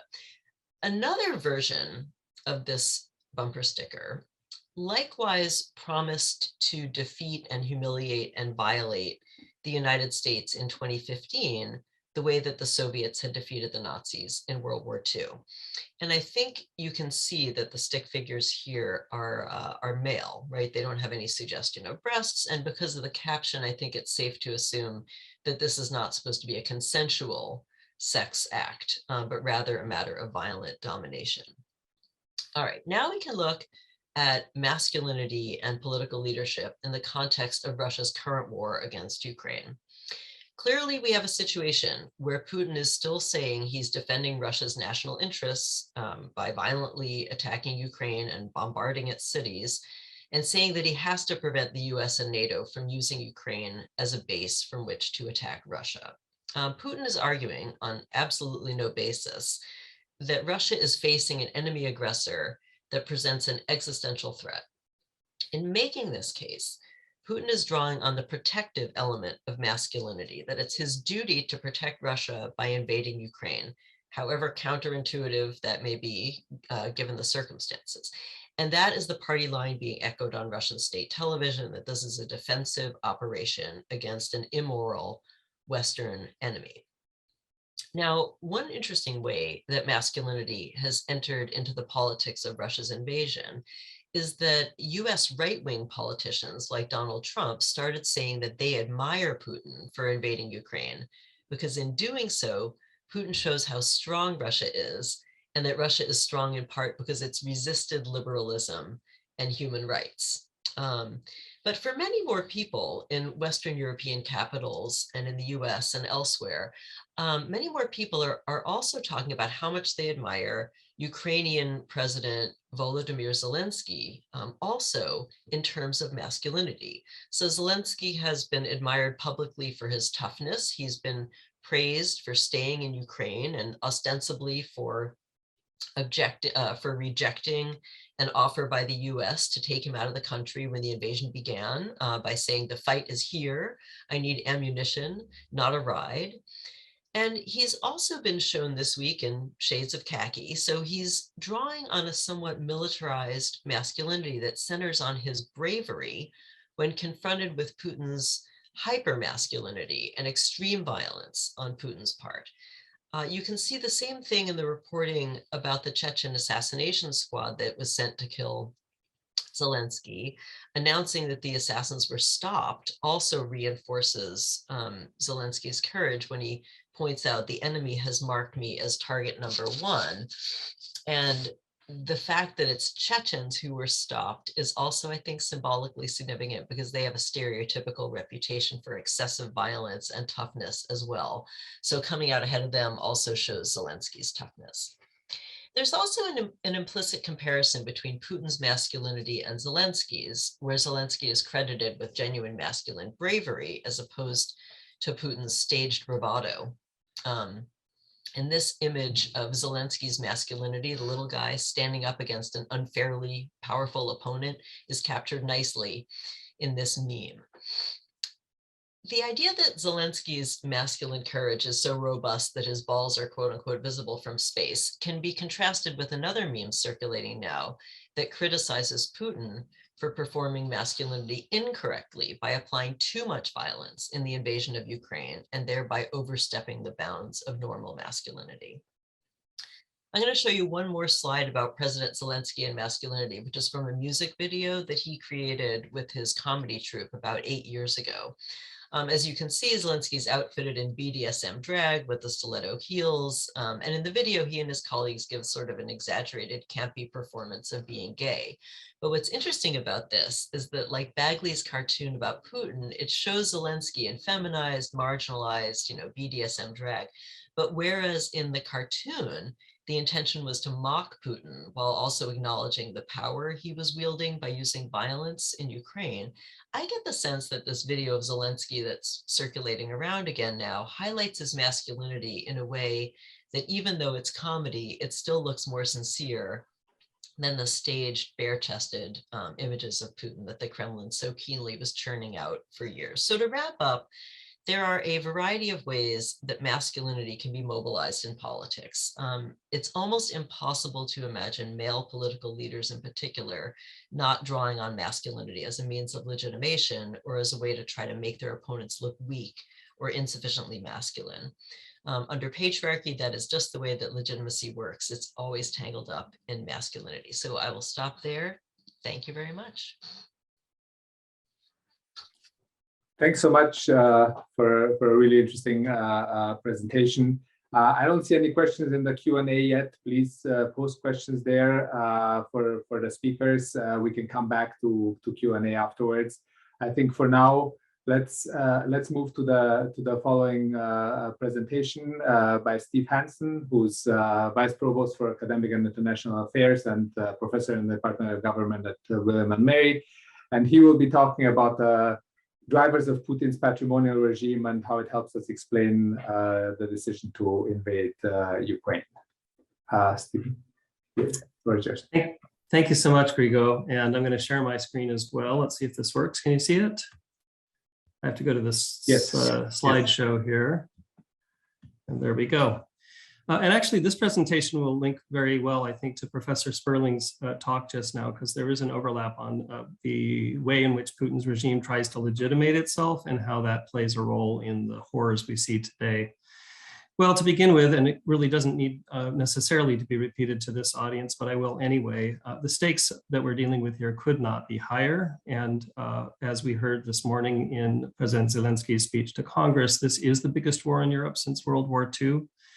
It is, and can't be said enough, an unprovoked assault on Ukrainian democracy by an autocratic imperial Russia. There is no pretext for this that makes any sense, and it is a war crime by any standard I know of, a series of war crimes. Mass casualties and refugee flows, unfortunately, simply accelerate, even though there are some signs today that both sides are beginning to talk about progress in negotiations. We're over 3 million people now having been made refugees over the borders of Ukraine, and of course, untold more internally displaced people. And as has also been discussed quite openly, there is a possibility that this leads to open war between NATO and Russia, with its nuclear arsenal still intact, with all the implications that could bring. So it makes sense for us to take a look at Putin's worldview. It's been, of course, the subject of countless editorials and op-eds in the last weeks. But I want to say something hopefully a little different, which is that the debate we often fall into in the United States about foreign policy and leaders' motivations is often not very helpful in that it is dichotomous. We tend to think of foreign leaders as either rational, pragmatic, kind of willing to play by the rules, or they've gone completely mad. Maybe they have a brain tumor, there's something not right about their thinking. And I want to suggest that this dichotomy is not a very helpful place to go in understanding the worldview of even leaders who are doing evil things.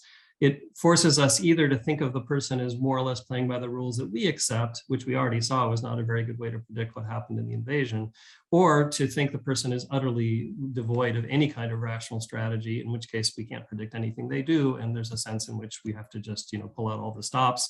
So let's instead look at this leader in terms of the regime type that he inhabits, that he created, and as Professor Sperling was said, that is legitimated in its own way by a kind of patrimonialism. So my co-author Jeff Kopstein and I have recently published an article in Perspectives on Politics entitled The Global Patrimonial Wave. Our argument there is that Putin really kicked off in the late 90s, early 2000s, a whole wave of leaders who follow Max Weber's definition of patrimonialism, that is, as you see on the slide, ruled by self-aggrandizing men who present themselves as the embodiment of the nation, demand personal loyalty, and run the state as a kind of family business, giving pieces of it to cronies, to those who support you, and of course excluding state assets to anyone who is daring to oppose the regime.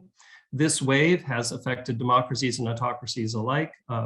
We talked about Donald Trump in the last presentation. I think that's, you can see some commonalities here.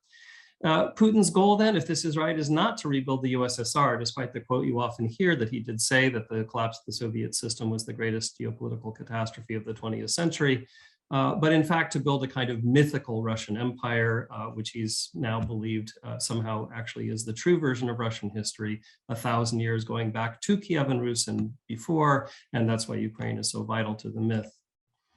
Also, you can certainly see in Putin's patrimonialism the resentment that is so vivid in his decision-making of late. And actually a kind of resentment, ressentiment nationalism, as Professor Leah Greenfeld has argued, is common to patrimonial regimes that see themselves as having been somehow marginalized by the West, threatened by liberalism. And unfortunately, in all these three bullet points on this slide, you see a fair number of Russians being carried along with Putin in this set of resentments because people experienced them along with him. So we begin with the collapse of the Soviet Union itself, which Putin saw as utterly artificial, something engineered by the West. He, of course, experienced it in East Germany, which meant that he missed out on Gorbachev's perestroika back in the USSR. As a result, really the time he knew it was collapsing was very late in the story when there were no instructions on what to do when the Berlin Wall fell. And then he reemerges into a Russia that's already collapsed. That, coupled with Western glee at the so-called end of history, our notion that we had won the Cold War, well, of course, many in the former Soviet Union worked hard to bring down that regime, leads to a resentment at the collapse being artificial. Then in the 1990s, the so-called wild 1990s, you have, again, resentment, this time against the Western advice on economic reform, coupled with horrifying economic dislocations in the Russian Federation and the rest of the Soviet Union, former Soviet Union. It's not that Western advice caused that economic calamity, rather it's simply the association that what looked like a way to get into the modern world and into Europe turned out to lead only in many people's minds to inflation, unemployment, and the loss of livelihood. Finally, in the 2000s, when Putin had been elected as president and began to rebuild the Russian state, the conception Putin has, and many Russians too along with him, is that his efforts to rebuild so-called государственность, Russian statehood, is met with Western indifference or even support for undermining it through so-called color revolutions, democratic revolutions and civil society activism, which of course was absolutely correct to support, but which could be put into this narrative as yet another case in which Western perfidy and efforts to weaken the Russian state were the only response the West had to reasonable Russian efforts to reclaim its statehood. Please don't misunderstand me. I'm not endorsing any of these interpretations, but simply letting you know that they were pretty widespread in Russian society. And therefore, Putin could be genuinely popular. But after 2008, and certainly in the 2010s, Putin's regime hardened considerably. You can think of this as a shift from plebiscitarian patrimonialism, sorry for the mouthful, but a patrimonialism that still included significant legal or legal rational elements in Max Weber's terminology, including a notion of fidelity to the Russian constitution, some elections that were reasonably open to opposition. We would never say free and fair. They were still fraudulent, but there was much more scope for opposition parties, opposition mobilization, a freer media, certainly in the internet sphere, than one has seen more recently. And the story from 2008 until the current day is one in which that plebiscitarian part of the regime's legitimation strategy was stripped gradually away, leaving now, certainly today, a full-fledged patrimonial regime, almost the ideal type. And by the way, when Weber coined this term, he was thinking of Russian Tsarism as an ideal type of patrimonial rule. So now it is fair to say what Putin has tried to do is rebuild Tsarism in 21st century Russia. And you begin to see the effects on foreign policy already in 2008 with the invasion of Georgia and the recognition of the so-called independent states of Abkhazia and South Ossetia. You then see the turn of the color revolutions within Putin's regime, as he saw it from 2011 to 2012, when tens of thousands of Russians were protesting in Moscow and most other major Russian cities against electoral fraud. Putin blamed that on Hillary Clinton, showing the narrative again. 2013, 2014, the Euromaidan revolution of dignity in Ukraine is yet again another interpreted in the same lens as part of the Western puppet master move, and again met with the foreign policy of violence and imperialism. What this does, though, is it shrinks Putin's base in Russia itself from a wider group that included educated, middle class, and even liberals who could believe that Putin's plebiscitarian elements of legitimation were enough to provide support for a kind of Western style of living in that regime, to the core group of people who don't mind that Putin is a czar, more rural people, people in one industry towns, people who get their diet of news solely from state television, retirees and the like. Not all that dissimilar from the social base for patrimonial rule in other countries in the patrimonial wave. So this leads us to an analysis of why Putin made a mistake this disastrous, evil too, but disastrous even from a geopolitical point of view. All these underestimations that we can now see clearly stem from the regime type Putin build. A vast underestimation of Ukrainian national solidarity and democracy, because Putin, from already the collapse of the Soviet Union to the present day, never believed Ukraine was a legitimate nation state of its own. You can find frequent references going back a long way to the notion that Ukraine is not really a nation. Putin said this fairly openly. And you see this in this really quite unbelievable statement a couple days into the invasion, when Putin still seemed to think that Ukrainians would want to overthrow the Zelensky regime, quote unquote, because they were being held hostage by, quote, a band of drug addicts and neo-Nazis. Of course, the neo-Nazi phrase has been used repeatedly ever since. A vast underestimation of Western and NATO solidarity. And here I think the narrative again matters. This is seen by Putin and the 6 or so people, 5 or so people who advise him still, as the moment in history where the rise of gosударственность, of great power nationalism again, breaks apart all of the Western solidarity and liberal principles that threaten Russia's greatness. His notion must have been that the divisions in the United States, the age of the US president, the fact that Merkel had retired and been replaced by a coalition government in Germany, led by the Social Democrats who, at least in some cases, were willing to do deals with Russia for natural gas, Macron making statements about NATO being brain dead and wanting to have his own direct line of foreign policy to Russia, and Brexit too, we can add. It looked to Putin and his group as if this was the moment to break the Western solidarity forever, and then you'd have a double victory. You'd take Ukraine back quickly, you'd break up NATO in the process. Finally, of course, no one took seriously in this elite that the sanctions could really matter. And I want to mention here in particular this moral element. That is to say, businesses pulling out of Russia one after another, including McDonald's and Starbucks and Goldman Sachs and so many others, because it's impossible to do business as usual in a regime like this. That's a factor Putin could never have imagined mattering so much. You add to that the echo chamber of patrimonial rule that always exists in patrimonial regimes, redoubled by the COVID isolation of Putin, and you see how a mistake of this magnitude could be generated. I have a slide here about China. We can return to this if people are interested in Q&A. The quick version of this is to say that China clearly was consulted about the invasion in advance. It's quite obvious, and does have in common with Putin's regime some patrimonial elements, although it's still a Leninist regime in China. But both regimes want to counter so-called liberal hegemony. Both want to seize territories they see as unjustly seized from them. And they both trade a lot in energy and arms and do a lot of military cooperation. But having said all of that, there is nothing in this so-called alliance that would keep Xi Jinping and the Chinese government closely aligned with Putin as the war drags on and gets more disastrous. And so what you see from that is defense of sovereignty in a very vague sense from the Chinese, including Ukrainian sovereignty, which they rhetorically support, but without any condemnation of Russia. So the likely result of this is China just stays on the sidelines as long as they possibly can. So where are we headed? Last slide here. There are, I think, 5 scenarios, and scenarios are sort of unsatisfying in political science because you can say we're sort of covering every possibility, but I want to couple this with some likelihoods. So scenario 1, a Ukrainian victory. I think 2 days into this invasion, I would not have thought it very likely, although I did have it on slides back then. Now I think it's more likely than I thought before because the morale of the Russian troops is really terrible. And as we see from countless videos of captured Russians, their instructions to basically take this regime in a couple of days were nowhere near adequate to prepare people for the horrors and bloodshed that they're now encountering. So I think that could lead eventually to some defections and reversals in Russia. It's still not too likely given the material superiority of the numbers that the Russians have, but it's possible.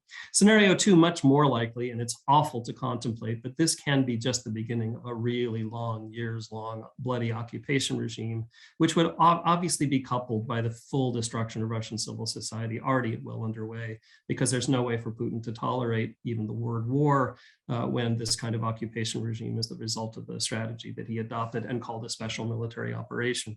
Scenario 3, much discussed in the West, could there be some defections? I won't give it high probability because I think the problem here is that this group is so small, so isolated, and so like-minded, actually. They all made this decision. Of course, Putin made the decision and made everybody clear to be supporting it on public television. But having said that, they own it. And it's hard to imagine any of these security services, Siloviki, getting the notion in their head that they're going to be the liberal savior of the Russian state and somehow be praised in the West for doing it.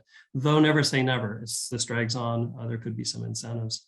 Popular uprisings in Russia, I think, are quite possible. I think that the economic collapse that's coming of default could be around the corner. Those are very serious issues. There have been plenty of protests in Russia, contrary to some people's stereotypes. And as things get worse, we've already seen the dramatic breaking of ranks of media figures, including the woman who courageously held up a sign on Russian state television denouncing the war. I think there's so much anger and so much embarrassment, actually, among educated Russians that we should keep watching that, even though, of course, many are also leaving, which is exit as opposed to protest. Finally, a negotiated settlement, and I don't think it's too likely, certainly in the near term, but both sides keep saying that they're making some progress, so we should keep it on the slide. The problem here is the Zelensky government has been saying they're willing to accept certain kinds of neutrality and even give up NATO membership, but only in return for security guarantees they could trust. That would mean Western security guarantees, obviously not Russian or Putin's security guarantees. And on the flip side, the Putin goals still seem to include territorial recognition of Russian control over at least the Donbass and Crimea, or perhaps greater territories of Ukraine, along with the so-called denazification of the regime. It's hard to see common ground there, but we hope, because obviously it's a better scenario than the continued bloodshed and death caused by Putin's invasion. Thank you. Thanks, Steve. Again, I want to encourage people to post questions in the Q&A. I've been letting the speakers go a little bit longer than the 10 minutes that were planned, partly because we don't have any questions yet, but it would be nice to get some conversation going. In the meantime, let's move to the next presentation. David Sacconi is assistant professor of political science at George Washington University, and he'll be talking to us about reactions of Russian elites and society to the war and whether we should expect opposition to constrain Putin. David, I see. Hi, everyone. Can you hear me? Yes. Great. Well, thanks so much to the organizers, to Ponars, for putting on this really, really fabulous event. Like Grigo said, I'm going to be talking a bit about the reaction of Russian society and the elites more broadly to the war. So, we're 3 weeks in, and it seems like there's two main flanks where increased pressure or a change in mobilization could make Putin change his mind and push for that negotiated settlement or even retreat from Ukraine. And I think the first, so we've seen, is the brave resistance by the Ukrainian army and society coming together to push back against this invasion. And I think a second, which is a little bit harder to theorize and get data on, is some kind of revolt or, as as Steve just mentioned, it's like popular uprisings within Russian society, either by the elites, by the masses, defections, something where the domestic situation in Russia deteriorates to such a point where Putin needs to rethink this foreign policy gamble of his. And, there's been a lot of exuberance, there's been a lot of optimism about this second flank, actually about both flanks. But, the idea that this is the end of the beginning of Putin, and the Russian people, broadly defined, will not stand the economic collapse that's coming and this overreach into a neighboring country, and that they would be able to put a brake on the war machine and potentially some kind of regime change, words that you see floating around on Twitter quite often, that this is the end of the beginning of the Putin regime. And, I'm going to put forth a couple kind of maybe counterintuitive or controversial arguments that I think that this optimism, especially about the second flank, is a little bit misguided and overestimated. I think in one sense, we've seen a really kind of slow trickle of dissent so far from Russian society. We've seen a mass exodus, which I think is one form of discontent with the current policy. But people that are staying in Russia, we've had a couple oligarchs, we've had some in the last 48 hours, high-level media defections, or at least very public media defections. But in general, we haven't seen that core group of Putin supporters start to question openly the decision and Putin's motivations. And I think what this speaks broadly to is an answer to a question that I think a lot of social scientists working on Russia have had for at least 2-3 years now, which is, before this conflict, there had been this really sharp downward turn in Russian political society. We had the poisoning of Navalny, we had the labeling of foreign agents, we had constitutional changes, electronic voting, a clampdown in civil society. Things have really, really deteriorated in the past 2 or 3 years. And people like myself, and oftentimes my students, left themselves asking why? Why now? Since 2018, 2019, has Putin really started to strangle some of the more independent voices? Now, you could point to falling popularity ratings, you could point to some concerns about the economy, mishandling COVID, but for me, at least, none of those were completely satisfactory at the time. It didn't really explain, after 2 decades and allowing a lot of different kind of centers and margins of opposition, why did Putin and the inner core really start questioning the usefulness of allowing an opposition to survive in Russia? And I guess my argument for this talk is that it's possible, and I'd love to hear people's reactions to this, that all of the last 2 or 3 years, or much of the last 2-3 years, was a precondition to this invasion. And we've heard a lot about this war chest being built up and the sanctions proofing and preparing the economy for the tensions with the West. But I haven't seen enough about whether or not these domestic changes were actually designed to sideline some of this opposition, because there was this idea that when things really fell off a cliff, as we've seen in the last 3 weeks, they would happen, that there wouldn't be people in Russia that would be able to challenge Putin on this decision. So I think my theory that I don't have full evidence on, it's really hard to collect great data in Russia right now, is that this closing, this totalitarian, authoritarian turn among Putin's regime was designed to lay the groundwork for preventing dissent from challenging the decision-making. And I think, very regrettably, it's very effective. And I think the decisions that have been made are going to undermine and neutralize and potentially destroy a lot of sources of opposition to this war, and that no matter what happens, even barring a clear military defeat, I think the Putin regime will survive this disastrous miscalculation that's cost so much life because of the steps that were taken before the war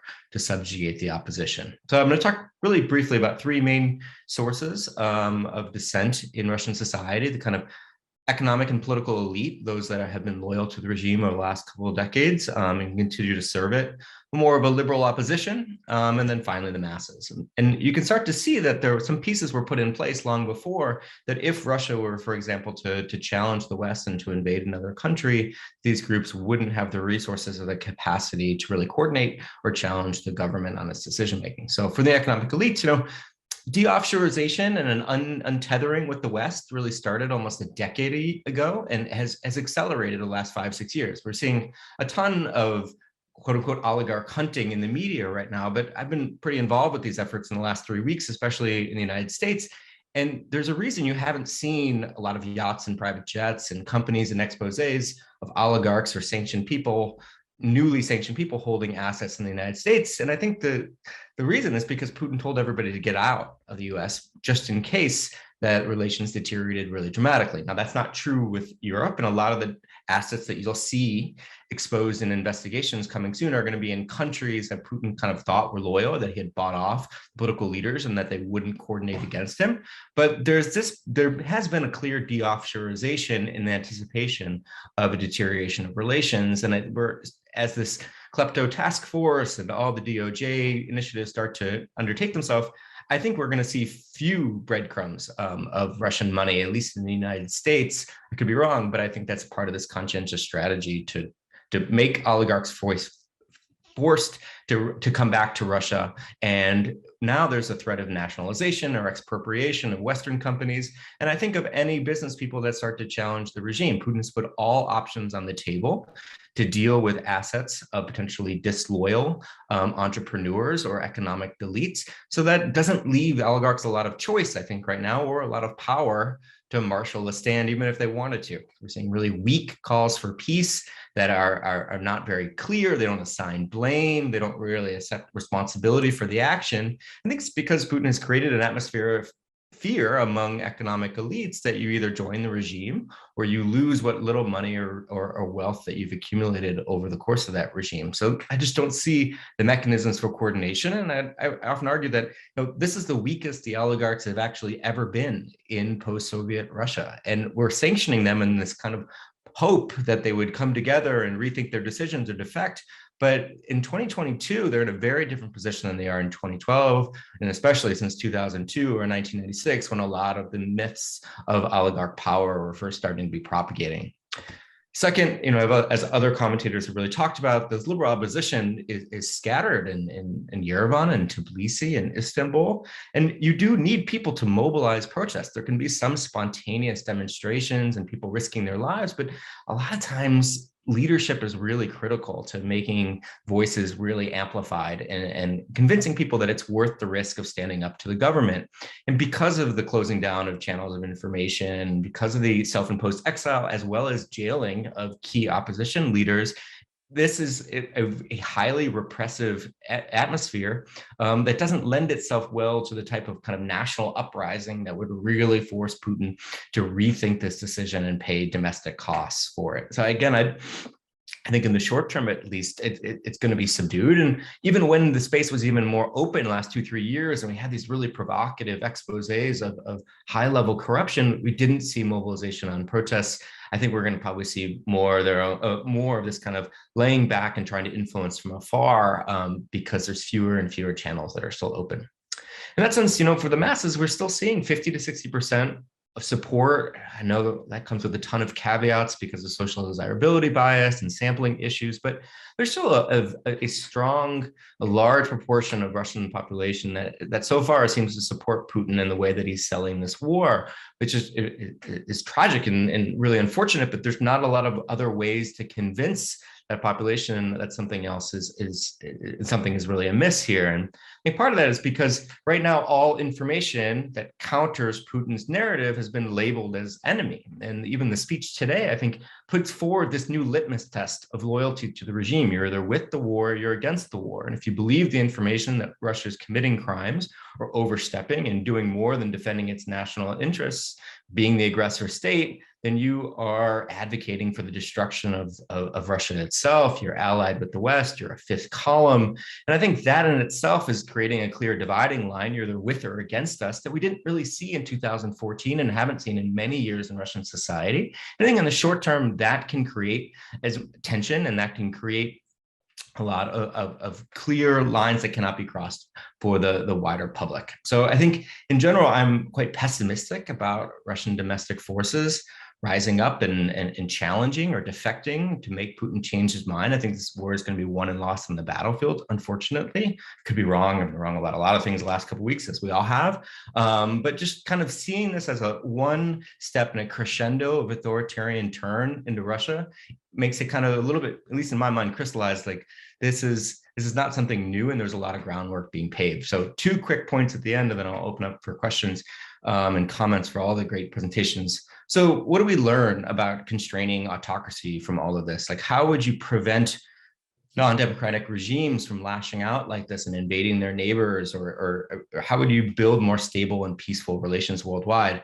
I think one thing is that, you know, sanctioning and breaking off economic ties really doesn't work in the height of the militaristic period, and that many people flee for the safety of their home regime rather than defect. And I think one lesson I'm taking from this is that we know that there's a lot of dirty money and there's a lot of corruptly gained kleptocratic assets all around the world. And it's not necessarily the best timing just to remove those or question those assets when you're in conflict with the source state.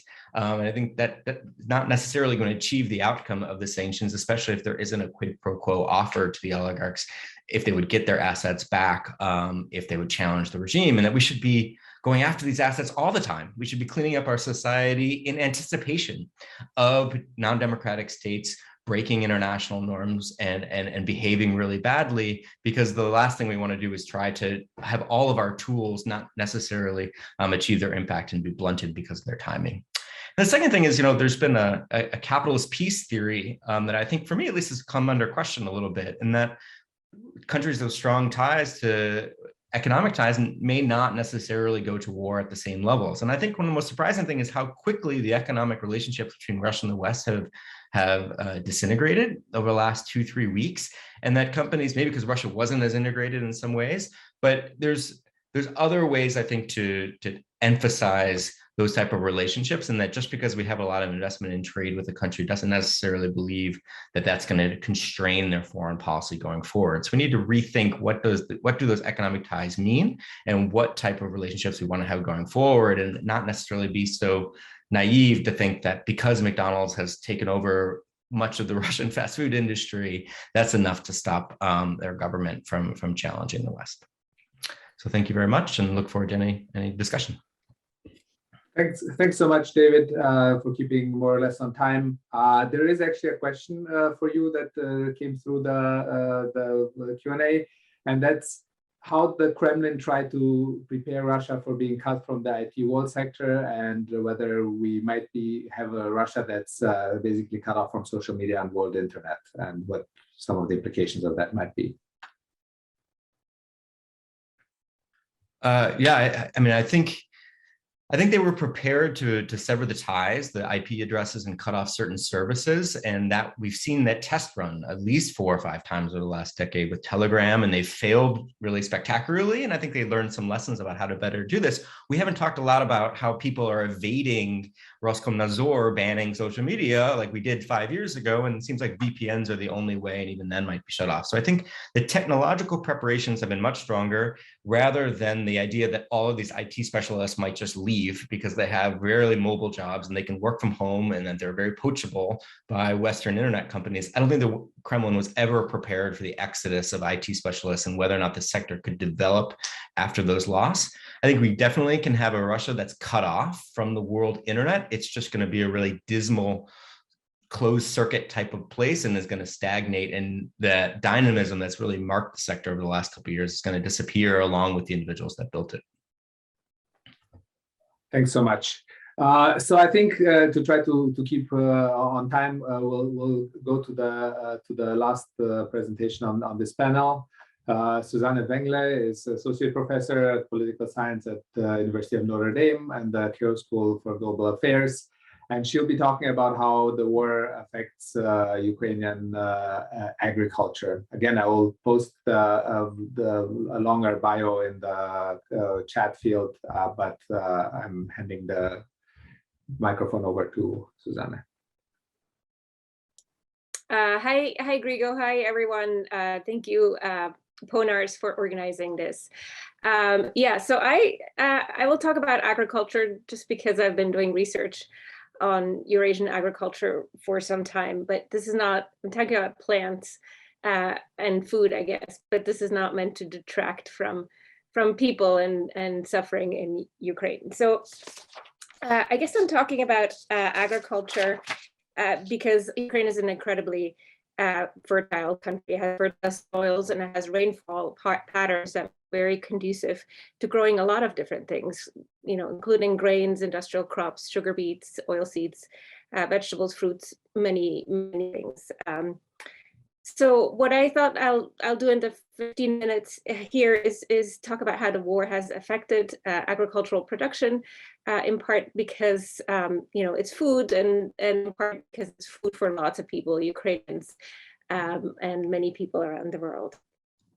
So when we talk about Ukrainian agriculture, corn is really important. Over the last 15 to 20 years, Ukraine has increased corn production by a lot.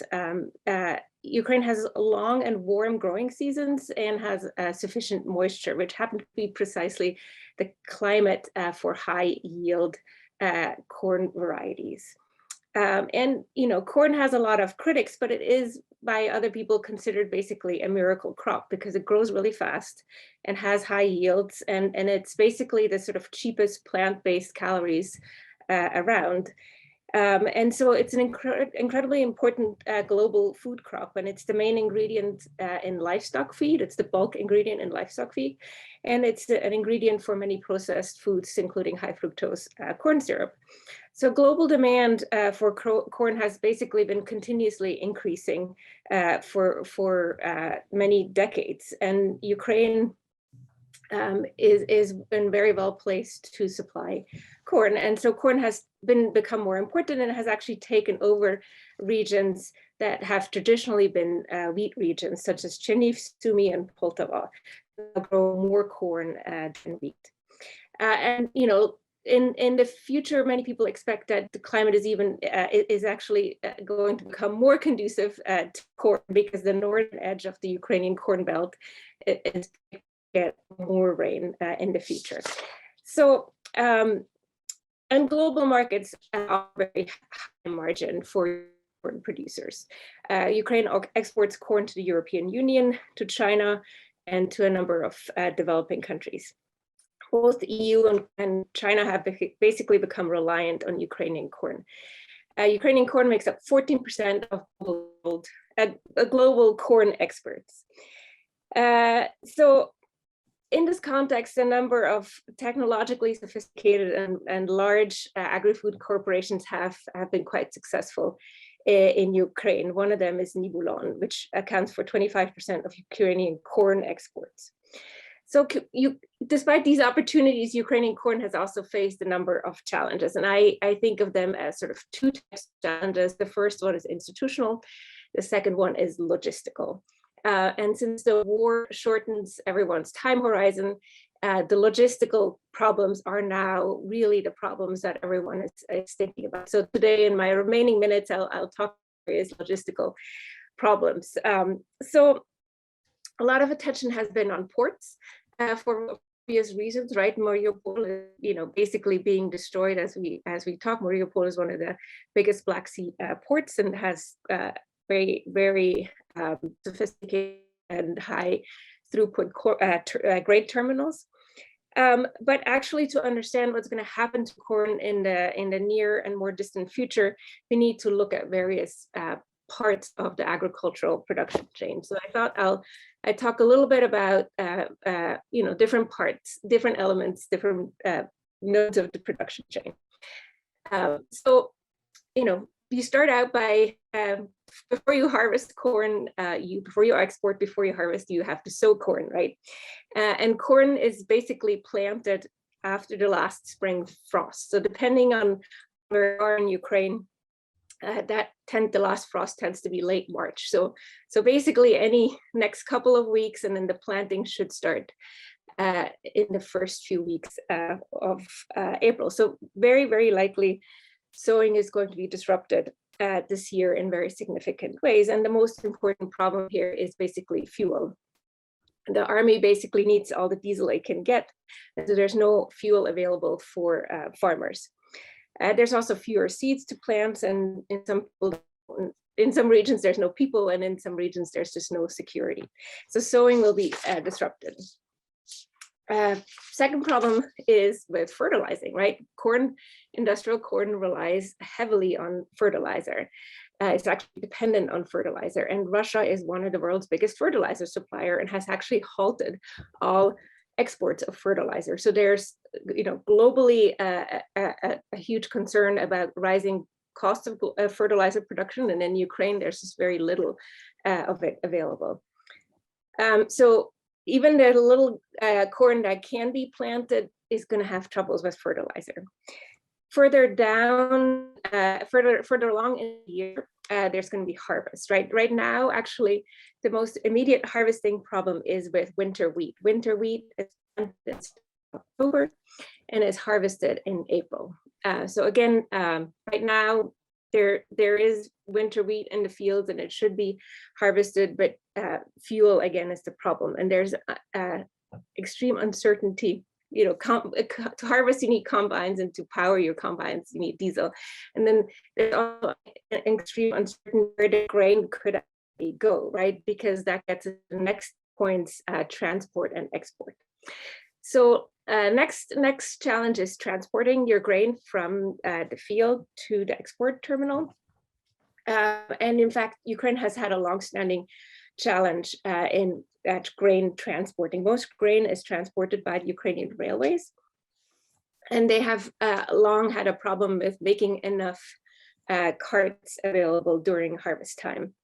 And so this is a problem at the best of times, and right now we're sort of at the worst of times. So transport will be a huge issue. The next is ports. Right now, there are about 13 million tons of corn that are in elevators in export terminals, but they're not being shipped, right? Because the Ukrainian government has suspended commercial shipping, and the grain traders like Cargill, ADM, Bungie, and there's Russian grain traders as well who are in the Black Sea, have basically shut down operations for safety, for the reasons of to protect their employees. And so these traders, they don't just trade, they also run terminals and processing facilities and port infrastructure. Shipping companies like Maersk cannot access the Black Sea. And so the Black Sea ports are either under siege or incredibly risky, and shipping companies cannot get insurance to actually go there. So where does that leave us, right? It's very unclear how much Ukrainian corn and grain will be planted, harvested, and shipped. And everyone expects that there's far less grain this year than in other years. And this will affect everyone in Ukraine. Of course, it affects everyone in agriculture in Ukraine. It will also affect the EU and China, and in particular also poor countries with a high dependence on Ukrainian grain, for example, Tunisia and Yemen. And so the sort of magnitude of this, is this going to be 20% or is this going to be 50%, is really, really unclear, and will depend as the growing season gets underway. So I guess I want to end with a question, and this is, all of this we have pretty much reliable information on at this point, right? And it's the USDA is obviously very interested in this. So a lot of people are watching the grain markets. The grain futures have risen very significantly over the last few weeks. But there's one thing that I really don't know, and I haven't really been able to find enough information. And it's a question in my mind, and I'm not sure it's one that we can answer. And it's basically, I'm sort of wondering what status agriculture has in the Russian government, Putin's motivation, right? So we're talking about Putin's fixation with controlling Ukraine for cultural reasons, for historical reasons, for security reasons. I just have this hunch that agriculture is in there, and I haven't seen any references to it, but I wouldn't be surprised if that were the case. So Grigo, I'll stop here, and I'm happy to answer questions. Thank you so much, Susanna. You lived up to the expectations of Swiss people being more on time than others. We do have a few, about 5 minutes until this panel is done. If anyone wants to raise any additional questions of any of the panelists, it's my understanding that Steve Hansen has had to leave. So I don't. There was a question for him which he answered online. But if anyone has additional questions for the panelists, now is the time.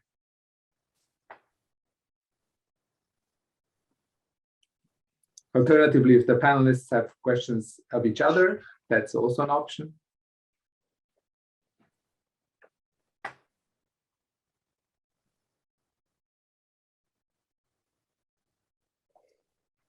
Grigo, I can keep talking about grain and agriculture. I guess it's hard to know how long 15 minutes are and how fast I should race through my stuff. But yeah, no, it's so I was gonna say, if in that case, if any of the panelists have things that they would have liked to say that they didn't get to say because they needed to fit in the time, now would be the time as well. Either Susanna, if you want, or any of the others. I'd be happy to hear Suzanne talk more about grain. Well, all right, let's do that. We have at this point 3 or 4 more minutes. So.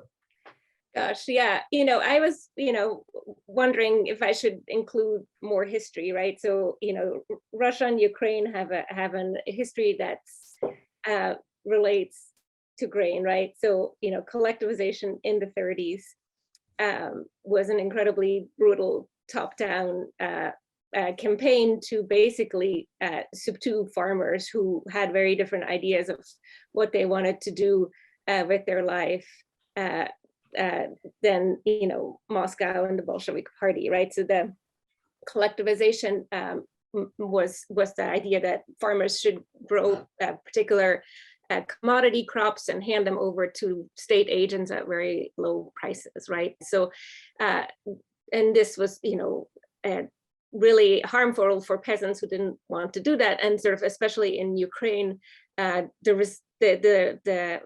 resistance was mostly in Ukraine, and the cost of this, that too much grain was taken away from the village, was also in Ukraine, right? And more people than anywhere else died in Ukraine. Somewhere between 11 million and 13 million people died during the multiple years that collectivization and took. And this is really not that long ago, right? So that is it transformed the Soviet countryside, right? It was transformed them from sort of a small peasant land holdings into these very large collective farms. So again, this is sort of to come back to my last question, Russia talks a lot of, there's a lot of talk about Ruski Mir and culture and, but Russia itself has been really placing an emphasis on growing more wheat and growing more grains and self-sufficiency in grains, right? So Russia wants to feed itself. Putin has, not to overdraw the Second World War comparison, but he's done this sort of thing that Hitler did in the 30s to feed itself, right? Russia wants to feed itself, right? So, and Ukraine is, if you look at rainfall patterns and soil maps, Ukraine is sort of more fertile than many parts of Russia. So I'm looking for any references, any speeches, and I haven't looked at all sort of actively, but if anyone sees it, please let me know. Thanks. That is very fascinating. Obviously, the echoes of the famine are there. I guess the other thing that also this last presentation made me think is that, right, we are constantly confronted with the images of this very immediate human suffering and the destruction of cities and schools and hospitals and so on. But then there are all of these secondary sets of problems ranging from agriculture that we saw, And I keep thinking about the situation with COVID, where people are basically in situations where they cannot socially distance. There's still COVID rampant in this part of the world. And these are the costs of these sort of secondary costs we're not going to know for a very long time, but could actually be substantial. And so that's something else to stress about over the coming weeks. If there are no other questions, then I just want to thank all the panelists for their presentations. And in the spirit of keeping the trains running on time, I want to hand things over to Stephen Crowley, who will be chairing the next session. And please join me in thanking the panelists again.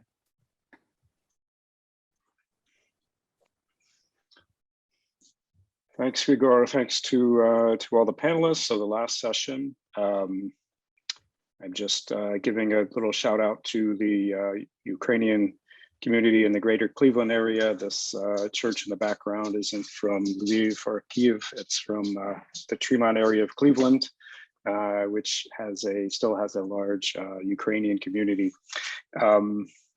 So on to our next panel. Let's see, so our panelists will be Sharon Wolchik. Sharon Wolchik is a professor of political science and international affairs at George Washington University, who specializes in Central and European affairs, including Ukraine. Grigor Papelishus, who just chaired the last panel, is professor of politics and international affairs at Princeton, and his recent work focuses on the attitudinal legacies of communist regimes and on the dynamics of attitude change in Eastern Europe and the former Soviet Union, with a particular focus on Romania, Ukraine, and Moldova.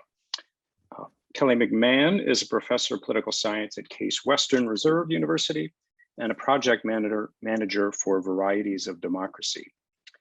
And Edward Holland is an assistant professor in the Department of Geosciences at the University of Arkansas. His research interests are primarily focused on Russia's national and religious minorities, and he's previously held visiting fellowships at the Kennan Institute and Wolfson College, Cambridge. So as a reminder, we'll ask folks to keep their comments to 10 minutes, and then we can hopefully have some questions. For listeners, if you can please put your questions in the question and answer box. And then also want to give a reminder that attendees are asked to donate or get involved with Scholars at Risk or Science for Ukraine. And obviously there are many other worthy charities supporting Ukrainians as well. So with that, I'd like to turn things over to Sharon Wolchik.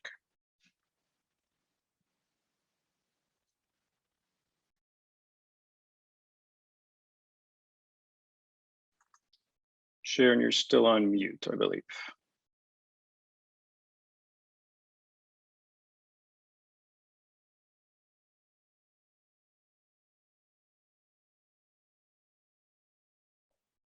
Hello, does that work?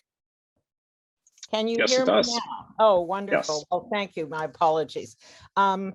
As my colleagues throughout the day have noted, this is a horrendous, unprovoked war of aggression by Russia on an independent, sovereign, democratic state. And I'm sure I speak for all of us in stating our solidarity with the government and people of Ukraine and in condemning Vladimir Putin and his supporters for their increasingly brutal attacks on Ukrainian civilians.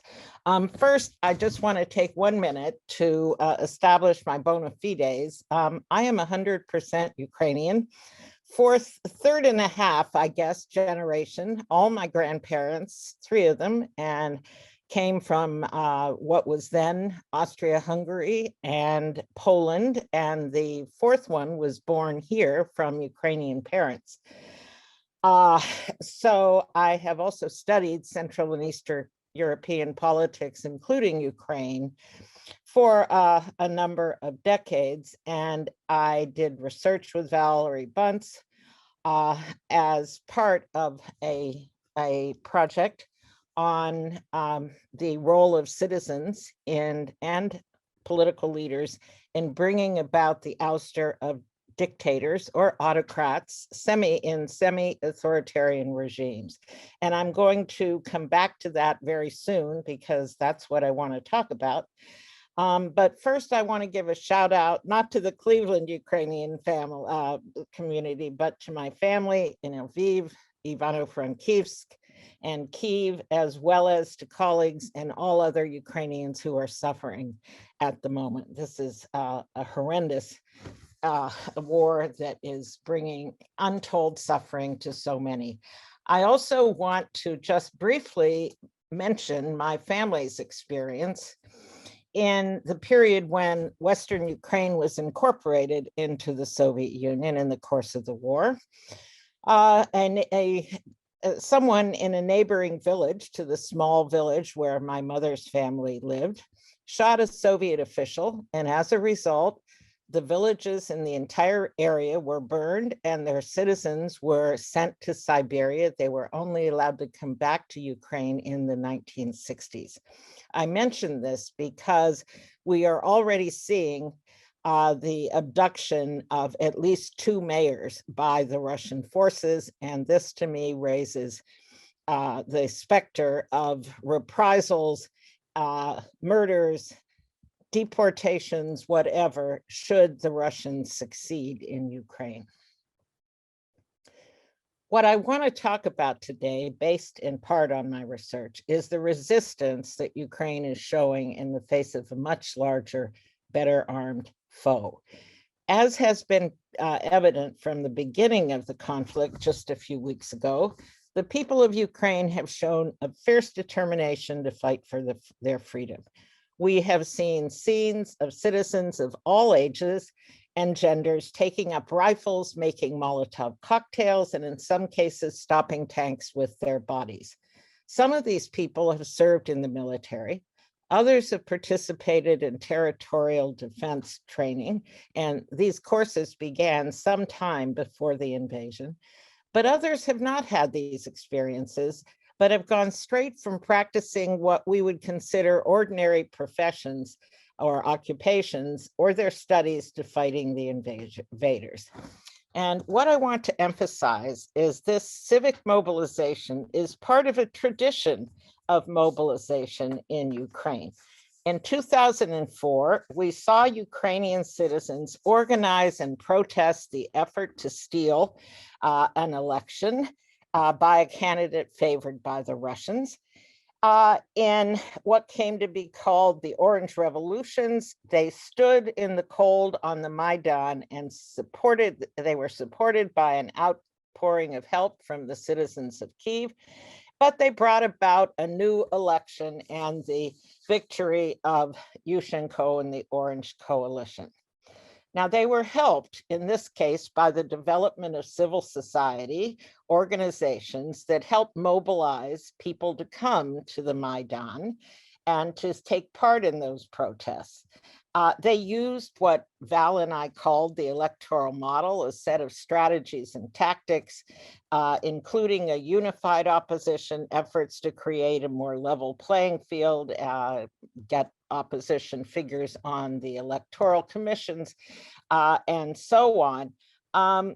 But they were successful largely because citizens responded to this perceived need.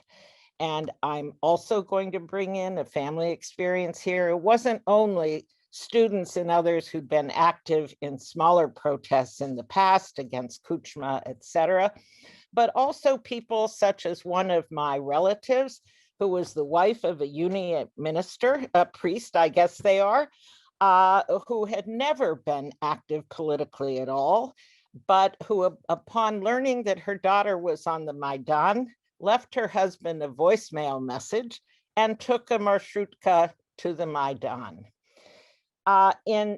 Later, when Yanukovych, who had been elected more or less legitimately a few years later, backed out of signing an agreement with the EU under pressure from the Russians, Ukrainian citizens again took to the streets to protest this act. This episode, which came to be called the Euromaidan or the Revolution of Dignity, affirmed Ukrainians' desire to be recognized as part of Europe, and they succeeded in ousting Yanukovych, who took refuge with his Russian bosses. This event was more spontaneous. There were some who had participated in the Orange Revolution, but many who had not. And in this respect, it was more similar to the demonstrations and protests that brought about the end of communism in some Central and East European leaders, most notably East Germany, Czechoslovakia, and Romania in 1989. The legitimacy of the current government is evident in the fact that Volodymyr Zelensky won over 70% of the vote in the most recent election, and his value as a leader has been on display in his speeches to Ukrainian citizens to urge them to fight, and his refusal to be evacuated to a safer location. It was also evident in the speech to the US Congress, which I'm sure many of the panelists and listeners today have heard. And citizens answered his call, helping the military keep the Russian forces from the swift capture of Kyiv and other cities that Putin evidently envisioned. It has become usual, although less so than in the first few days of the invasion, for TV commentators and various former military leaders to say that the Ukrainians cannot really hold out against the aggressors, particularly now that Russia is bombing civilian targets and allegedly safe passages out of the country for citizens, and using outlawed weapons that can kill large numbers of people. But given what we've seen in the last few weeks and the willingness of Ukrainians to put their lives on the line for their country, I wouldn't bet on the Russians' ability, even if they capture the cities or decimate the cities, to hold on to Ukraine, to truly occupy and keep control of this country in the face of what will be surely continued resistance. I can only hope that the response that the world has given to Putin's aggression will hold, and that Western nations will help the Ukrainians in this battle by providing whatever they can. I am really out of what I wanted to say, so I will yield my time back to the panel with a final Slava Ukraini. Thank you. Thank you, Sharon. Again, if you have questions for the panelists, please put them in the question and answer button. But for now, let's turn things over to Grigor.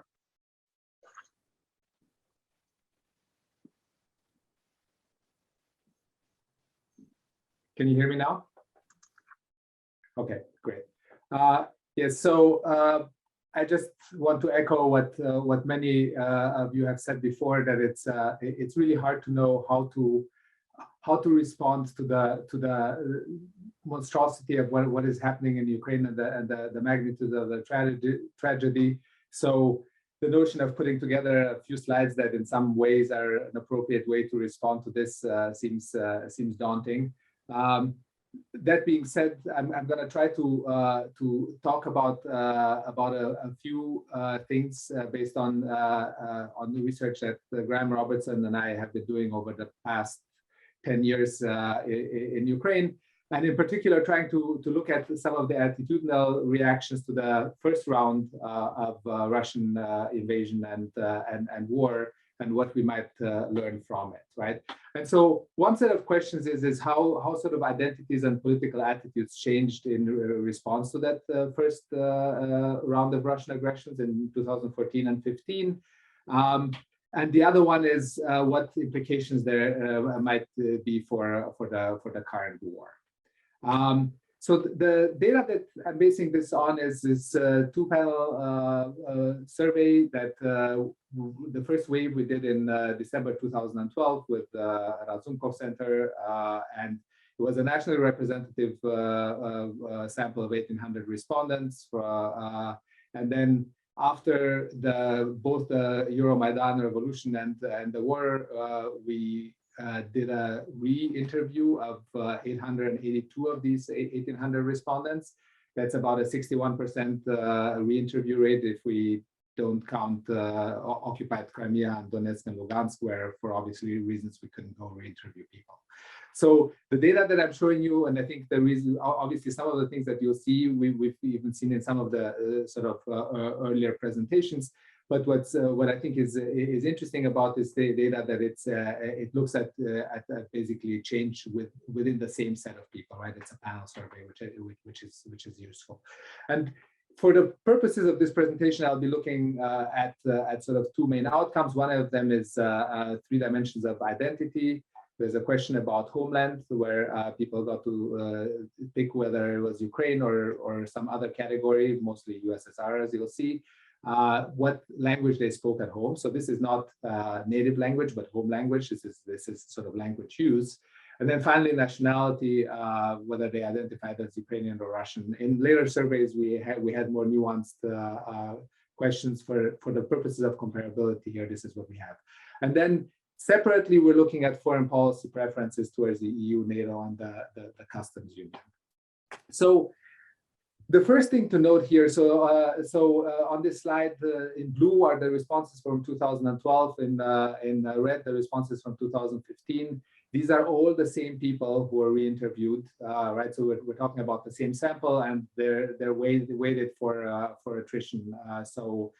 This is trying to sort of get a relatively representative sample. And the thing that jumps out from here, as you can see on the left side, is that the proportion of Ukrainians who picked Ukraine as a homeland actually increased quite significantly between 2012 and 2015. So there's a rallying around the flag at the expense of identifying the USSR or Russia as their homeland.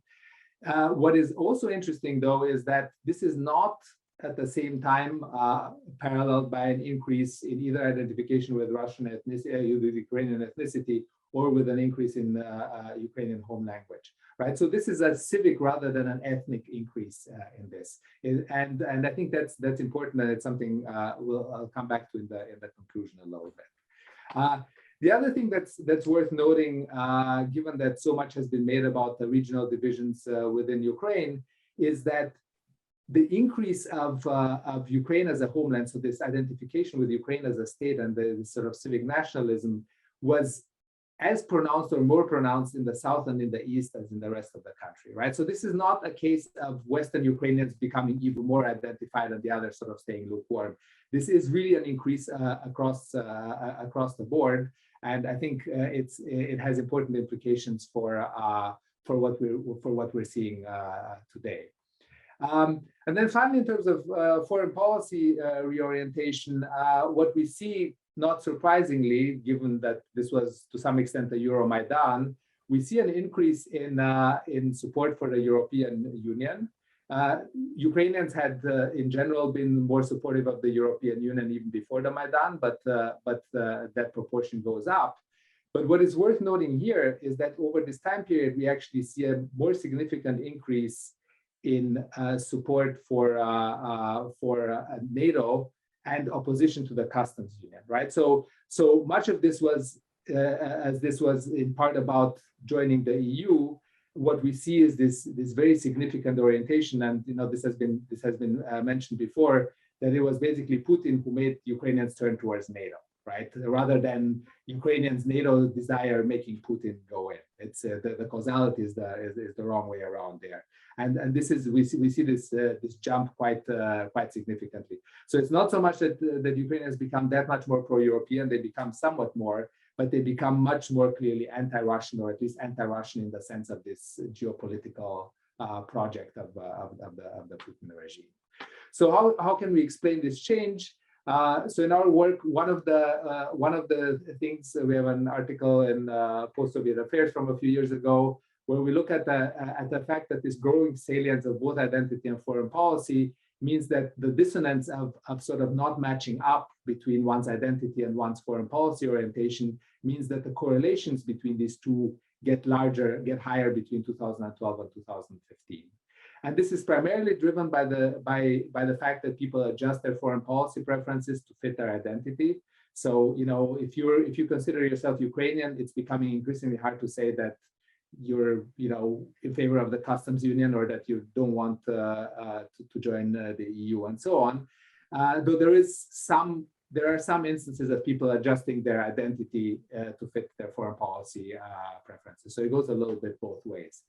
The other aspect that we found to be important is, especially in trying to explain individual level change, is the role of local context in shaping identity and foreign policy, right? And what we find is that individual change tends to go in the direction of matching local majority identity. So in places where people were more pro-EU to begin with, they're more likely, those who were not pro-EU in 2012 are more likely to switch to a pro-EU, pro-NATO, anti-Russian attitude. So part of it is obviously what you see, but part of it is also what you talk to the people around you and so on. The other aspect which is interesting is that there's a moderating role for individual personality. So the influence of those around you, of your sort of immediate context, is stronger for people who are highly extroverted, right? If you want to talk to people, the cost of disagreeing with them is higher than if you're sort of happy to stay at home and suffer quietly. And similarly, agreeableness is also, not surprisingly, leads to more of this kind of adaptation, right? So you want to fit in, and therefore you'll change your attitudes in line with this.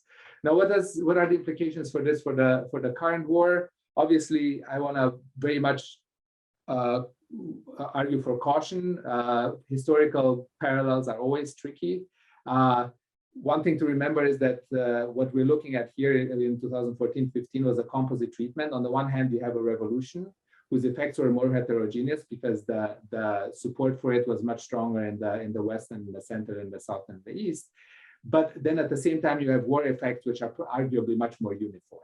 What we have now is just a war, and the war of a much different magnitude, both in terms of human and material losses and in terms of geographic scope. And it is not in some ways balanced by something that's more heterogeneous. So if anything, we should expect to see more of this kind of growth of civic identification with Ukraine. I mean, at this point, we're probably getting to ceiling effects. But part of what we see is this widespread active resistance to the Russian invasion, including in all of these towns that are ethnically Russian and Russian speaking, right? So this is very much in line with what we found, but in some sense sort of amplified. At the same time, we'd expect to see this accelerating anti-Russian and pro-Western foreign policy orientation. Some of the early surveys confirm that. And I expect this to continue even if the Western response continues to disappoint many of us. But ultimately, there's unfortunately no other way to go. Where there's more uncertainty is on how language and the national identity patterns are going to change. As we saw in the first round, there was a civic but not an ethnic increase in this kind of mobilization. It might become harder to disentangle the Russian aggression from Russian ethnicity and language and so on. And I think lots of people, whether individually or because of social pressures, are going to probably feel the need to embrace more Ukrainianness in other ways as well. The other one, and this is yet another tragic side effect of this, is that the sort of community effects that we discussed in shaping public opinion. Obviously, communities have been disrupted in some cases dramatically. And what that means for sort of attitude and identity formation and change is probably going to be quite dramatic. Finally, I just want to sort of say that this is ultimately very much an empirical question, and it's going to require us to go and collect data, which is obviously problematic in many ways right now, not least of all logistically, but also morally. Can you ask people questions when they're in these kinds of situations? So I think we as a community need to think of how this can be done in sort of responsible ways, but I think it's an important endeavor. I'm going to stop here. Sorry for going over. Okay, thank you, Grigor. So there's one question. how is Crimea classed in the West, Center, South, East homeland rubric, comparing 2012 and 2015? So Crimea was would have been classed either separately or as South, but given that we were not able to re-interview people in Crimea in 2015, which was already under Russian occupation at that point, Crimea is not included in those figures. So there was no way to send interviewers into Russian occupied Crimea, certainly not in a responsible way. Okay, all right, thanks again, Grigor. So now we'll hear from Kelly McMahon.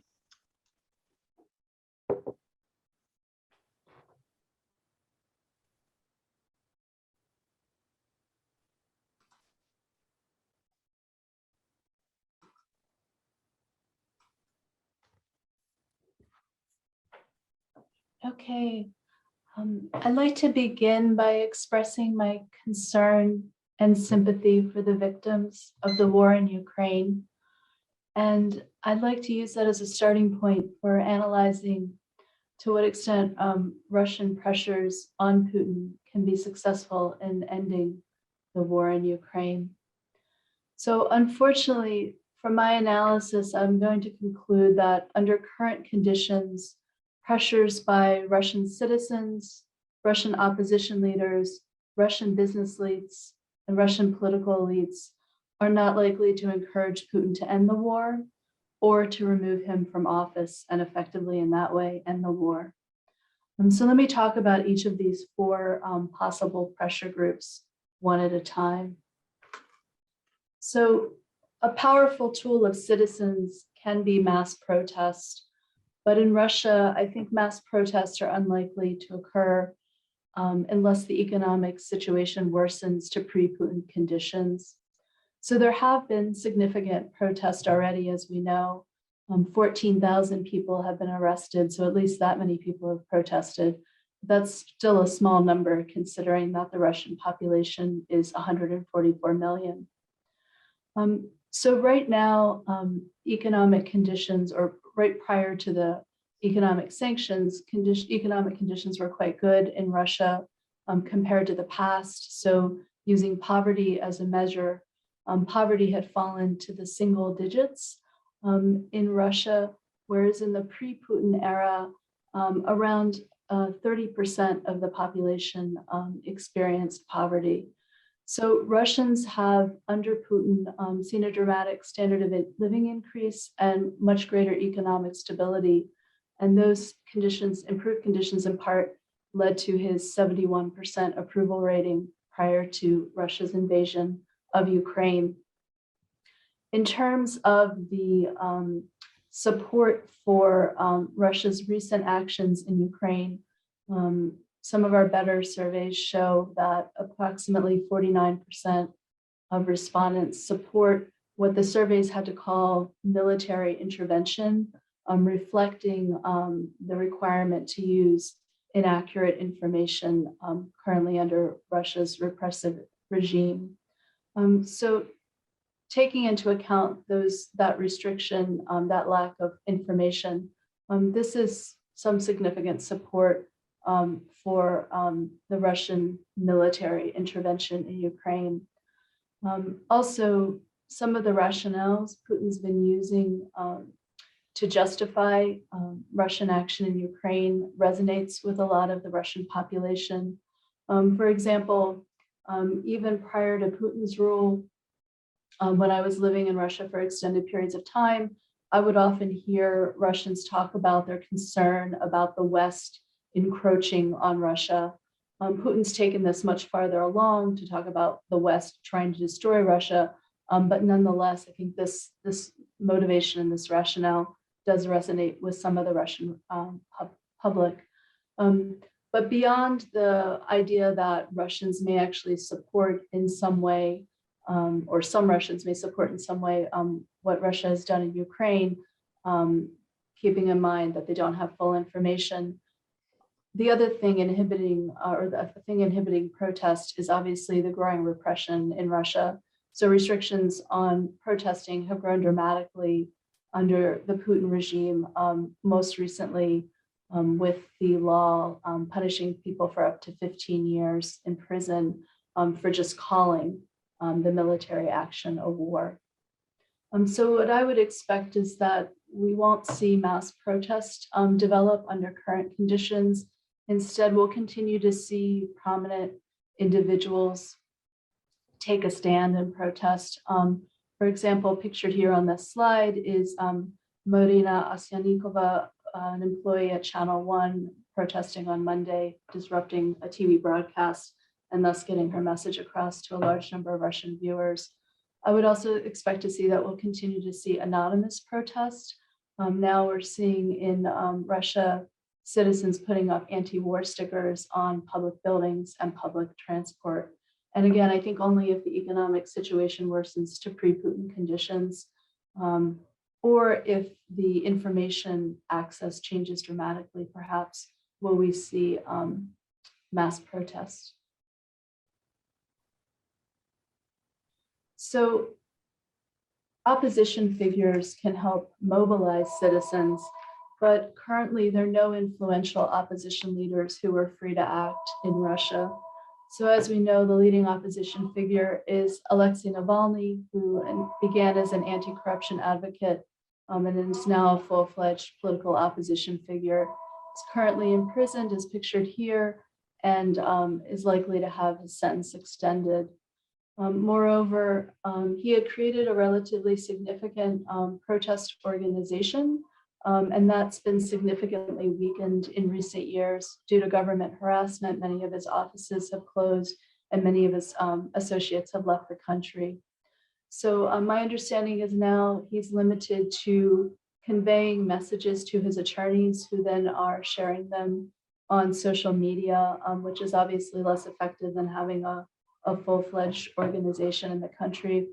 And perhaps this is evidenced by his call for protest on Sunday, which led to relatively small protests, although of course we have to keep in mind the risk of repression too.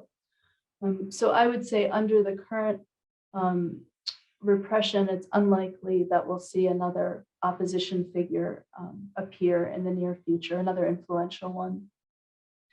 So we know from the experiences of other countries, often business elites can force national leaders to change policies or even force out national leaders. So in Russia, those business elites, the top business elites, the oligarchs, I think will not likely play this role because they still have an exit option. So if they can continue to have their money, their business, their families in countries outside of Russia, they don't have an incentive to demand political change or policy change within Russia. An example of this remaining exit option that oligarchs have is Dubai, where oligarchs already had significant property and their own community of Russians there. And we've seen over the past few weeks, more and more of them settling into Dubai. So it's unlikely that all these exit options will be closed off by Western efforts like economic sanctions. For example, turning again to Dubai, it's unlikely that the West will pressure Dubai to enact and support economic sanctions because of needs for military and intelligence cooperation.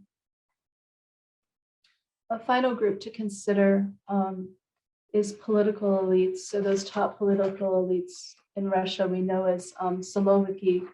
And we've seen in other countries that top political elites can ally with a moderate or strong opposition, or also defect and perhaps mount a coup in countries as ways to affect policy change or more extremely to remove a leader.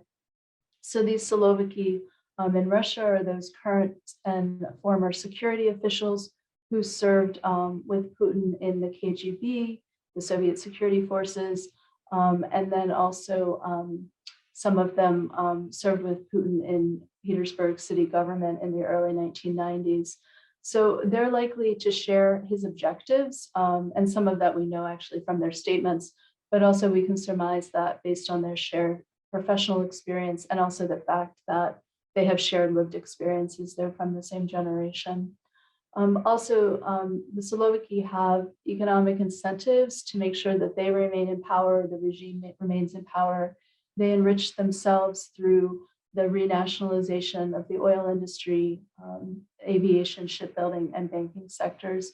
So I think only with significant personal economic losses and perhaps coupled with mass protests and a reluctance to use violence against large numbers of protesters, which we don't even know if they would choose that option.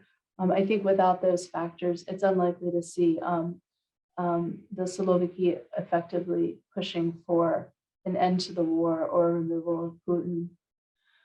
So in conclusion, I think the changes that we would need to see would be at least twofold: changes to current conditions. And I think the international community could have an impact in this respect. So I would argue that the international community can have an impact on Russian economic conditions and also access to accurate information, and thus strengthen Russian pressures to end the war in Ukraine. So thanks so much for listening, and I look forward to your comments and questions. Okay, thank you very much, Kelly. So now we will turn to Edward Holland. Okay. I just want to say thanks, Steve, for chairing the panel. And I also just want to reiterate what the organizers of the event have said about condemning the Russian invasion of Ukraine, the loss of life, and calling for Russia to end the war and restore Ukraine's sovereignty. In terms of the intellectual directions that I'm thinking about in response to the war, my aim has been to think broadly and comparatively across post-communist contexts and cases. And to do so, I want to consider how the wars in which Russia has engaged in under Vladimir Putin's leadership, the Second Chechen War beginning in 1999, the Russia-Georgia War of August 2008, and military actions in Ukraine since 2014. I want to think how those wars reflect the protracted process of the breakdown of the Soviet state. The primary point of comparison that I'm making in the way that I'm thinking about the conflict is the former Yugoslavia, and the analytical mechanism for the comparison that I want to make is Mary Kaldorf's concept of new wars. In communist federations, as I'm sure many of us know well, in the USSR, Yugoslavia, Czechoslovakia, the lines of fracture existed prior to 1991 in the form of ethnically defined republics. These territories became the basis for independent states, and this independence was achieved through nonviolent and violent means. If we take the Baltic republics, Estonia, Latvia, Lithuania, and Slovenia, those places secured their freedom with relatively little conflict. Czechoslovakia's velvet divorce was completely peaceful. And so, of course, the process was more fraught elsewhere in Yugoslavia and along the Soviet Union's southern and southwestern edges. In Croatia and Bosnia, Serbian nationalists attempted to carve out a greater Serbia through control of the remnants of the Yugoslav National Army in alliance with local affiliates. The aim was to enlarge the territory of the Yugoslav rump state dominated by Serbia, which was partially achieved with the formal creation of the Republika Srpska after the Dayton Peace Accords.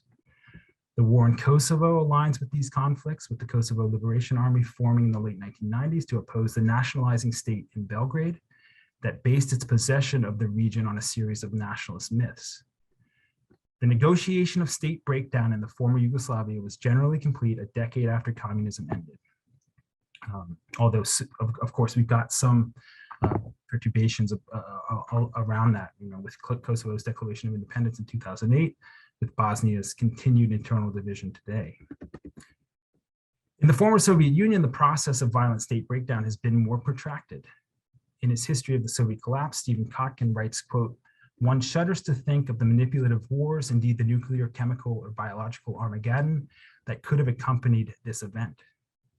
The immediate aftermath of the Soviet Union's dissolution was characterized not by interstate wars, but by civil wars in the southern and southwestern periphery. I'm thinking of Tajikistan in Central Asia, the North and South Caucasus and various locales in that region, and of course in Transnistria in Moldova.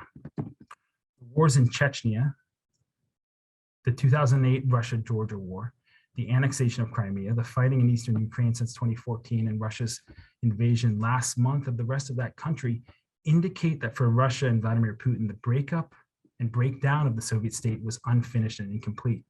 Russia's new wars aim to secure more traditional military goals, including the control of territory, by challenging the sovereignty of other Soviet successor states. In the paper that I'm working to develop, I build on Kaldor's theory of new wars to emphasize the continued salience of territory and economy in the prosecution and lack of resolution in the wars that Russia has fought or tacitly endorsed over the past 2 decades or so under Vladimir Putin's leadership.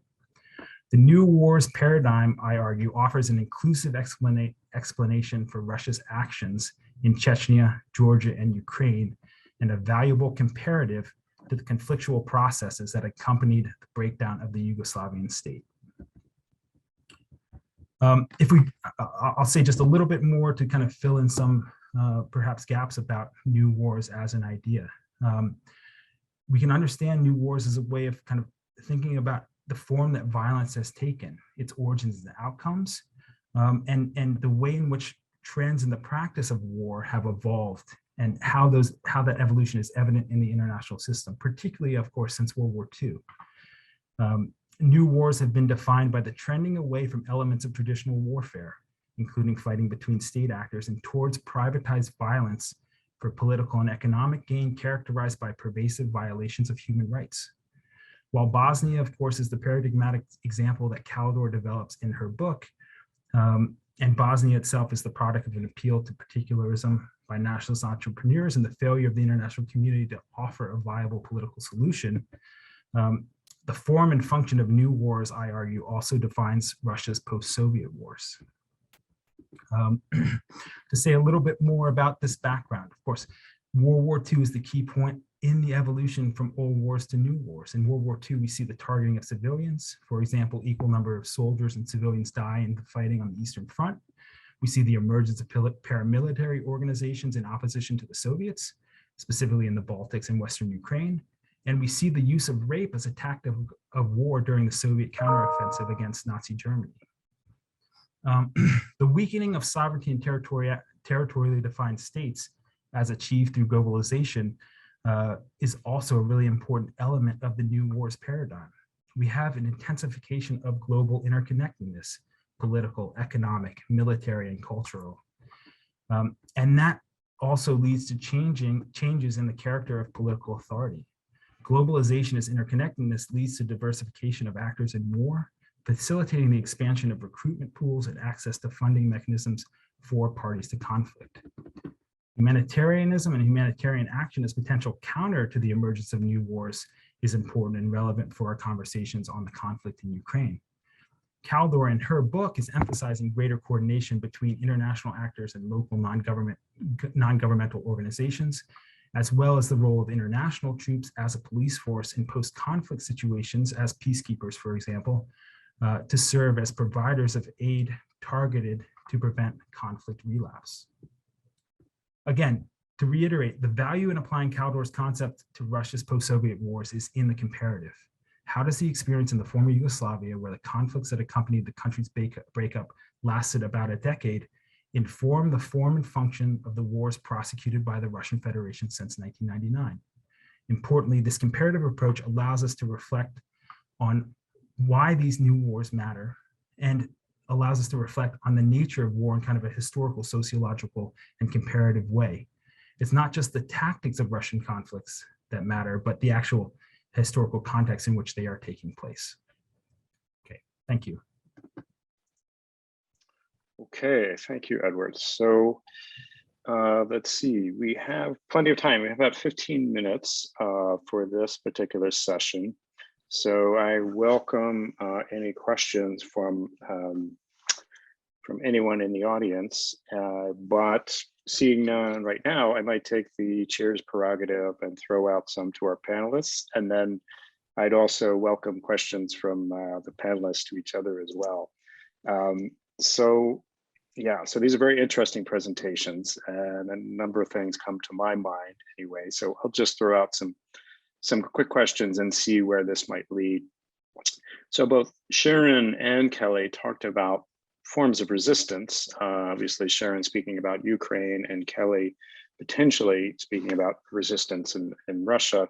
And I'm just wondering for Sharon if there are any sort of tactics or methods or ways of resistance that were used during the color revolutions in Ukraine that might be added to some of the military resistance that's happening now in the country. So thinking about particularly cities and towns that do come under occupation, are there any lessons to be learned from those previous conflicts and organization and so forth that could be transferred while acknowledging, that's quite different conditions. And likewise, Kelly, I don't know, this is probably speculative, but you mentioned anti-war stickers and other the potential for anonymous methods of protest. I mean, wondering if there are other ways that Russians might protest that are somewhat low risk, that don't end up with imprisonment or, in the case of speaking fake news, or how they're terming it in Russia, as much as 15 years in prison. And then for Grigor, I know this is also speculation, but you raised sort of provocatively at the end of your talk the potential for not only civic nationalism to grow, but ethnic nationalism, or perhaps the question of language. So as we know, and as you mentioned, there's a large part of still of Russia Ukraine after 2014 that was had Russian as its native language. And again, this involves speculation, but I'm just wondering what your thoughts might be on how that might shift in a post-conflict atmosphere. And then finally, for Edward, I think the applying Kaldor's New Wars thesis to what's happening in Russia is quite fascinating. I mean, a number of people have, including state officials, have talked about Russia, thinking in terms of the 19th century rather than the 21st century, fighting the geopolitical wars rather than thinking in terms of economic globalization. And from my understanding, at least part of what Kaldor talks about with New Wars is the idea of economic gain in some fashion. And that would certainly not seem to be the case in the Russia's Ukraine, even since 2014, for that matter, in Ukraine, let alone with the current invasion. So I wonder if you have any thoughts on that. Okay, I guess I should start. Can you hear me? Yes, okay, I always have to ask. I would say that in terms of the relevance of the organizing principles and the tactics used in the Orange Revolution, I think the fact that what's happening now is occurring in the context of a really brutal war that has led to the flight of largely women and children, but to a lot of displacement within the country. I'm not so sure that it's that relevant. I think the Euromaidan experience is probably more relevant because there was some experience there of dealing with violence. And it was also a more spontaneous effort. It's just, if you look at what's happened to the country in the last few weeks, it's hard to know how civic organizations can function in any way, really, other than trying to deal with the impact of the war, dealing with refugees, dealing with helping people get out of burning buildings. Those aren't civic organizations, they're individual acts. I know that there are groups that are active in Ukraine now, civic groups that are trying to deal with this. But I think the context is so different that I'm not sure that there are many lessons to be learned from the Orange Revolution, aside from the fact, the tradition itself of citizens rallying to a common cause. And some of you may have heard, as I have, some comments by participants and citizens in Ukraine now who are part of what's going on in resisting the invasion references to the Euromaidan, to people coming together. And I think that's had probably more of an impact than the Orange Revolution per se. At the same time, you do have that tradition that Ukrainians know that at least twice in recent history, they have prevailed over force by mobilization, and that may give them some courage and some strength. The one thing I'd like to say is that I think the lessons of the color, or as Val and I call them, electoral revolutions, are probably more relevant in Russia, where one of the things that might be relevant is the fact that before we saw the full-blown effect of this kind of change from below, it was practiced, it was tried at the local level. And there seemed to be a while before the most recent crackdown in Russia where civic activists, opposition figures were looking at those lessons and in fact trying that at the local level as sort of dress rehearsals for something that might spread and become more general.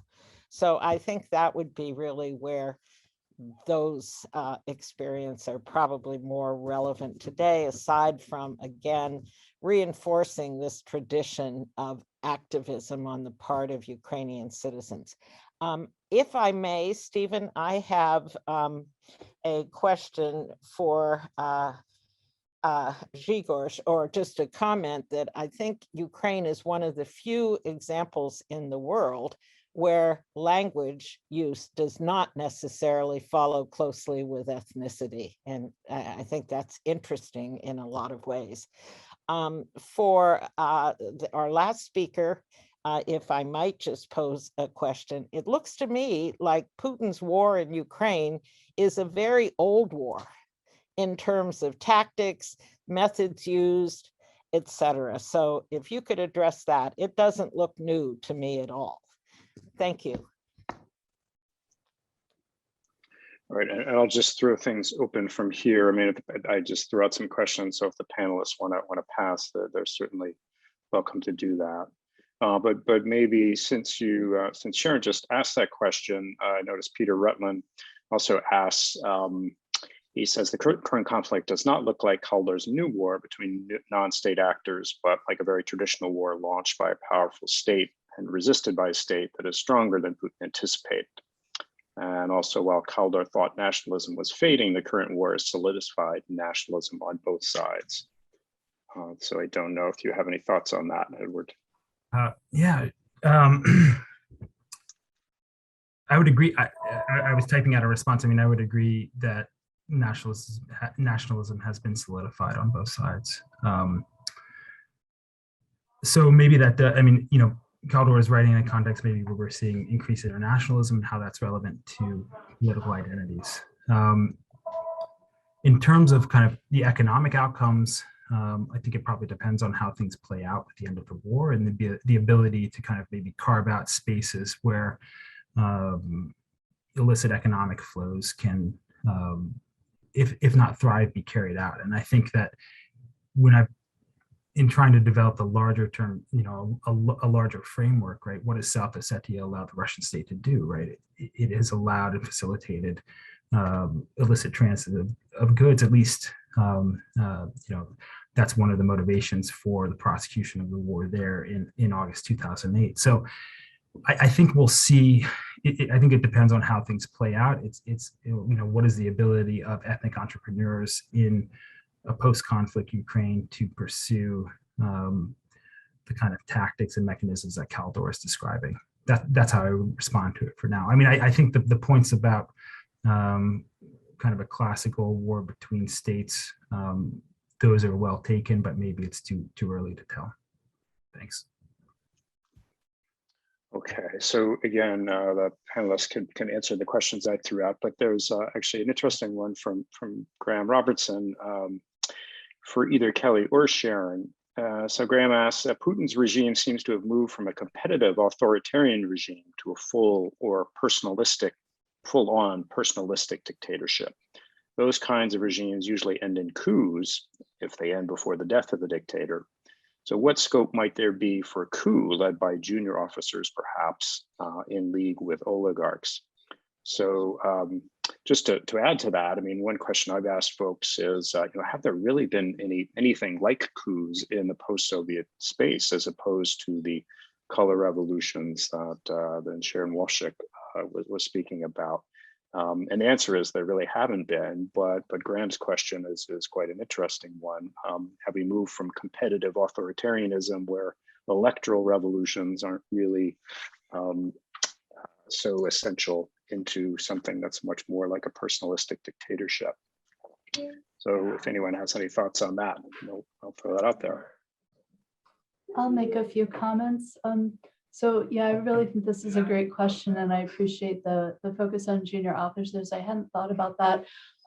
So first of all, my understanding is in personal dictatorships, often the military are economically tied and loyal to the person, the dictator himself, so that defection is less likely, at least in the context of facing mass protests in the country. So I think that's one thing to keep in mind. So what I've said so far about the Siloviki, that's just applying to senior officers. So it is possible that junior officers being younger, not having the same shared experience in the KGB with Putin may have significantly different views. I'm also wondering if those officers, are in the field. I would imagine is what Graham has in mind. If they're on the battlefield, and if they're getting any pushback from the rank and file, that may also lead them to develop different views. I'm not an expert on the Russian military, so if anyone here today is, I'd love to hear more about what you think about junior officers. In terms of them aligning with the oligarchs, as I said, I think as long as the oligarchs have that exit option of continuing their livelihood, having safety for their family outside of Russia, they're not likely to take action within Russia's borders and not likely to even be living there anymore. But yeah, possibly some initiative from junior officers. So thanks for that question.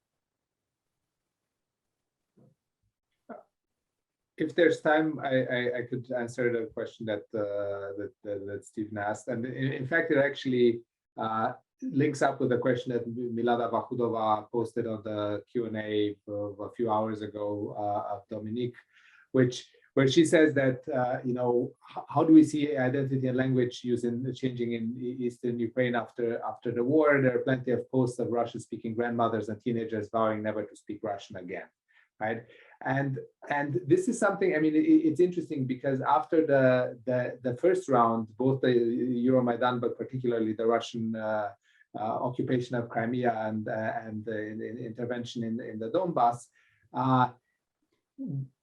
we heard sort of similar types of stories of people who said, okay, we're done speaking Russian, we're going to start speaking Ukrainian. And I think, but what's interesting is that we don't see, at least at the mass level, we didn't see much evidence of that in the survey data.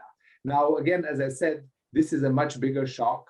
And so it's possible there's also a generational change maybe over the last 10 years or so. So we may see more movement now, but again, it's really, really hard to know what this sort of post-war order might even look like and under what kinds of circumstances, right?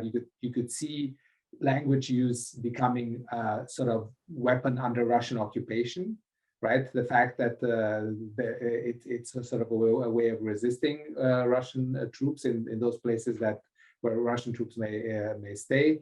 But yeah, I think it's a good question, and we won't really know the answer, partly because we have no idea how the next few weeks are going to play out. Yes, well, that last bit is certainly for sure, certainly true.